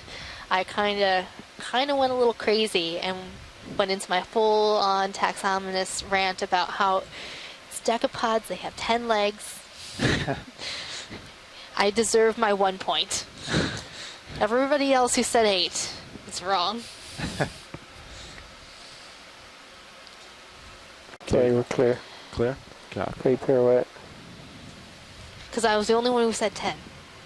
Really? Okay. Yeah, eventually the trivia proctor gave me my point, but didn't take a point away from everybody else, so I did not win trivia that night. So in your time off, you play biological trivia games? Actually, no, it was like normal trivia, and that was like the only question I knew the answer to, so I was really mad. Okay. That happens to me. I was like, I don't know anything about pop culture. So we have a nice boulder that rolled over with a coral, probably. I suppose it could have grown that way, but... What kind of coral do you think this is, John? Primnoid. You're right. Let's look at those small pebbles to the right. Our geologist is getting the coral IDs down. Yeah, the little it's really exciting for me. Yeah, so. Here's something interesting for your geology. Oh, yeah. It's kind of collected there, huh? Hi, Chris. Who's collecting those? Manganese nodules. Looks like a... Hello, Megan. Hi, John, Casey, and Roland. So we have one less person in the room that's less than the maximum number allowed by the fire code. The entire room is filled with some people right now. They're all from the Pacific Islands. They're participating in the Emerging Leaders Program from the East-West Center. Oh, great. And so maybe I'll let you say hello, and then I think we've got some questions. Aloha. This is your biology lead, Megan Putz. And your geoscience lead, John Smith. We're from the University of Hawaii in the same office suite as Chris.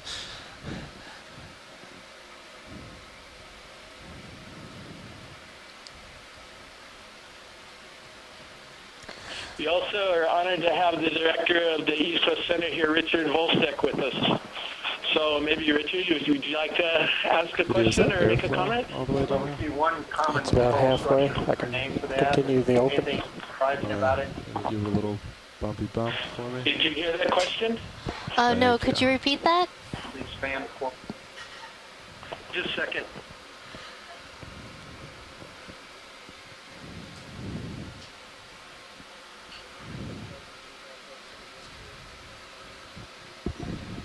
Go ahead. Yes, just one question. We see one common fan-shaped or tree-shaped coral. Is there a name for that? And are you so white typical? Is it thing overpopulated, underpopulated for this area? ROV.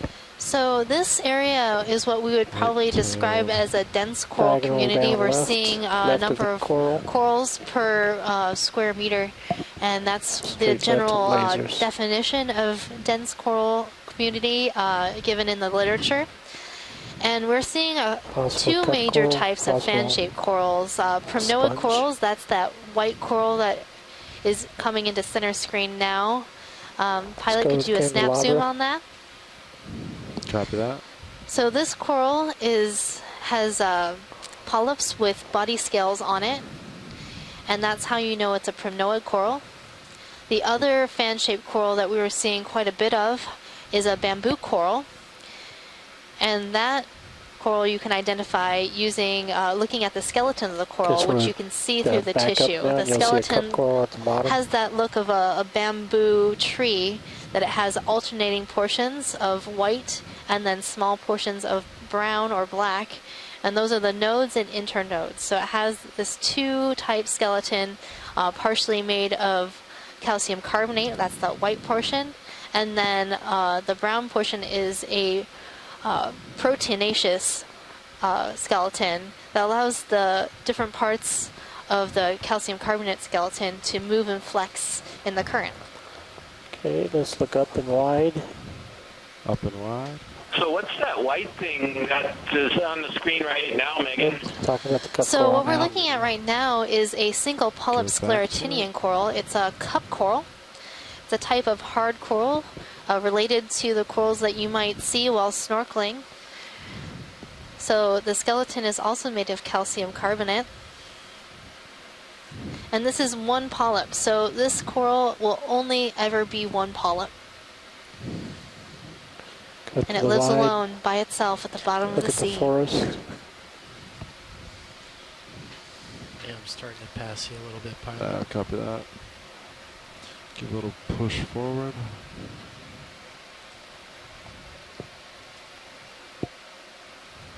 So I had a question that I'll ask for the group here. Why does the bottom look all kind of bumpy with all those little black bumps? ROV Nav's bridge. Good. Well, those are all Thanks, Bridge. lava flows, low relief, kind of sheet flow, low bait flow, in-place flows, and then they're separated by some fractures or little channels. Some of those are actual flow edges where the lava flows over itself, kind of like the Pohoi lava that you see kind of currently erupting out of Kilauea on the Big Island.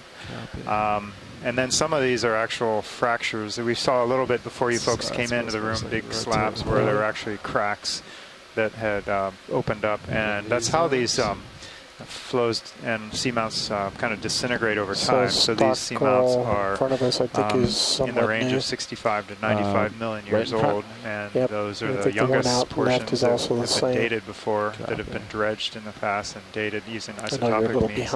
So anyway, that basically there's tens of millions of years of age on these volcanoes, and then basically things starts breaking up and sliding downhill, tumbling downhill if you have just physical wear and tear, weathering, earthquakes, landslides, and when they were active, they were seismically and volcanically active, and all kinds of things were going on, as they are, say, on the Big Island active volcanoes now. So the coral that we were just looking at. Go ahead, Chris. What's the name of the sea star you're diving on today? The feature? There's a sea star coming up. The sea star? Muskorski seamount. Trying to figure out how to get to one of the 25 or so seamounts in the musicians seamount group. I'll zoom as you go. So how old do you think this seamount is? This one I have to look up to see, but it's probably, so it's in the middle, in between the 65 to 95 million years, probably around 80 million years old. Though I have to look at the literature to see which one, where that falls exactly. We were up farther north in the 95 million year seamounts over the weekend and started transiting south. So we're somewhere in between. So these are of Cretaceous age. And that period of time was also when the last gasp of dinosaurs roamed the Earth. Fish laying on the ground. Oh, yeah. Well, thanks, and we'll take a little bit break, and then we'll get back to you. We'll let you continue with the narrative, and then if you don't mind, in a few minutes, we'll come back with some more questions. And then we got a fish coming in here. Lasers are clear. Okay. Co-pilot, get lasers, please. Lasers going off. Yeah, I think we've seen this fish in previous dives. Huh? Go ahead, Bruce. Yeah, we saw one of these a couple of dives ago. It's in the order for the cusk eels. It's kind of shy. It's hiding its head underneath a coral fan, but you can see the thread-like pelvic fins up near the throat without any fan-like membranes. It has a two-part lateral line, which is characteristic of the cusk eel family Baphididae. You can also see it's got kind of a swollen vent area at the end of the abdomen before the anal fin. These are line-bearing fishes, but young are born at a very small size, though. And when we moved in on it, we could see that the head was sort of flattened. The top of the head was concave, curved downward. This is in the genus Cateatix. All right, watch it. What do you want to say? I'm pronouncing that right. It's C-A-E-T. Yellow? Yellow, right. Y-T-X, I believe. There's another genus with a rounded head, a more bulky head, Diplocanthopoma. Kind of unusual. These fish are known in the museum collections from just two specimens that were found floating at the surface. In the region of the Hawaiian Islands, I should say. These fish are known from just two specimens that were found floating at the surface off of a lava flow on the southern Kona coast of the Big Island. And we've seen them several times on the Okeanos Explorer exploration, so we're getting information about their biology, their habitat at least, that we couldn't get from the museum collection. So a live-bearing cusk eel in the genus Cateatix.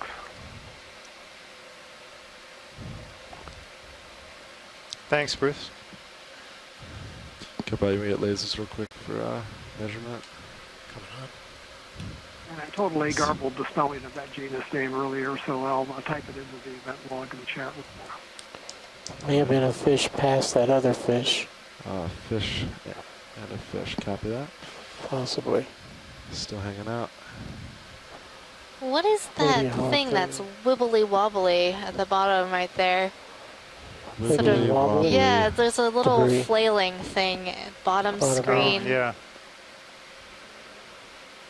I think it's something. Something caught on something. I think. Oh. Schmutz. Schmutz. Flowing in the. It's our favorite word from yesterday. Underwater current, I guess. Oh, there it goes. Maybe our thrusters broke it loose. Yeah. I don't know. I thought it might have been something. Yeah.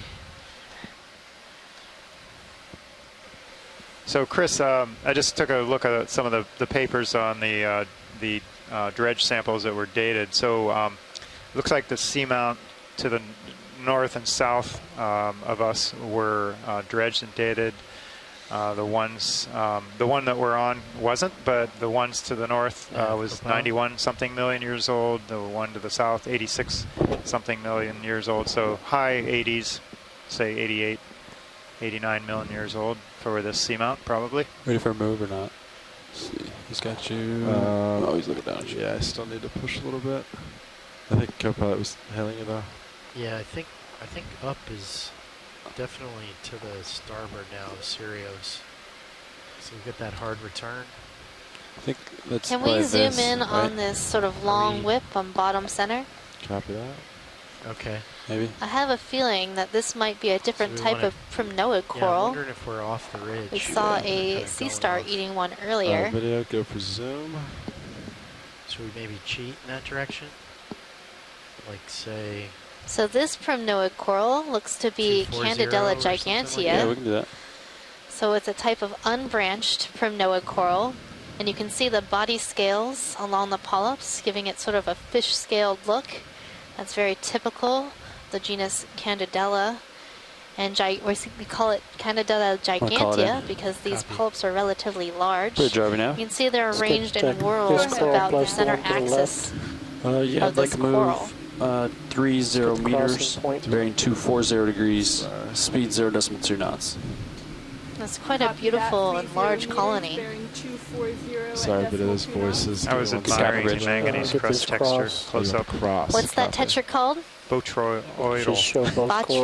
Botryoidal, I think. I'm not sure. It's a Greek word meaning grapey, so it looks like a bunch of small grapes piled up. And somebody asked me, why does it grow like that? I don't particularly know, but minerals do grow in certain predefined ways and in repetitive ways. So this is a little different. It's a texture more. Good copy, Bridge. Thank you.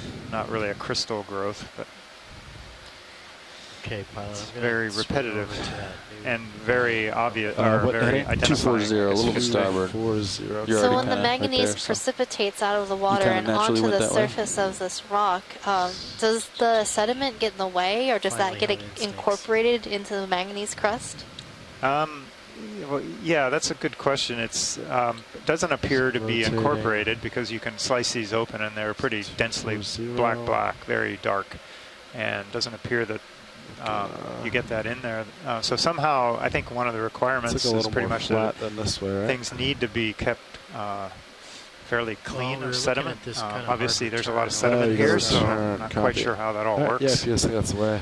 I'm down there. I feel like a high pack, Sean. I'm thinking it's very slow. Just kind of go up here and then slow growing or slow precipitating. These rinds or crusts grow at millimeters per million years.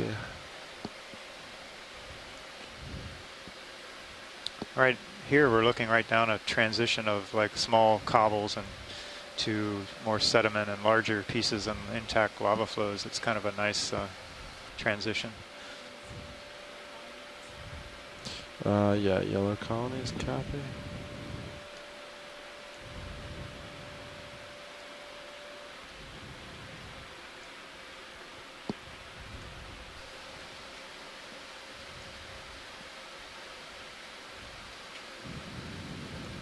Video go for zoom. So right now we're zooming into this yellow colony, trying to get a better idea of what this might be.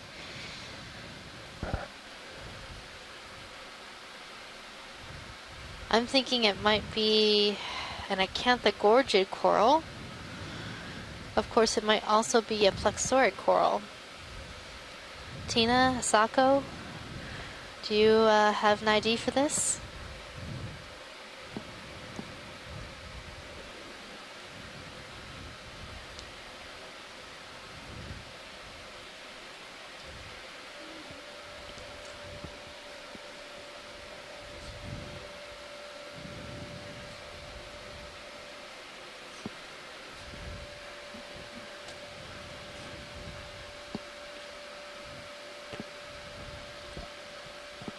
So I'm trying to see if there are any polyps that are closed up with the tentacles inside to see if the polyps can retract fully or if they stay open.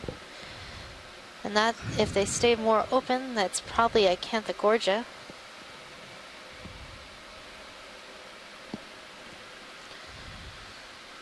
Can we also look at the other colony just to the right?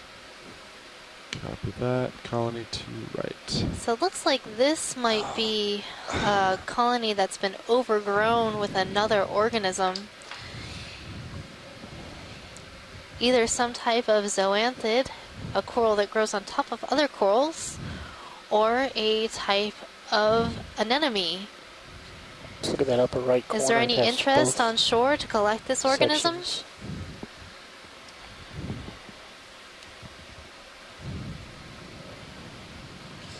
No, we've had some discussions about whether this is a zoanthid or a anemone, so I'd be really interested to find out if we would like to collect this. Have we seen these before in this dive? Or no? We have seen this before, and I'm not sure.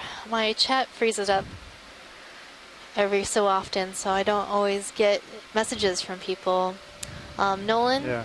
do you know if people have shown interest in this organism?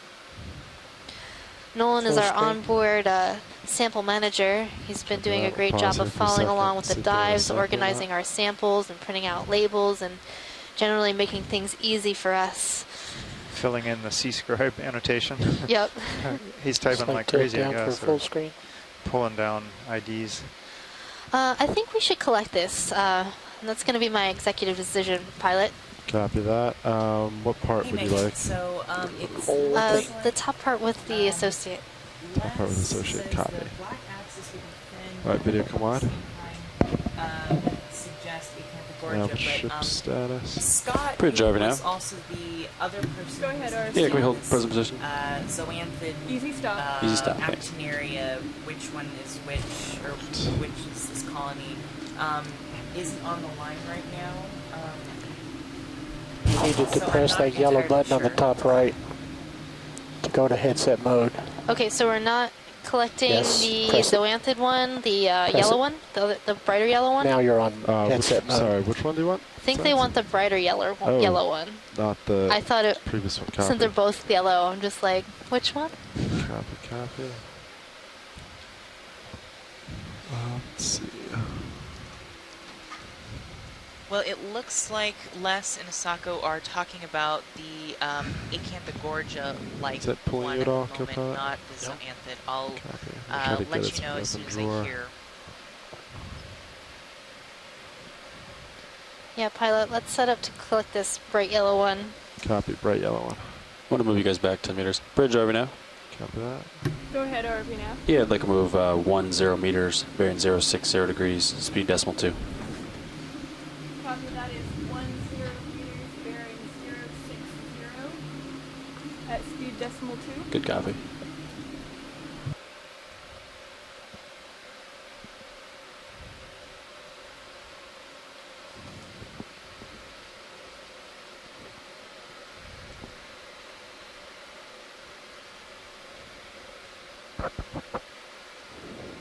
RV nav bridge, move initiated 10 meters, bearing 060, speed decimal 2 knots. Good copy. Thanks, Bridge.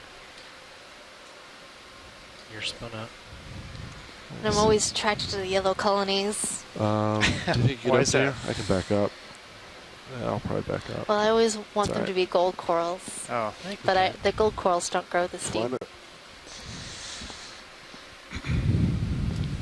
But they could also be plexoric corals. I'll probably just go port outer, I guess. The other one sank, so it's not going to float out. Yeah.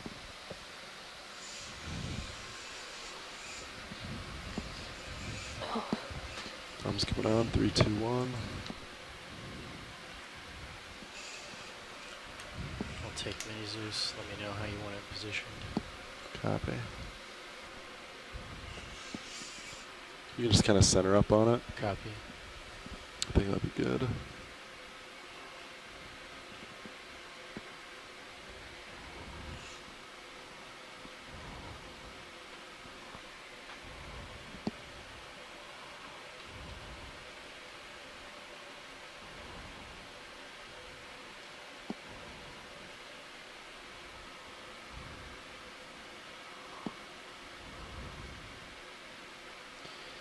Can you bring your rotator down so I can see D2 a little better? I'm watching your Copy. Zeus on my little monitor over here. Gotcha. Thanks. Thank you. Yeah. Just want to make sure we're sitting good. Thanks.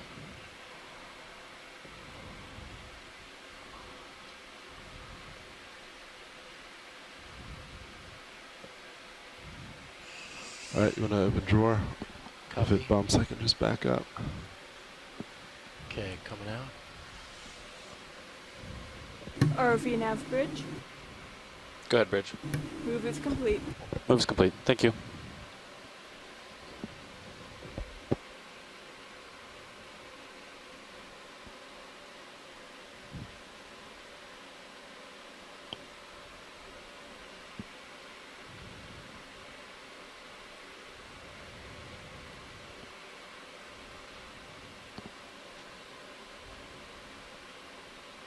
This new drawer really built suspense.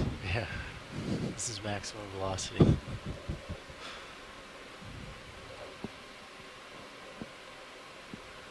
be tight. We're going to be right there. Yeah, it's close. Yeah, you can stop it there. Looks good. I think I can get that in.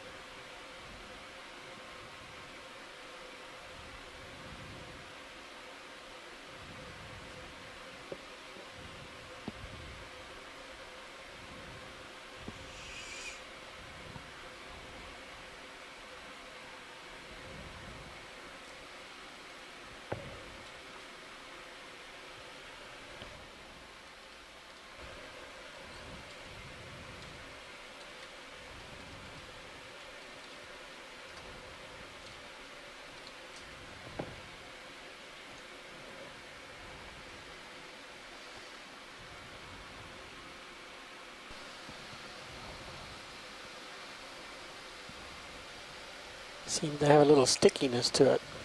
Yeah, there it that goes. was a little tricky. All right, nice. Go ahead and close. So Pilot, while we're here, could we also grab one of those white corals, the primnoid corals? Yeah, There's one which on the right side. Yeah, let me just reposition real quick.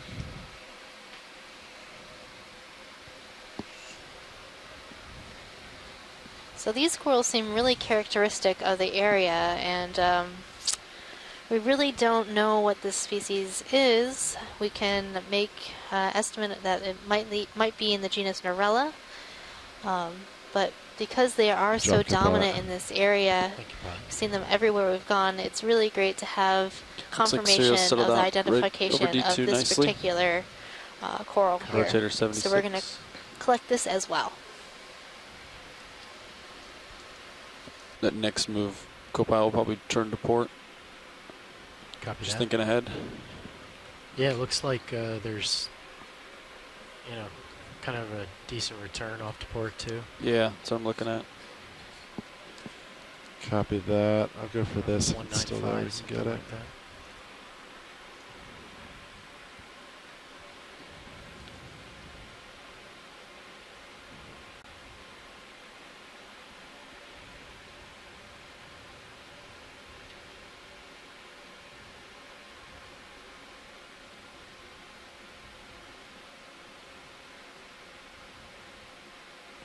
So close. Back up.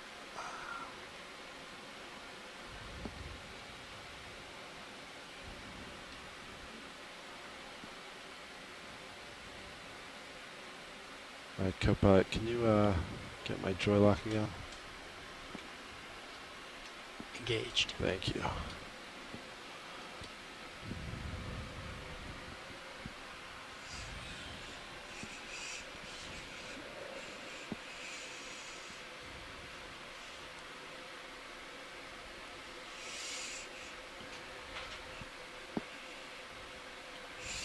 I'm gonna center up Betty Zeus real quick.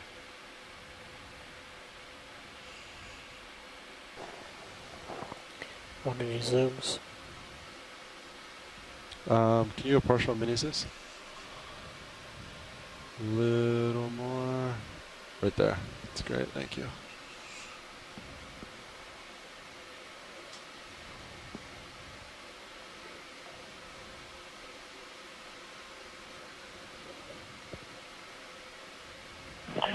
Okay, hi, Megan and John. I know you're being quiet for the collection, but we do have some questions when you're ready to answer them again.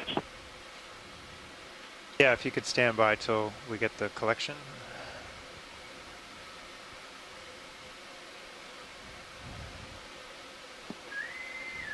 Attention all hands, the ship's door will be open for the next 10 minutes. The ship's door open. Okay, going in starboard pile. Yeah, go for starboard. Okay, extending drawer. I guess we want to do a zoom first. Sure. Yeah, I forgot we didn't zoom on this.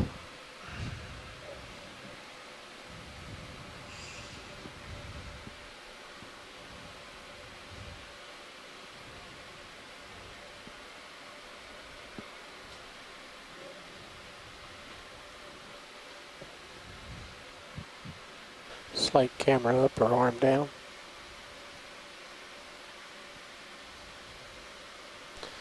That's a beautiful zoom. We can see the body scales on the polyps and also a small associate, looks like a crinoid.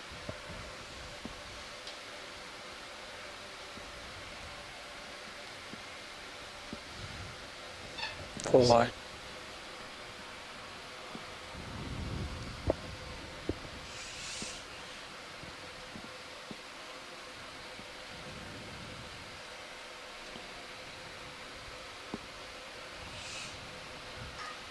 All right, go for draw. Okay, coming out.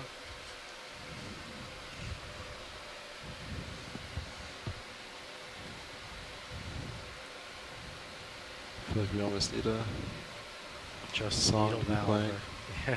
for this moment. It still retracts pretty quickly. Yeah, so I think it's just that the seal's a little funny. Okay, it's like unidirectional almost. It just provides a lot of friction. Yeah, not so much in.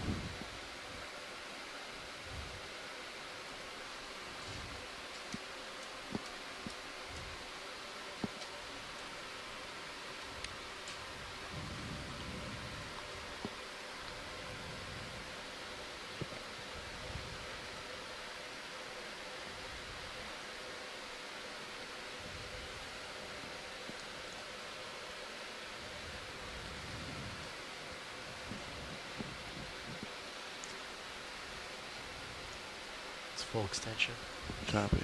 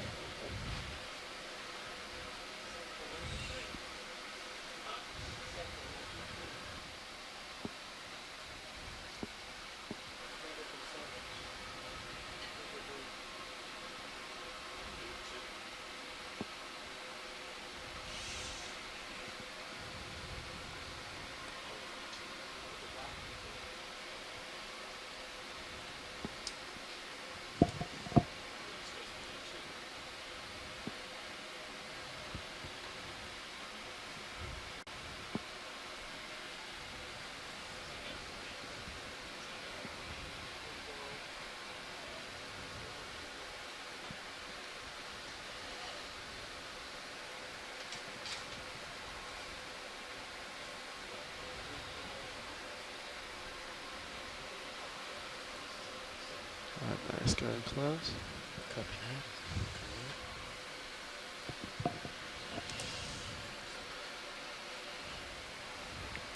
All right, that was a beautiful collection. A twofer again. Yeah. We like to be efficient about sample collecting. All right, Chris, if you and your group would like to ask some questions, I think we are able to answer. And you've been a sample machine. Well, one of the questions was, and I sort of answered it already, but it's a question, how do you control for pressure when you're bringing a specimen up, or can you control for pressure?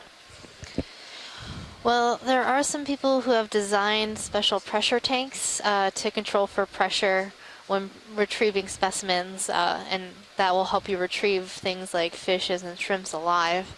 But in our case, we do not control for pressure, but we do control for temperature. So they come up in those sample boxes that you just saw opened if you were watching the sample collection. And those are relatively insulated, so the water temperature will remain cold while the samples are retrieved. And then we also have cold water waiting in the lab for us to put the samples in so that they can stay as fresh as possible. So you're going to move south now, correct? Yeah, 180. Copy. So, yeah, pilot, when you're adjusted, you can start to rotate port. Coming down. Aloha. So I am Bindia from PG Islands, and I have 26 other participants here participating in the Pacific Island Leadership Program sponsored by the Taiwan government. And I've got a technical question. So in terms of spatial correlation of coral species, how diverse have they been in the different parts of the Pacific that you have explored? Yeah, he kind of As turned you around in 180. terms of the Andy? significant similarities or difference at the different taxonomic resolution Copy. levels? Order, family, genus?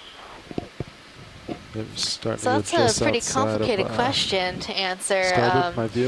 So just in terms of what we've been observing, we see quite a relative amount of diversity here in this location, even though we're seeing mostly primnoid corals, those white coral that we just collected, and bamboo coral. But we're also seeing that yellow coral, the acanthogorgid, that we just sampled, and then some of these pink corals, the bumblegum coral, also hemicorallium are also a pink coral. So we have a lot of different diversity around here, and then we've seen throughout the musician seamounts very diverse communities, and we've seen similar communities in the Northwest Hawaiian Islands, Yeah, take a peek out. down in Johnston Atoll, 180. in the Marianas, right there you're kind of seeing and flat, even in these locations that are very far to apart, starboard and to we port. might be seeing similar species, So but just two also local in highs. unique diversity within those locations. So on seamounts, we do see some endemism, so species that are only found on that seamount, and then we also see a lot of species that are more wider So do you guys want to ranging. move southbound, or do you want to move somewhere else? South works for me. South works? Okay. Yeah. So you can lateral That's to a good way port, center up with him. Okay. And then together you guys can turn to 180. So as and you then I'll call come, move in. Does that sound as you good? come over, I'll rotate port until we line up south. Yeah, and then we can move that way. Yeah, that's what I want to go up. Grease Monday, we got a question for you. Gotcha. Yeah, I'm laterally. Well, I'll try to answer it. Yeah, that's great what you're doing. Aside from that one fish that we just saw a few minutes ago, what other types of fish have you seen down there? Well, at this seamount, we've only seen two types, if I remember correctly. We've seen these little grenadiers or rat tails, a lot of bushes. Oh, I'm sorry, the last one was a live-bearing cuspeel. I'm forgetting already. So we've seen three types of fish. Copy. So I'm at We've seen the 200, so live-bearing 20 more cuspeel, degrees to one that we go. just saw. Port. We've seen some smaller fish called rat tails or grenadiers that are distantly related to the codfishes. Several of those have been drifting by in the current, undulating their tails. And at the beginning of the dive, we saw a very peculiar blackfish with large, kind of glowing eyes or reflected eyes called a flat-nosed codling. It's also just a relative of the codfish. Just a weird branch the fish life structure. isn't very diverse down here, and their fish aren't very abundant. I think you guys are ready for a that move. may be in part because of the rocky substrate where there's not that much food for fishes compared Bridge to RV say, now. a flat area with soft Go sediment ahead, that would RV have a now. lot Yeah, of I'd like to move worms. 30 meters, bearing 180, Lateral. speed decimal 2. Center over to me. Copy, that is 30 meters, bearing 180 at decimal 2 knots. Good copy. Thanks, Bridge. Question? Yes, you did. We're discussing the next question.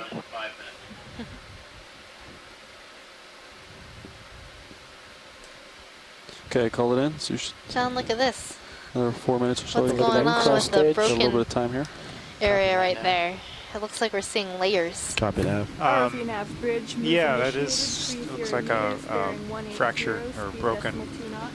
Move initiated. edge of a Good flow. copy. I'm Thanks, not Bridge. sure really why just that little localized piece would break off like that. Nothing else. It's kind of different. I think I saw something like that earlier down slope, but good.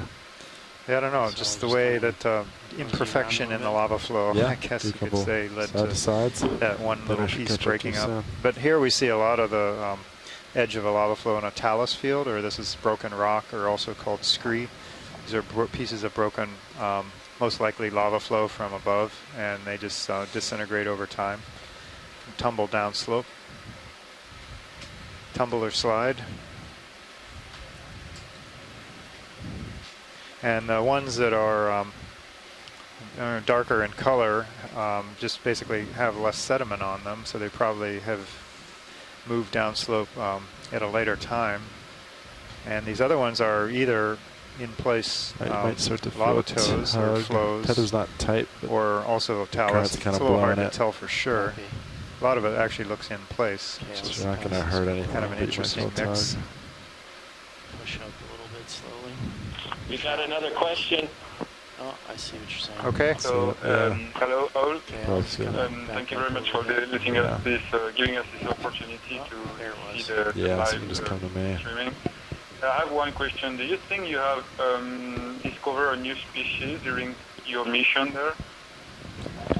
Oh, most certainly. We collected a couple sea stars, and Chris Ma, our sea star expert, is quite convinced that we have collected a brand new species of sea star on this mission. And early on in the mission, I believe one of our first samples was of a primnoid coral that might be of a new genus.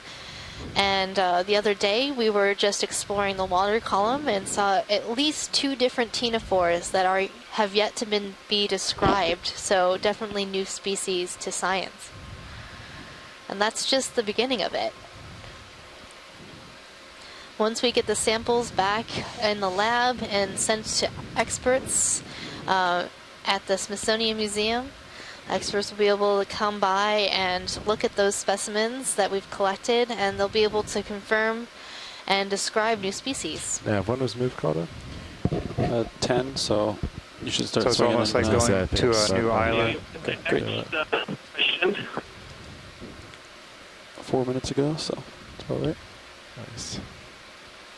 What was that? Could you repeat that last? Bottom 10 people left?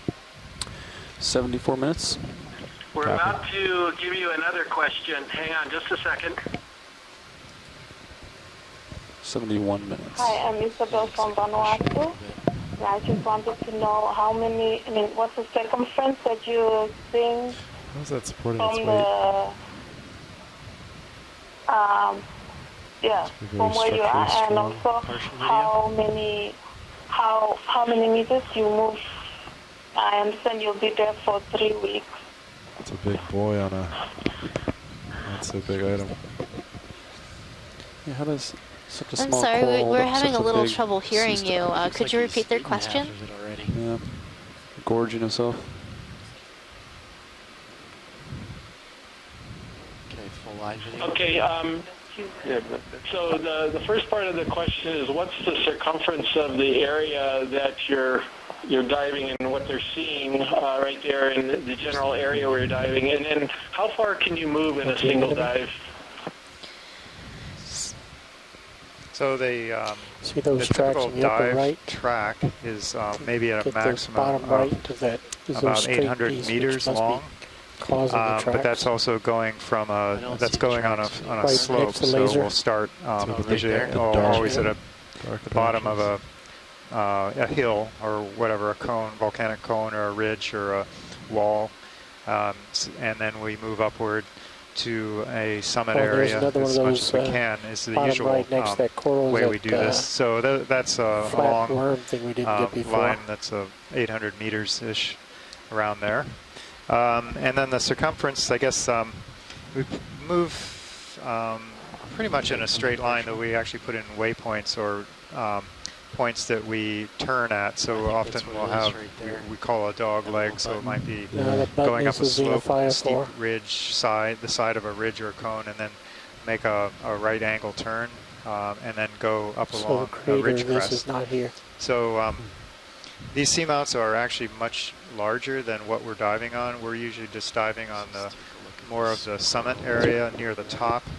The seamounts are actually can be something like 30 kilometers in diameter or even more, and they go down to abyssal depths, so over 5,000 meters deep. That's the one. Our dives are usually starting somewhere between 3,000 and 2,000 meters water depth, near mostly within half or near the top of the seamount. So we're really only looking at the upper half of the seamount, and part of the reason for that is that's where most of the high-density coral and sponge communities are, and also some operational need because deep dives take a long time to get down and a long time to get up, and then you wouldn't have very much bottom time by the time you go up and down. And if you're interested in understanding what the field of view is that you're seeing right now, you can see the 2 red dots. Those are the lasers mounted on our camera system. Those dots are 10 centimeters or 4 inches apart. And just compare that distance to the distance across the screen, and you'll be able to get a sense of scale of how wide our field of view is. Great, thanks, guys. Well, they're going to have to move on right now, but they wanted to thank you, so I'm going to go ahead and let them do that. Thank you. My name is Nessie. I'm from Papua New Guinea, and my country has just very recently, in the early 2000s, have gone into prospecting, into deep sea mining, and coming here has kind of opened up our minds on how to go about it, in a sense like how we personally take back home. And we'd like to thank you for the opportunity to be here and seeing you do your work, and we greatly appreciate that. Hopefully we could access some of the information and the data that comes out from the work you do. And thanks again. Swimming shrimp. Well, you're welcome. We're glad to be here today to answer your questions and show you a little bit about the deep sea. All of our data is publicly accessible and will be available fully around 90 days after we return from our cruise, and some of our data is available right now. You'll be able to see some of the imagery and data on the NOAA website, and that is oceanexplorer.noaa.gov. Thank you so much, guys, for taking a few minutes and telling them about the program. Really appreciate it. I'm starting to overtake you. We're at 7.5 in my camera now. I think that coral down left of lasers is new. Down left? Yeah, it's a poofy one next to the upper left of he's laser. He's got you at 85, pilot. Yeah, probably kind of drifting. Okay, yep, copy. I'm going to push out.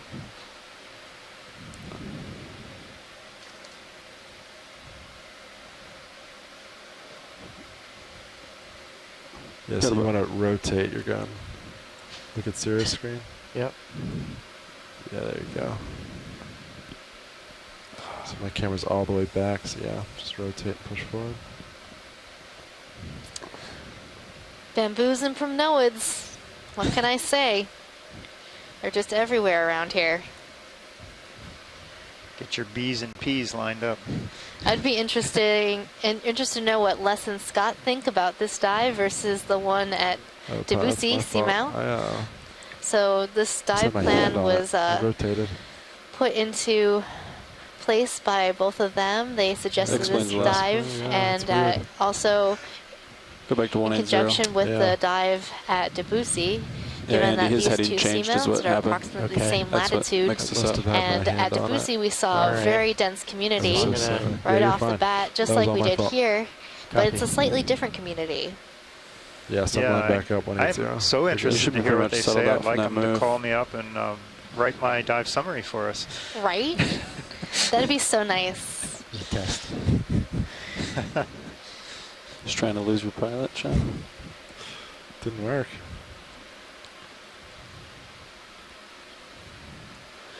Okay, I'm going to climb up to the top of this hill here. Let's see, he's got you at. It'll also be really interesting after we've gotten these two dives annotated, comparing them and contrasting them to see the similarities and differences between the community and also the geology at both of these seamounts.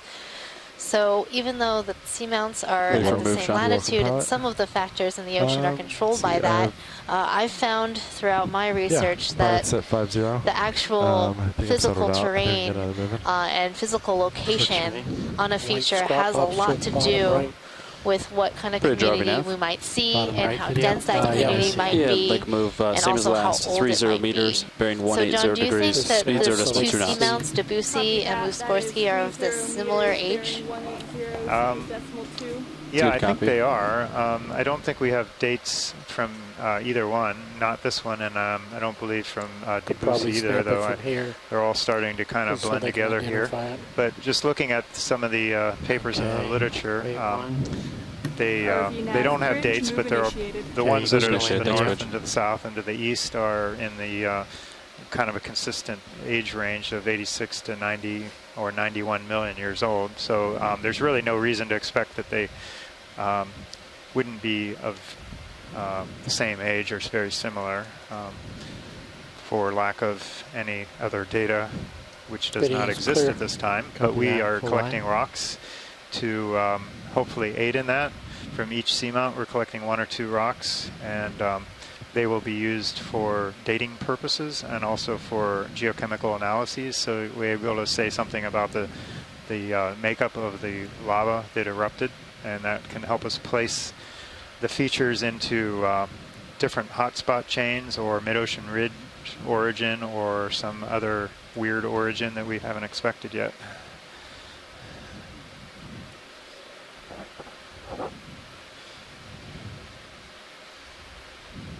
So we're at 180 right I'm now. glad you're beginning to appreciate the geology more and more.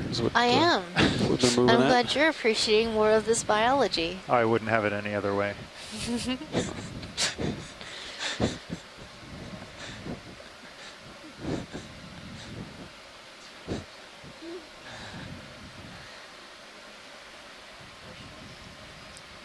This is a nice pillow lava pile or ledge and edge of a lava flow. Looks like it's broken. You can see some of these we've got a fish hanging out. Yeah. Okay, partial. Just Lasers chilling. Clear. Quite kill those lasers, Sean. He looks like he has a bad case of the Mondays. A bad case of the Mondays. It's a good thing we're here with the Okeanos and the D2 and the Sirius ROV to help brighten his spirits. Yeah, Sean killed him for you. Erase that Mondays. It's proven fact that Okeanos dives cure a case of the Mondays. We're definitely brightening him with our lights more than he's ever seen before or ever probably will again. There they are, peeking through. So I believe this is another one of those bathyted cusk eels, the live-bearing cusk eels in the family of Bathydidae. Yep. And the species is Cateatrix hawaiiensis.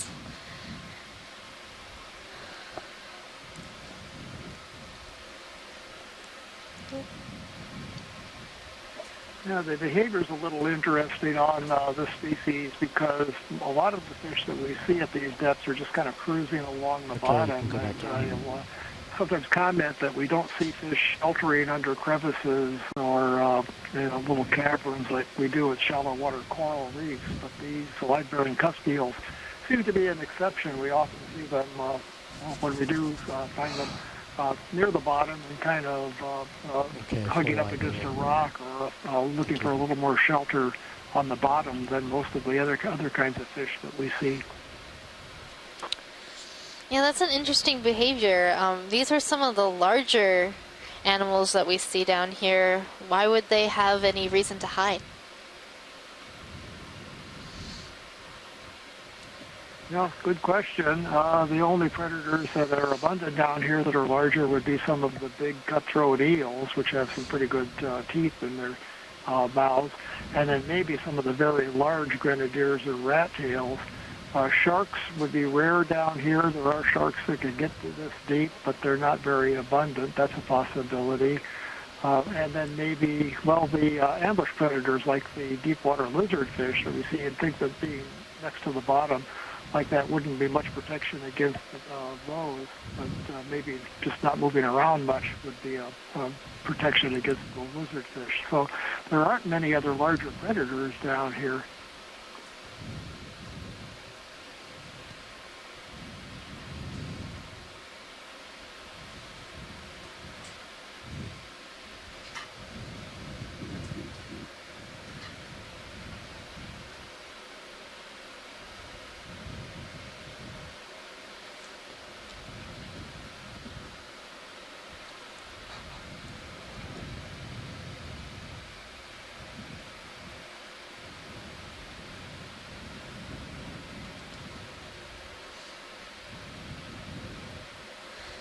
So for those of you just tuning in, this is your biology lead, Megan Putz. And your geology lead, John Smith. We're both from the University of Hawaii, and right now we are diving on Muskorski seamounts. It's one of the musician seamounts.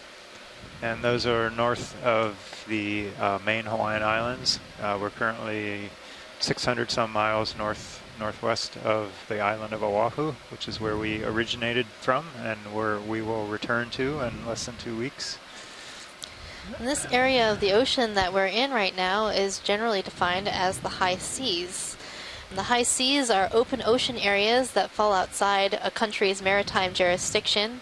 So that means that these areas are beyond any country's influence, and basically is an area of just free-for-all for using the ocean. So if you can get to a place outside your exclusive economic zone, or EEZ, that is the open ocean and high seas. That track on the bottom right that may be the cause of it. And so more than half of the ocean is classified as high seas, and they cover 45% of the Earth's surface. So that's a little over half of the ocean that covers the Earth's surface, which is about 70%, right? That's right, John. Fun facts. Fun facts. Fun Fact Monday. Another fun fact is that the open ocean provides a number of ecosystem services. So those services include a number of things, including products such as seafoods, raw materials like manganese crust that people are considering mining for in the deep ocean, genetic resources, medicinal resources, ornamental resources like precious corals, such as that pink coral that we collected earlier in the dive. Also, the open ocean provides regulating services, such as regulating air purification, climate regulation, and biological control. Are those the tracks you were talking about, video? Yes. There are also habitat services that the ocean provides, and cultural services, like using the ocean for recreational use and leisure. Also, the aesthetic appreciation that we're doing right now. Little dot? Yep. I think I would like a job as a high seas product manager. Right? Sounds pretty good. It would be a great job. If you want to do a quick zoom. Okay, copy. Snap zoom video? Actually, I'm sorry, I'm talking. Do you think the creatures know they're providing all these services? They do not know this. And obviously, we think in terms of the services mostly that relate to humans. That's right. Oh, I see where it is. Selfish services. Selfish services. Sorry, I was looking at I can't even do it. I'm not going to even try. Selfish services. By the seashore. By the seashore. And now we are looking at a polyplacophorine. It's a type of mollusk. Not a lot of time here. Sort of a unique organism. Okay. We'll have to... A common name is chitin. And they are related to... Okay, thanks, video. Hearing someone speaking on shore. I'm going to push out. You commenting about this organism? Yes, I'm looking straight down. Also, pilot, can we look at this sort of V-shaped colony on the right side? That looks different to me. Well, actually, the ship's kind of moving right over top of me right now, so I kind of have to push out. Oh, yeah. Yeah, I would just... We'll have to get it later. I believe the ship is moving, so we need to move too. Hey, sorry, Chris, can you mute your mic if you're not engaging us, so to speak? I keep making that mistake, don't I? Sorry, how long has that been open? And did I do anything bad? Yeah, about half an hour, and all kinds of stuff came out of your mouth. No, it's just for the last 30 seconds or so. Phew, that's good.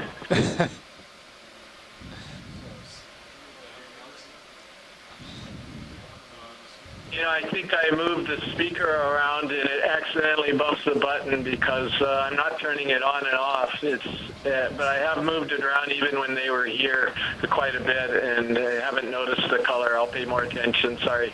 No problem.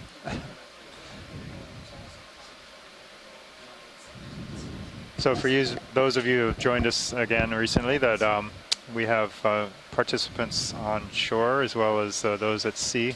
Mostly the participants, scientists, are somewhere on shore and calling in. And we have people from the United States, West Coast, East Coast, Gulf Coast. We have people from New Zealand, from Japan, Russia, and probably a few other places in between. At least those are the ones on our chat line right now. Yeah, so we have more people participating that could possibly fit on one research vessel. So that's the really unique thing about our operations here on the Okeanos Explorer. Is John and I are just sort of facilitators on the ship. We're providing commentary about things that we know, but it's really great to have these participants on shore helping us out with collections and identifications and little tidbits of information. Yeah, and I failed to mention many of the people are actually in Hawaii at a couple different locations at the university and also at the NOAA Center. And so they're on the line en masse. All right. Yeah, guys, you are not going to get any comments from Tina and Asako until you start finding black corals, plexaurids, anthomastus, and tube anemones, none of which you found today, and we're very, very disappointed. I know. I've been looking out for the black corals, but there's just always pronoids. I think every other day we found them. Tons of black corals, like these 5 different kinds. They've been on the line from their home turf. But white starfish. Did that current finally die out?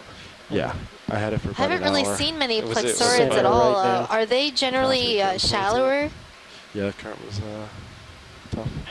Yeah, they are. That's correct, Megan. We have seen more of them shallower. I don't know, Masako, maybe you want one or two deeper ones at this step. Can you think of? Especially became very, very large for me. So yeah, okay. say something. He's at 45 on you. Do you want me to go ahead and get you another move so we can make the waypoint? What was last move? Yeah, so we might be a little bit deep for 21, here, but maybe when we do some more 15 some of the shallow dives toward the end of the cruise, we'll see some. But that's what I have. I have 021. Talk about the Sea Star. Yeah, so this Sea Star looks like Bathy's Ceramaster, a type of sea star that we have seen a couple of times throughout this dive. 30 meters. Yeah, if that's what. There was an enemy in the sediment down on the right 30 side. meters at 180. What do you think? Slightly. Could you pan down into the right, pilot? Alright, that's fine. Okay. Down to the right. Bridge, RV nav. There's an enemy background. Go ahead, RV All the way nav. back Hey, we up. want to put a ship move in of Yeah, 30 right there. meters at 180 I wasn't sure if it degrees. was coming out of the 0.2 knots. sediment or if it was coming out of the rock. That is 30 meters, bearing 180 Not sure. at decimal 2 knots. Good copy.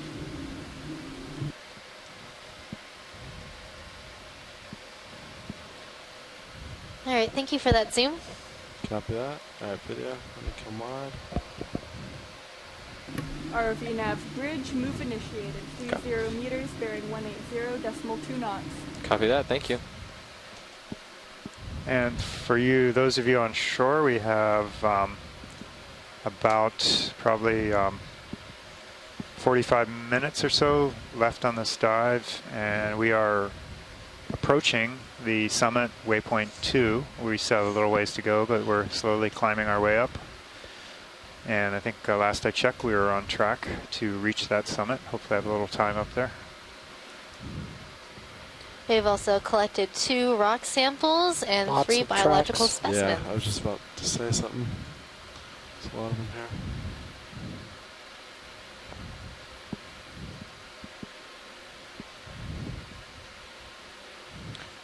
We got to average about 0.12, a little bit over 0.1. And throughout to make this it up there dive, safely. we've just been seeing numerous bamboo corals, You and ever pilot? pronoid corals. Yeah. Okay. Some bamboo corals are these I think we'll probably super make it there branching before that, looking though. corals, and also 0.1 on the flip side safely, right? are I these can't sort of really do more than long that. You mean whips that you're continuously? seeing poking straight yeah. up into the Well, no, water we could. column. And the I pronoid think corals that- are I these think it's gonna be shorter a lot white closer corals than this that are waypoint, though. sort of bushy Okay. looking, So if I just keep you moving all 0.2 over, and speckled half all the over the time. bottom yeah, here. 0.1's almost kind So of we our would max. describe this community way as back. being a dense We're community. not too deep today. We're also seeing some bubblegum corals. Those are those pink looking colonies. Whatever you They feel almost comfortable with, but I'll try to keep always poking seem you to to go have this 0.2 basket every star half time. associate on Yeah, them. that's perfect. And basket star is the family Astroschematidae. I'm ready for a spirally thing. See, that's another thing. We haven't seen any puffy Iridogorgia thing. either. Just Iridogorgia right is a next to type lasers. of chrysogorgid coral Like that has a really Just to the left. large to the spiraling left. morphology. Really close to it. I'm probably right above waiting it. to show up tomorrow on Talk brown Like a and Pirate poofy, Day. yeah. Talk like a, yeah, I'm gonna be Iridogorgeous. Yeah. Oh man, that's one of our things we've been coming up with all day and all week. Super excited about Talk Like a Pirate Day, aren't you, John? What's your pirate name going to be? What was the name of that creature? Which one?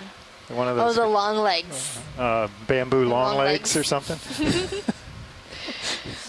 So the coral we were just looking at is a chrysogorgic coral, so related to that Iridogorgia coral that I was just talking about. But this one is in the genus Chrysogorgia. Nice local high here.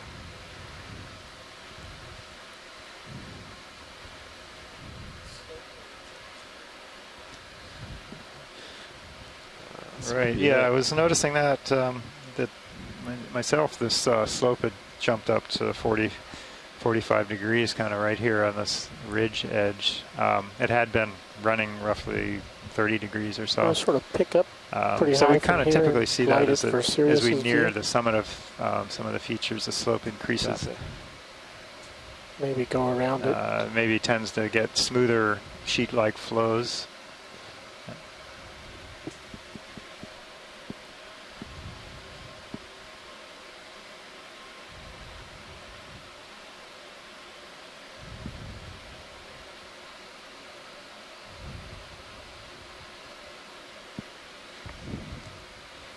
Just gorgeous. You could say, oh wow. You could. Nah. I'm waiting for my compilation of wows. I don't know, these past few days Yes. the bathymetry's been like I wonder if this is it. completely different to what we actually see. So we're at what, 1960? The world of wow. So we're already The world a of little wow. higher Wow. than, Wow. my path, right? Yep. You're killing me, Slim. Wow. That was a good one, Nolan.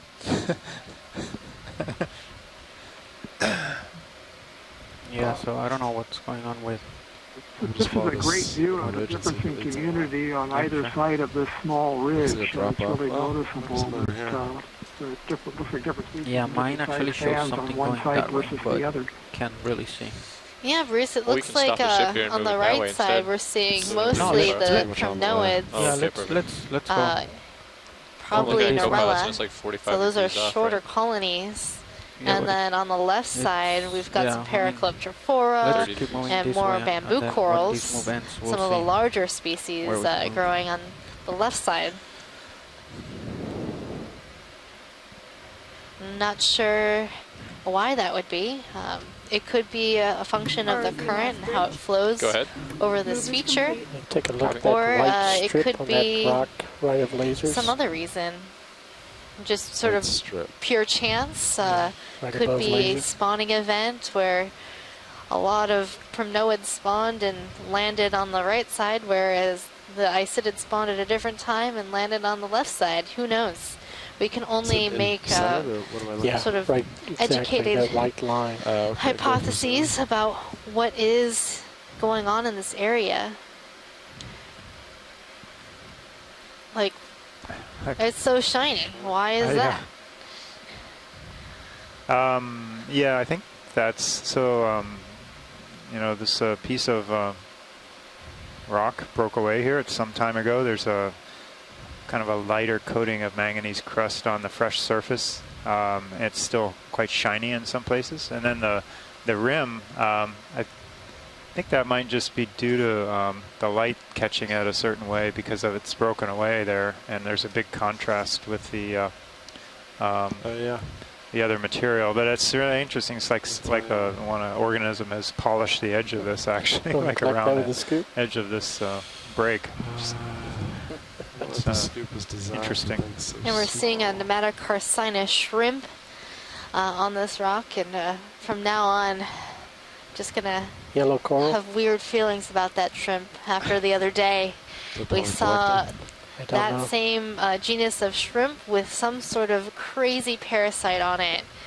It was really freaky. Why do you keep reminding me of that? Because it disturbs me deeply.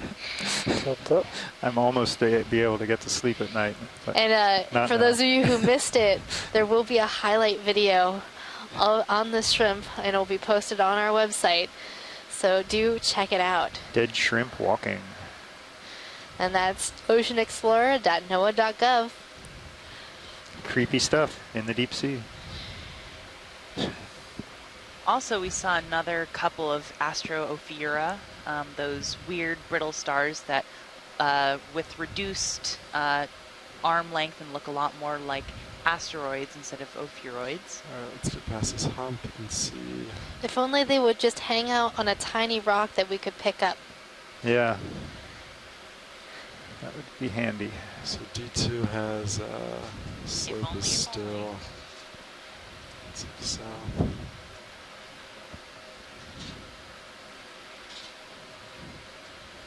Yeah, you don't see the slope in my... Let's zoom this sea cucumber, the purple. There's something over coming here. into lower center.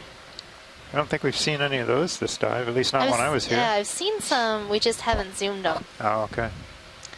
So I feel like we should give the cucumbers, you know, a chance in the spotlight. All right. Give him his propers. Mm-hmm.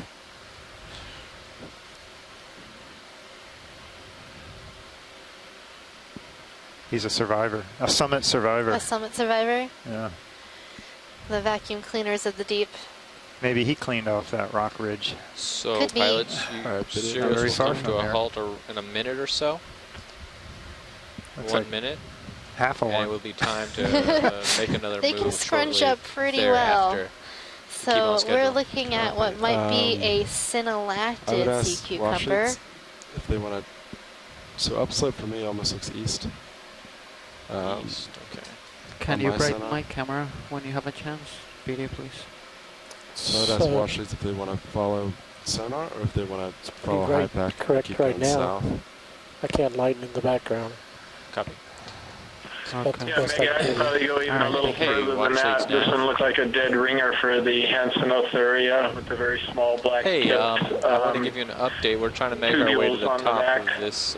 But yeah, definitely in the family Synallactidae, I would agree. According to HIPAC, it's further south, but according to our sonar, it's looking a little bit more to the east.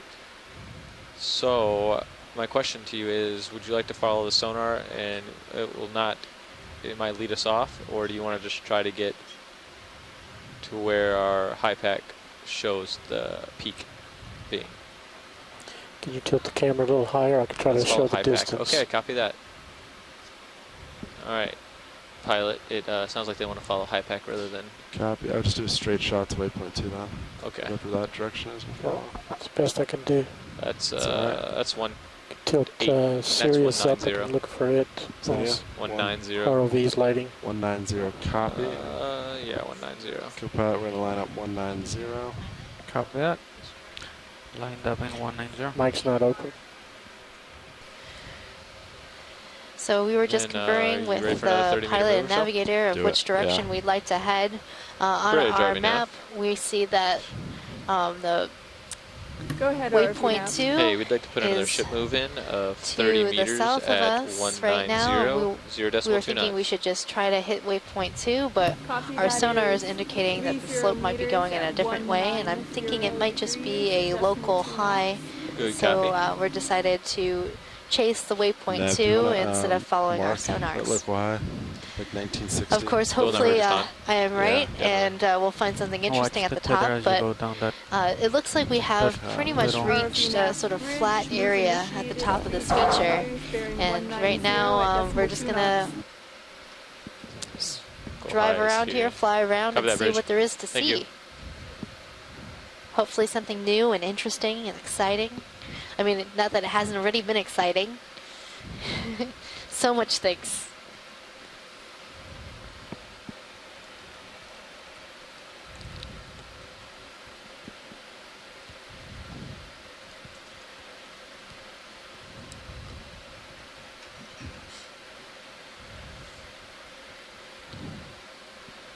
So right now, pilot, we have 39 minutes, then plus setup time, about 5-6 minutes of setup time, so about 33 minutes left. 34. 33, copy. Yeah.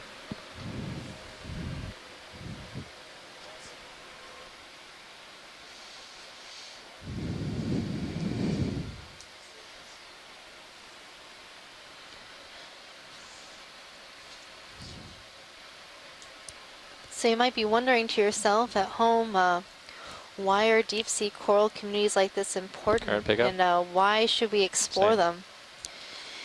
Why should we? Well, I'm glad you asked that, John. Oh.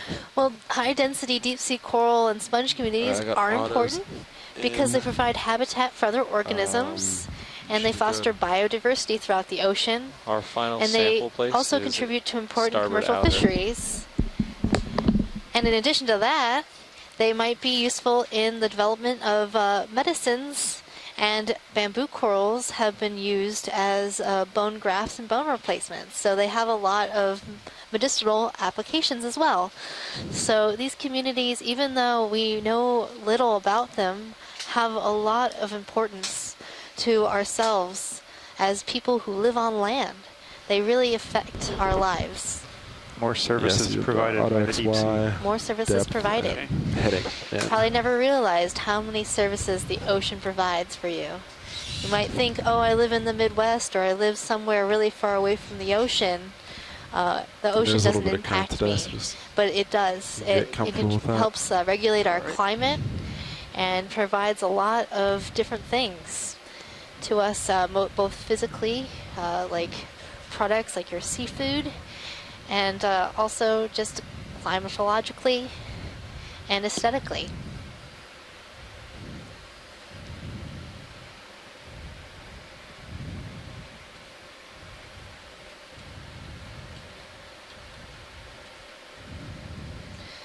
And so this expedition is going to help us to better understand what lies outside our jurisdiction in our U.S. EEZ. And it's our responsibility as people, and also as people who work with NOAA, to monitor and manage these deep sea, deep coral habitats.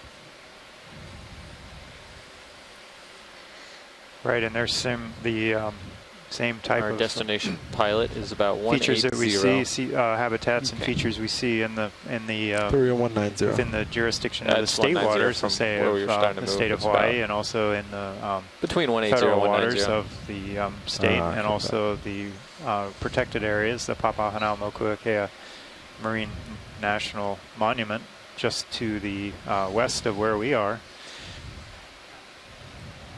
So the corals and the sponges and the seamounts don't know the boundaries, and they just carry on with their lives. Just starting to drift As it should be. starboard out of my view, pilot. You're still fine right there, though. No passports required. Imagine how much trouble that would be if every coral larva had to have a passport.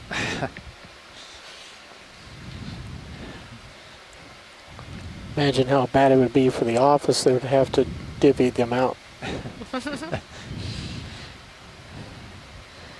They would have to become experts in coral taxonomy to be able to, give them the proper identification.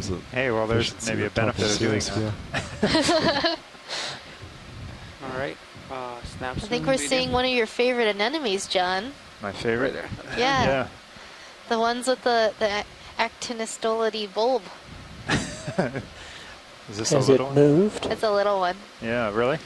Looks like its footprint has changed. Oh, yeah. So these anemones can move. They don't move very fast, but they can. Maybe that's what caused that big hole. Maybe. On the sediment. Yeah.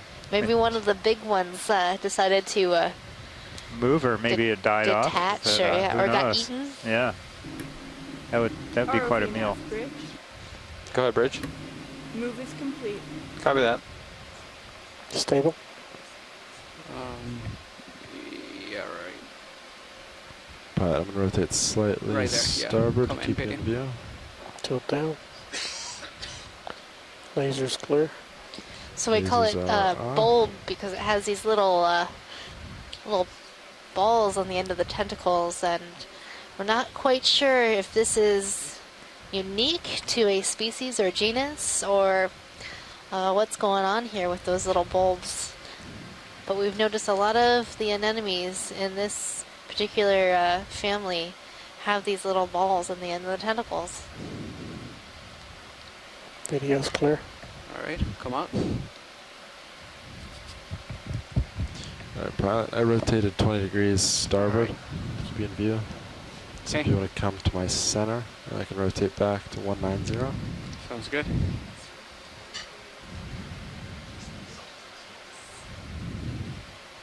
What's the angle on your camera? 72? Right there, it's 7.5. Okay. So if we go down more, that is 90. All right, I'll just So yeah, center push up. push. Yeah, and you're gonna keep swinging here. There's another starfish below lasers. Do a snap zoom if you want. I won't spend too much time on it. All right. Try to snap zoom, not too much. Maybe keep it there. Let me see if I can center it, please. I have a feeling that this sea star we're looking at is going to be Bathyceramaster again. What do you think? All right. Looks, I think so. Like the wrong side. There you go. Oh, he's there. And I think you're right. We've seen a number of these particular sea stars today.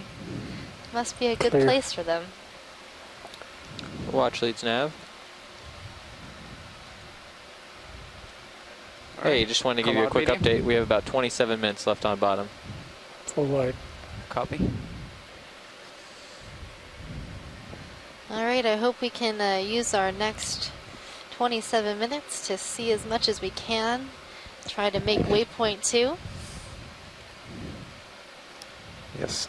So for those of you at home, we have about 27 minutes left on Fly a bottom. little We're higher, look out a little further. basically it at the helps. summit, almost your toe. there, depending on Yeah, careful. fine detail. Careful. But and I think we've been kind of remiss today. We haven't had our front row introduce themselves. I don't know if you guys have a minute. You could introduce yourselves, our pilots, co-pilots, navigators. You want to do introductions, co-pilot? Yeah, you want to do co-pilot, please? Yes. So this is Sean Kennison sitting co-pilot right now. We're all from the Global Foundation for Ocean Exploration. Sitting pilot right now is Fernando Aragon, and then navigator Andy Lister. Video, you might not be able to see him. Roland Bryan. We got Caleb Bailey in the back, and yeah, we take care of the RV and do all the video stuff. And we're happy to be here. And we also have a bigger team. We have videographers that are taking clips and stills. We have Caitlin and Art, and we have our data managers. There's a sample data manager, Nolan, and a couple of other folks with the ROV team. A couple others in the back. I don't know. Everybody that kind of rotates through their the data portion as well, I believe. And then we have a whole ship's crew here on the Okeanos Explorer. The Anything interesting video? piloting the ship, the deck See, crew, the engineers, and of course the all-important like galley crew. Pitchfork. Top of There's screen. about 47 of us, All I right. think, out That'd be here a nice on the ship pirouette, right now this item. time. Actually, if you lift up a little bit, you see a bunch of tall stuff. We really couldn't do it without them. Nice trident shape. No, we'd be They lonely rotate and right. hungry and staring at blank screens, See, there's more of them. talking gibberish. Like, all right, guys, so what we're seeing right now is nothing. So it's a real team effort, is the point. And there's a lot of people on shore at the, I guess, the exploration command centers and at the, So the very hub soon here of where within all the the next minute or so, imagery co-pilot, goes you're gonna through, come and to a halt. I think in Rhode And it'll also Island be that time are to get keeping them us moving. on track and keeping Copy everything going. that. Won't take too much time, but if you want to do a little bit of stuff, go for it. Might as well just keep us moseying, right? Seeing quite the field of bamboo here. Got some really long, leggy bamboo colonies. These are these tall colonies coming into your screen right now. Look at that smooth pirouette. Nicely done. So it looks like this colony was originally an unbranched bamboo, and then something might have happened to the colony, and it started branching. That's been known to happen. Could we do a snap zoom and see if we can see a branching point? Let me land video. How much time do we have? I think we can get it from a phone. Unless we're on the move, then by all means, let's keep going. Pause for now. Car on the left. Yeah. Yeah, just careful as you set. I guess that's the other problem with having such a dense community. It's really hard to get close and personal to the ones that you're trying to see without, you know, landing on something else. Yeah, it's kind of like trying to get out of a parking lot after a concert or a sporting event, I guess. Yeah, like slaloming through the bamboos. Christmas shopping at the mall. Can you take my rotator, co-pilot? I have your rotator coming up. Yeah. Stopped. I'm glad I'm not flying. The last thing you want to do is like crash the ROV. Slight down. That'll affect your insurance. Oh. Slight coming up. Stopped. Full wide. Alright, yeah, let's try to get another one maybe, because I need to keep moving. Alright, sounds good, pilot. Camera you have back. Chateau.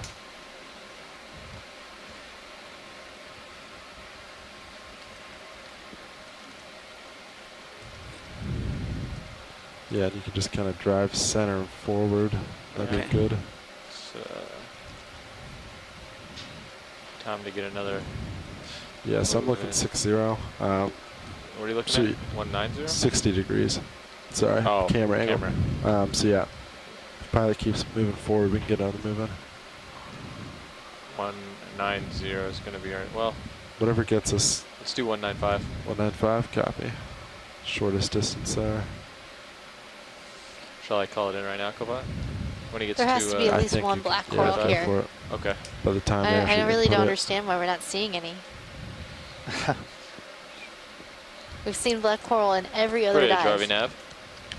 Go ahead, ROV nav. We're ready for a ship move. I guess a really interesting observation. The thing is, with the deep sea, we're still working on understanding it. And not seeing something is as important as seeing something. So the fact that we're not seeing black corals here, where we have seen them at these depths and other seamounts around on the musician seamounts, it's a really interesting data point. So presence and absence can be really informative to scientists. Yeah, well, Tina has her hands on her hip right now. I'm sorry, Tina. But I'm trying to find the bright side. I gotta stay positive. Well, video's been looking as hard as I can. They just don't seem to be here. Yeah, Roland's been keeping his eye out for you, Tina. Come on, video. Oh, hold on. No, there's nothing really. Are you going for the crinoid?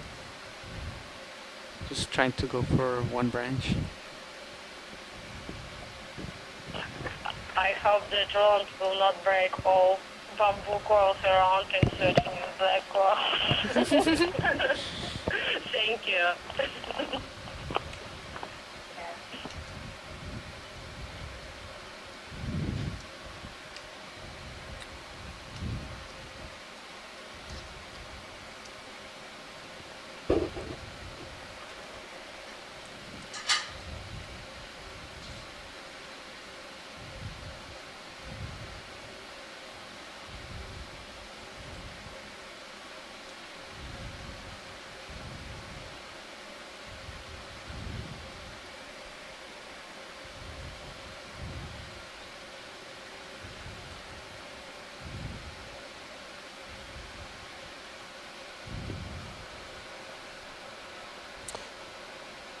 So let me challenge science. What is the major difference between this area we're surveying today as compared to yesterday, where we did see all those other different corals? So Shostakovich seamount that we were at on Saturday, we saw a ton of extremely large bamboo corals. They were of a different genus altogether than what we're seeing right now, and we believe that genus was Ectomyiasis, and those coral colonies were as tall or taller in some cases compared to the ROV, and as wide or wider, which is quite impressive. Now, some of these colonies that we're seeing right now are quite large, but not nearly as large as the ones we were looking at on Saturday, and that could be a function of the different species. So perhaps the species that were on that seamount on Saturday, Shostakovich seamount, grow larger and older than the ones that we're seeing right now. See, these ones that we're looking at that are in our view have a much finer bone structure or skeletal structure than the ones that we were looking at on Saturday. Let's look at that straight coral lip. Okay. So it could be that, or it could be that these ones are not as old, or just generally do not grow as large. We really just need to know more about the species, but what's really telling is the fact that the ones that we've been seeing today are not the same as the ones that we saw on Saturday. About how far are we from where we were at yesterday? I'm not sure. I'd have to measure. We are about 100 miles south of where we were yesterday.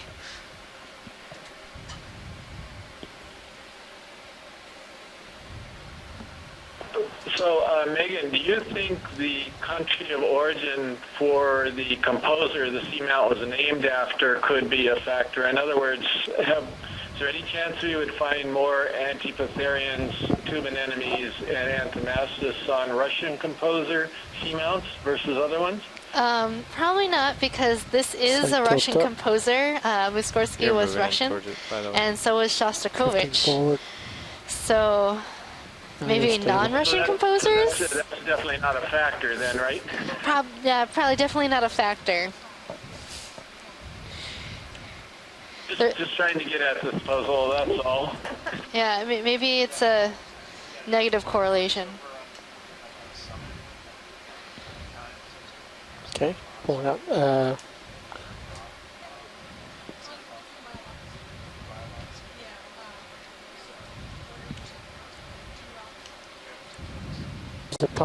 There's a polychaete to the left of this stalk, just down left from that dot. It's starboard, outboard. Where is it? Down. Near the dot. Alright, pilot, I have you at 80 on my camera, so you only have a little bit of time left. Okay. We're seeing a polychaete.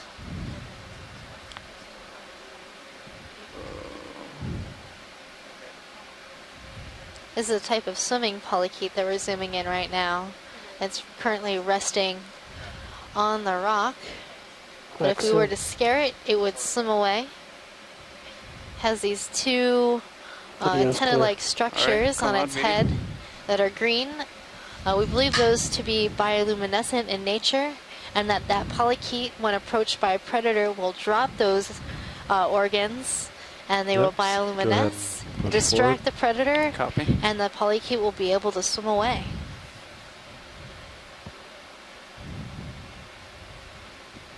ROV nav bridge. Go ahead, bridge. Move is complete. Copy that.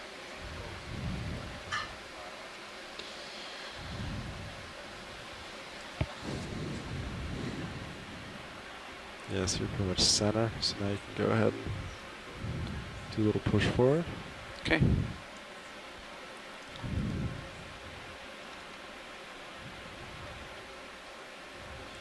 Yeah, we need to average about 0.17.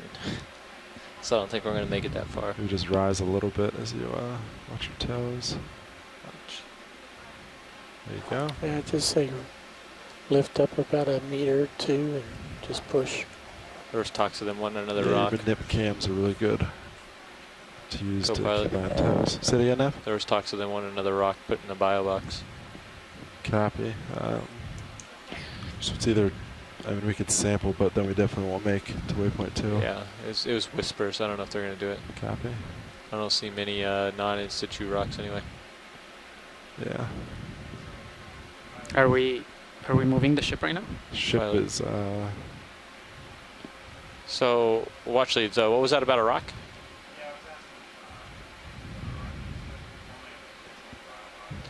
Can't hear him that well.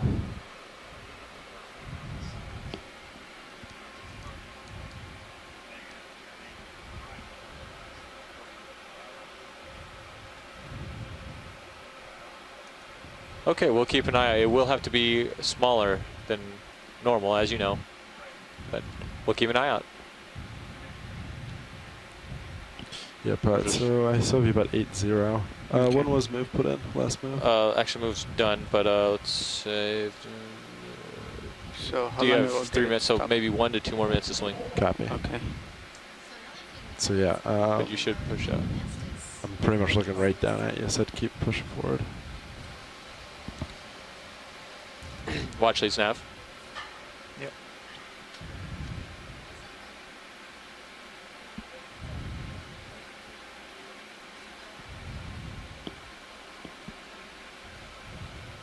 Watch leads nav. Go ahead, Nev. Hey, I just wanted to update you. If we do find that other rock sample / bio sample, we definitely won't make it to the waypoint for it.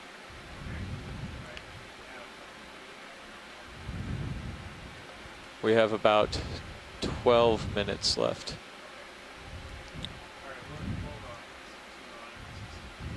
Okay. Okay. And co-pilot, we're gonna need to put another move in then. Because they're sounding like they want to move on. If they do see one, we'll grab it. But Copy. Yeah, go ahead and do it. So looking 195. so whenever you feel comfortable and pilot feels comfortable. You know, another thing we haven't seen any of this gonna do dive it. is Anthomastus soft Yeah, corals, caught the it. mushroom Okay. corals. Bridge, RV nav. Yeah, right. We saw a ton of them on Beethoven RV nav. Seamount. Hey, we'd like to They put were just another ship move everywhere. in. It was a forest. 30 meters, 195, 0.2 knots. Copy that. 30 meters. And we haven't seen any 195 sponges since the decimal beginning of the knots. dive. Good copy. It's like these corals are out Yeah, so competing the sponges. Right. Dean is well aware that we haven't seen any Anthomastus, and I'm well aware that we haven't seen a sponge in a long Yeah, so time. don't go too And far again, that you can direction. see my hands on my hip, too. Still gonna go 195. which Maybe I'm it's set the it up with. Chris-Ma correlation. When you guys are here looking for specific things, they're not here. But maybe when you go to lunch, they'll appear. That could be.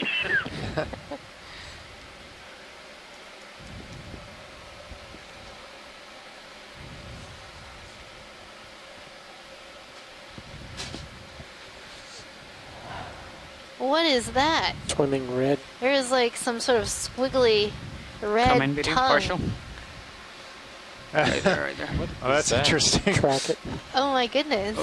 Can you Where'd grab it the rotator? Yep. co-pilot? Is it a Rotator? flatworm? I think so. I think, Oh. but it like, He's very orange. Bruce, is this a fish? Right there, hold. It's out of the light. Holding? Yeah, Definitely he's above the, you now. yeah, I don't know. I don't think it's a fish. Yeah, I think it's a Nemertean worm, a ribbon worm. Getting close to you. I don't see a head. You are full wide. Yeah, he's I'll take rotating suggestions from other down, people. down. Yeah, We were just talking yeah, about he's that. in We the think RV. it's a Nemeridian as well. Alright, I need to get back to my camera. I'll go. Yes, I'd leave it. I'll go You're with coming back into my port. So I Okay. push forward. You can go directly forward right now, and it'll be good. All right. So we've got a couple votes for Nemertean and a couple votes for Platyhelminthes, or Turbularia. So the Turbularians are the only free-living flatworms.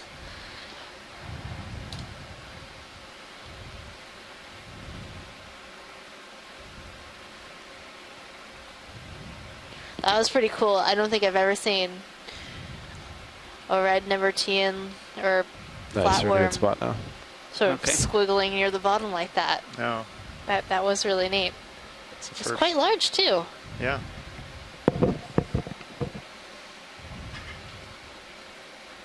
When did you put in that move, Nav? All right, Scott France says definitely Nemertean. 109. He's seen them before. Was it 30 so meters? It was. Okay. Is there anything of interest right here? Watch leads? I think we've looked at all of these things before, Nav, pilot. Okay.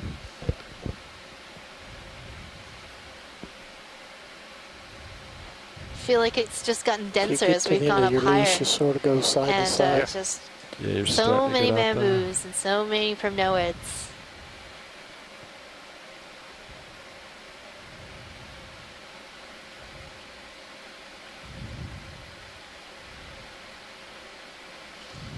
Primnoid Pinnacle. We shall name it. We shall name it Primnoid Pinnacle.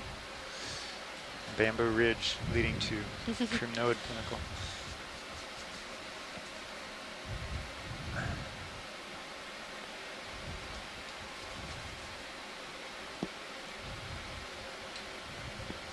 It's like a garden of just little bushes.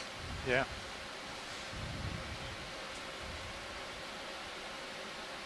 And just amazing at how many there are. And you'll notice as we fly by that a lot of times these corals are lined up in straight lines. And we're passing over them, and all of their fans are facing in the same direction. All right, it's almost about your tether limit. Okay. And that's likely due to the prevailing current in this area.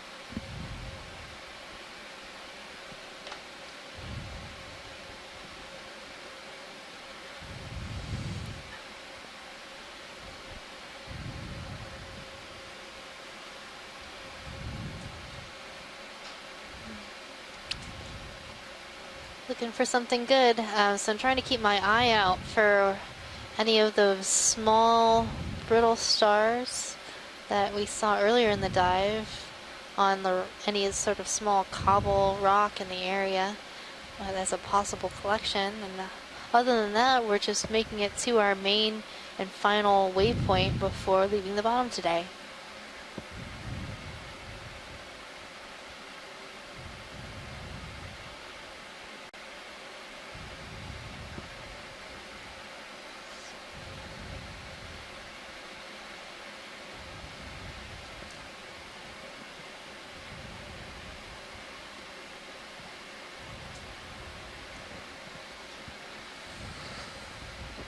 So, Megan, I don't know if this is something that you've thought about as much as I have the last hour, but this dive is going to be very difficult to annotate because the primnoids look almost the same as the bamboos, the color and the bushy planar. You got a little more tether now. As you know, and you probably mentioned that we're going to have to figure out as many of these as we can and count them all and try to identify them later on this year. Watch toes as you move forward.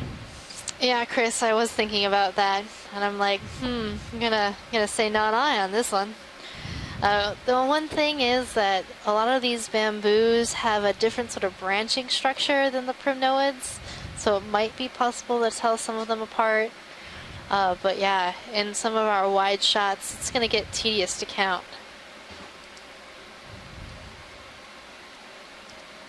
I think we're going to have to flip a coin as to who gets this dive. I think so. All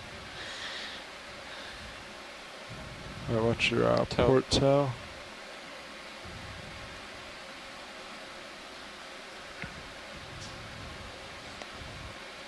Oh, do we see a sponge? There's like a kind of stalk-like thing right in the, it's really hard to describe, the upper left side quadrant. D2 tracking? Upper left? You're seeing a coral on the side. It's sort of like a pillar, whip. Did you want lasers on? So now it's on. It's a left side of middle, top. Left side of middle, top. Yep. I think it's just a coral. Now that I'm looking at it, it just looked fuzzy, so I think there might be an associate on it. Which one of all the corals? Straight above, top center. Straight above, top Yeah, center. straight ahead. It's about center now. screen. Keep an eye on your toe. Yeah, watch your port toe. It's pink.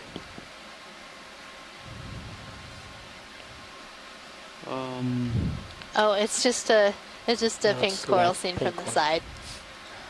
I thought it looked weird. It was like perfectly lined up. Yeah. You got a Maybe think it was something that it wasn't. White coral to the upper right. Or it may just be a close coral. I do not see a starfish anywhere. Just a pink coral. There's a crinoid, I think. Yeah, it's pink coral next to the whites when I saw. Fish on the There right. you go. Fish. Eel. I think this is our first eel of the day. Partial video. I was gonna get worried that we haven't seen this Hey, eel Cobalt, on every look other at- yeah. dive. We've seen this eel. Yeah. I believe this never is mind. an I can see now. Iliophis Hi, eel. Vivian. Hi. Is that you, Bruce? This is an arrow-toothed eel from the family. Yep, this is Bruce. Watch your port toe. Sorry, I'm interrupting. We have a group of visitors here, so I've been talking with them, and I didn't. So maybe you've already explained what this is? Oh, I was just getting to it. By all means, take it away.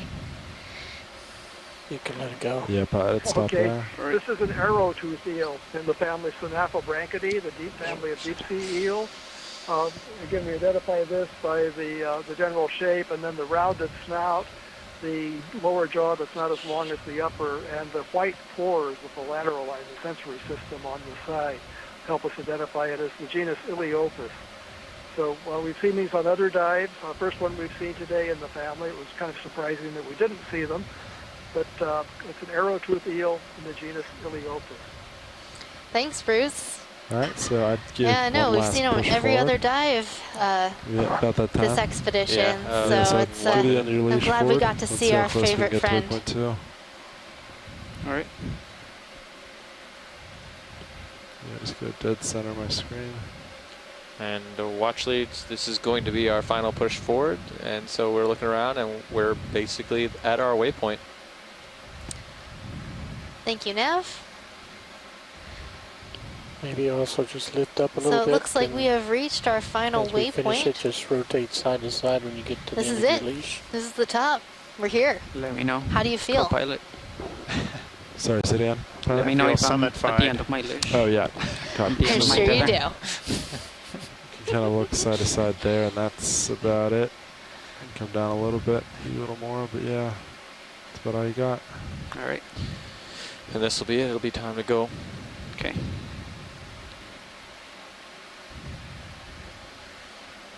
We have a question here from our visitors. How strong is the current down here at this depth? How strong is the current? Yeah, earlier in the dive, we were told it was a 1/2 Go to stick 1 knot kind of feel. from the east. All right. So. And it was fairly strong at that time. Right there, facing south. They had to apply Anyways. some extra thrust to keep What us. we want to do, so keep you us have in to position. rotate. Though Let's it does see, change throughout starboard. the day. So if you want to rise with me, Okay. come up 20 It doesn't meters look or as so. strong right now. Thank you. You want to stow his swing arms? Right. Oh. Yeah, sorry. Yeah, the current is not that strong. I think it's coming from the south, but it's not that strong really. Okay. Okay. How high do you want me to rise? What elevation? What Let's get So at the moment, 15 the current's meters off coming into bottom. the face of the Copy that. vehicle. It's not very strong at the moment. Okay, watch leads. I think that is the end. We're gonna get in position to get back. Yeah, so just kind of stay, as we rise, kind of stay in the center of my screen. All right. Maybe at 45 All right, that's right the now. end of our dive. We're going to be leaving the bottom shortly. I hope you enjoyed diving with us today. I had a great time. This is your biology lead, Megan Putz. And your geoscience lead, John Smith. And today we were diving on Muskorski Seamount in the Musician Seamounts. We saw Video, were you calling me? a dense community of bamboo coral, no, not yet. I'm pushing it right now. Primnoid corals, Chrysogorgia corals, Paragorgia, and Hemicorallium. Throughout the entire dive, it was quite populated.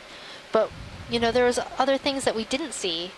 We had expected to see some black corals, some Anthomastus corals or mushroom corals, and we didn't see any of those. And at the beginning of the dive, we saw a few glass sponges, but once we reached the summit of this feature, nothing. No sponges at all. Reaching 15 degrees altitude. That was kind of interesting. Holding that there. we saw. All right, we'll get a good delta, which is different than we've seen. Do I put? We are a lot off of the bottom. other features. Do I put? Off bottom eye. Thank you very put much. auto If it was depth in the if you same want. all the time, we wouldn't have anything to think about, would we? Yeah, it's really sort of a mystery right now, but hopefully once we get this video back in the lab, we'll be able to annotate it, look at what exactly was here, what exactly was the density, and compare those numbers with the videos from the other seamounts that we've been surveying during this expedition. So was there anything really interesting about the geology that we saw today, what the whole formation looked like? It was kind of similar to what we've seen on the tops of other seamounts so before. If you want to rotate, if you want to start. Broken up rock or talus on the flanks, and then alternating with intact flows. There were some pretty pronounced flow outcrops, but not. We saw some, I guess, a little more exciting geology and some other features. So this is kind of typical. It was, I think, the one part was pretty neat. We actually found the ridge crest toward the end of the dive that actually led up to the summit, and we were actually able to fly along it, kind of a knife edge ridge, and you could look to the left, look to the right, and see the corals downslope to either side just by turning the vehicle. And we don't always see that a lot of times. So now what you want to do is you want to push forward, keep maintain. Like hiking on these ridges 180 in Hawaii and on the island of Oahu. Oahu, I'll follow you you can see cameras. valleys to either side. You want him to lock in his That was heading? pretty interesting. You can. That was cool. You can put an auto heading. So tomorrow our dive will be at Paganini Seamount. It'll be a shallower dive than our dive today, starting at about 1,790 meters and transecting up to the summit of Paganini at 1,730 meters. We have an estimated track length of about 640 meters. And hopefully we'll see sort of a different type of community tomorrow, given that we'll be at a shallower depth. And then after our benthic dive, so our bottom dive tomorrow, we will be doing a midwater dives and doing midwater transects. And so if you're really excited, all you midwater folks, please join us tomorrow afternoon for our midwater section of our dive. We will be conducting transects at 300, 400, 500, 600, 700, and 800 meters in depth. So come explore the biggest biome on the planet with us. It's going to be really exciting. The director's cut edition of the dives. So that's all for us today. I hope you had fun. All right. Stay in school. How far out do you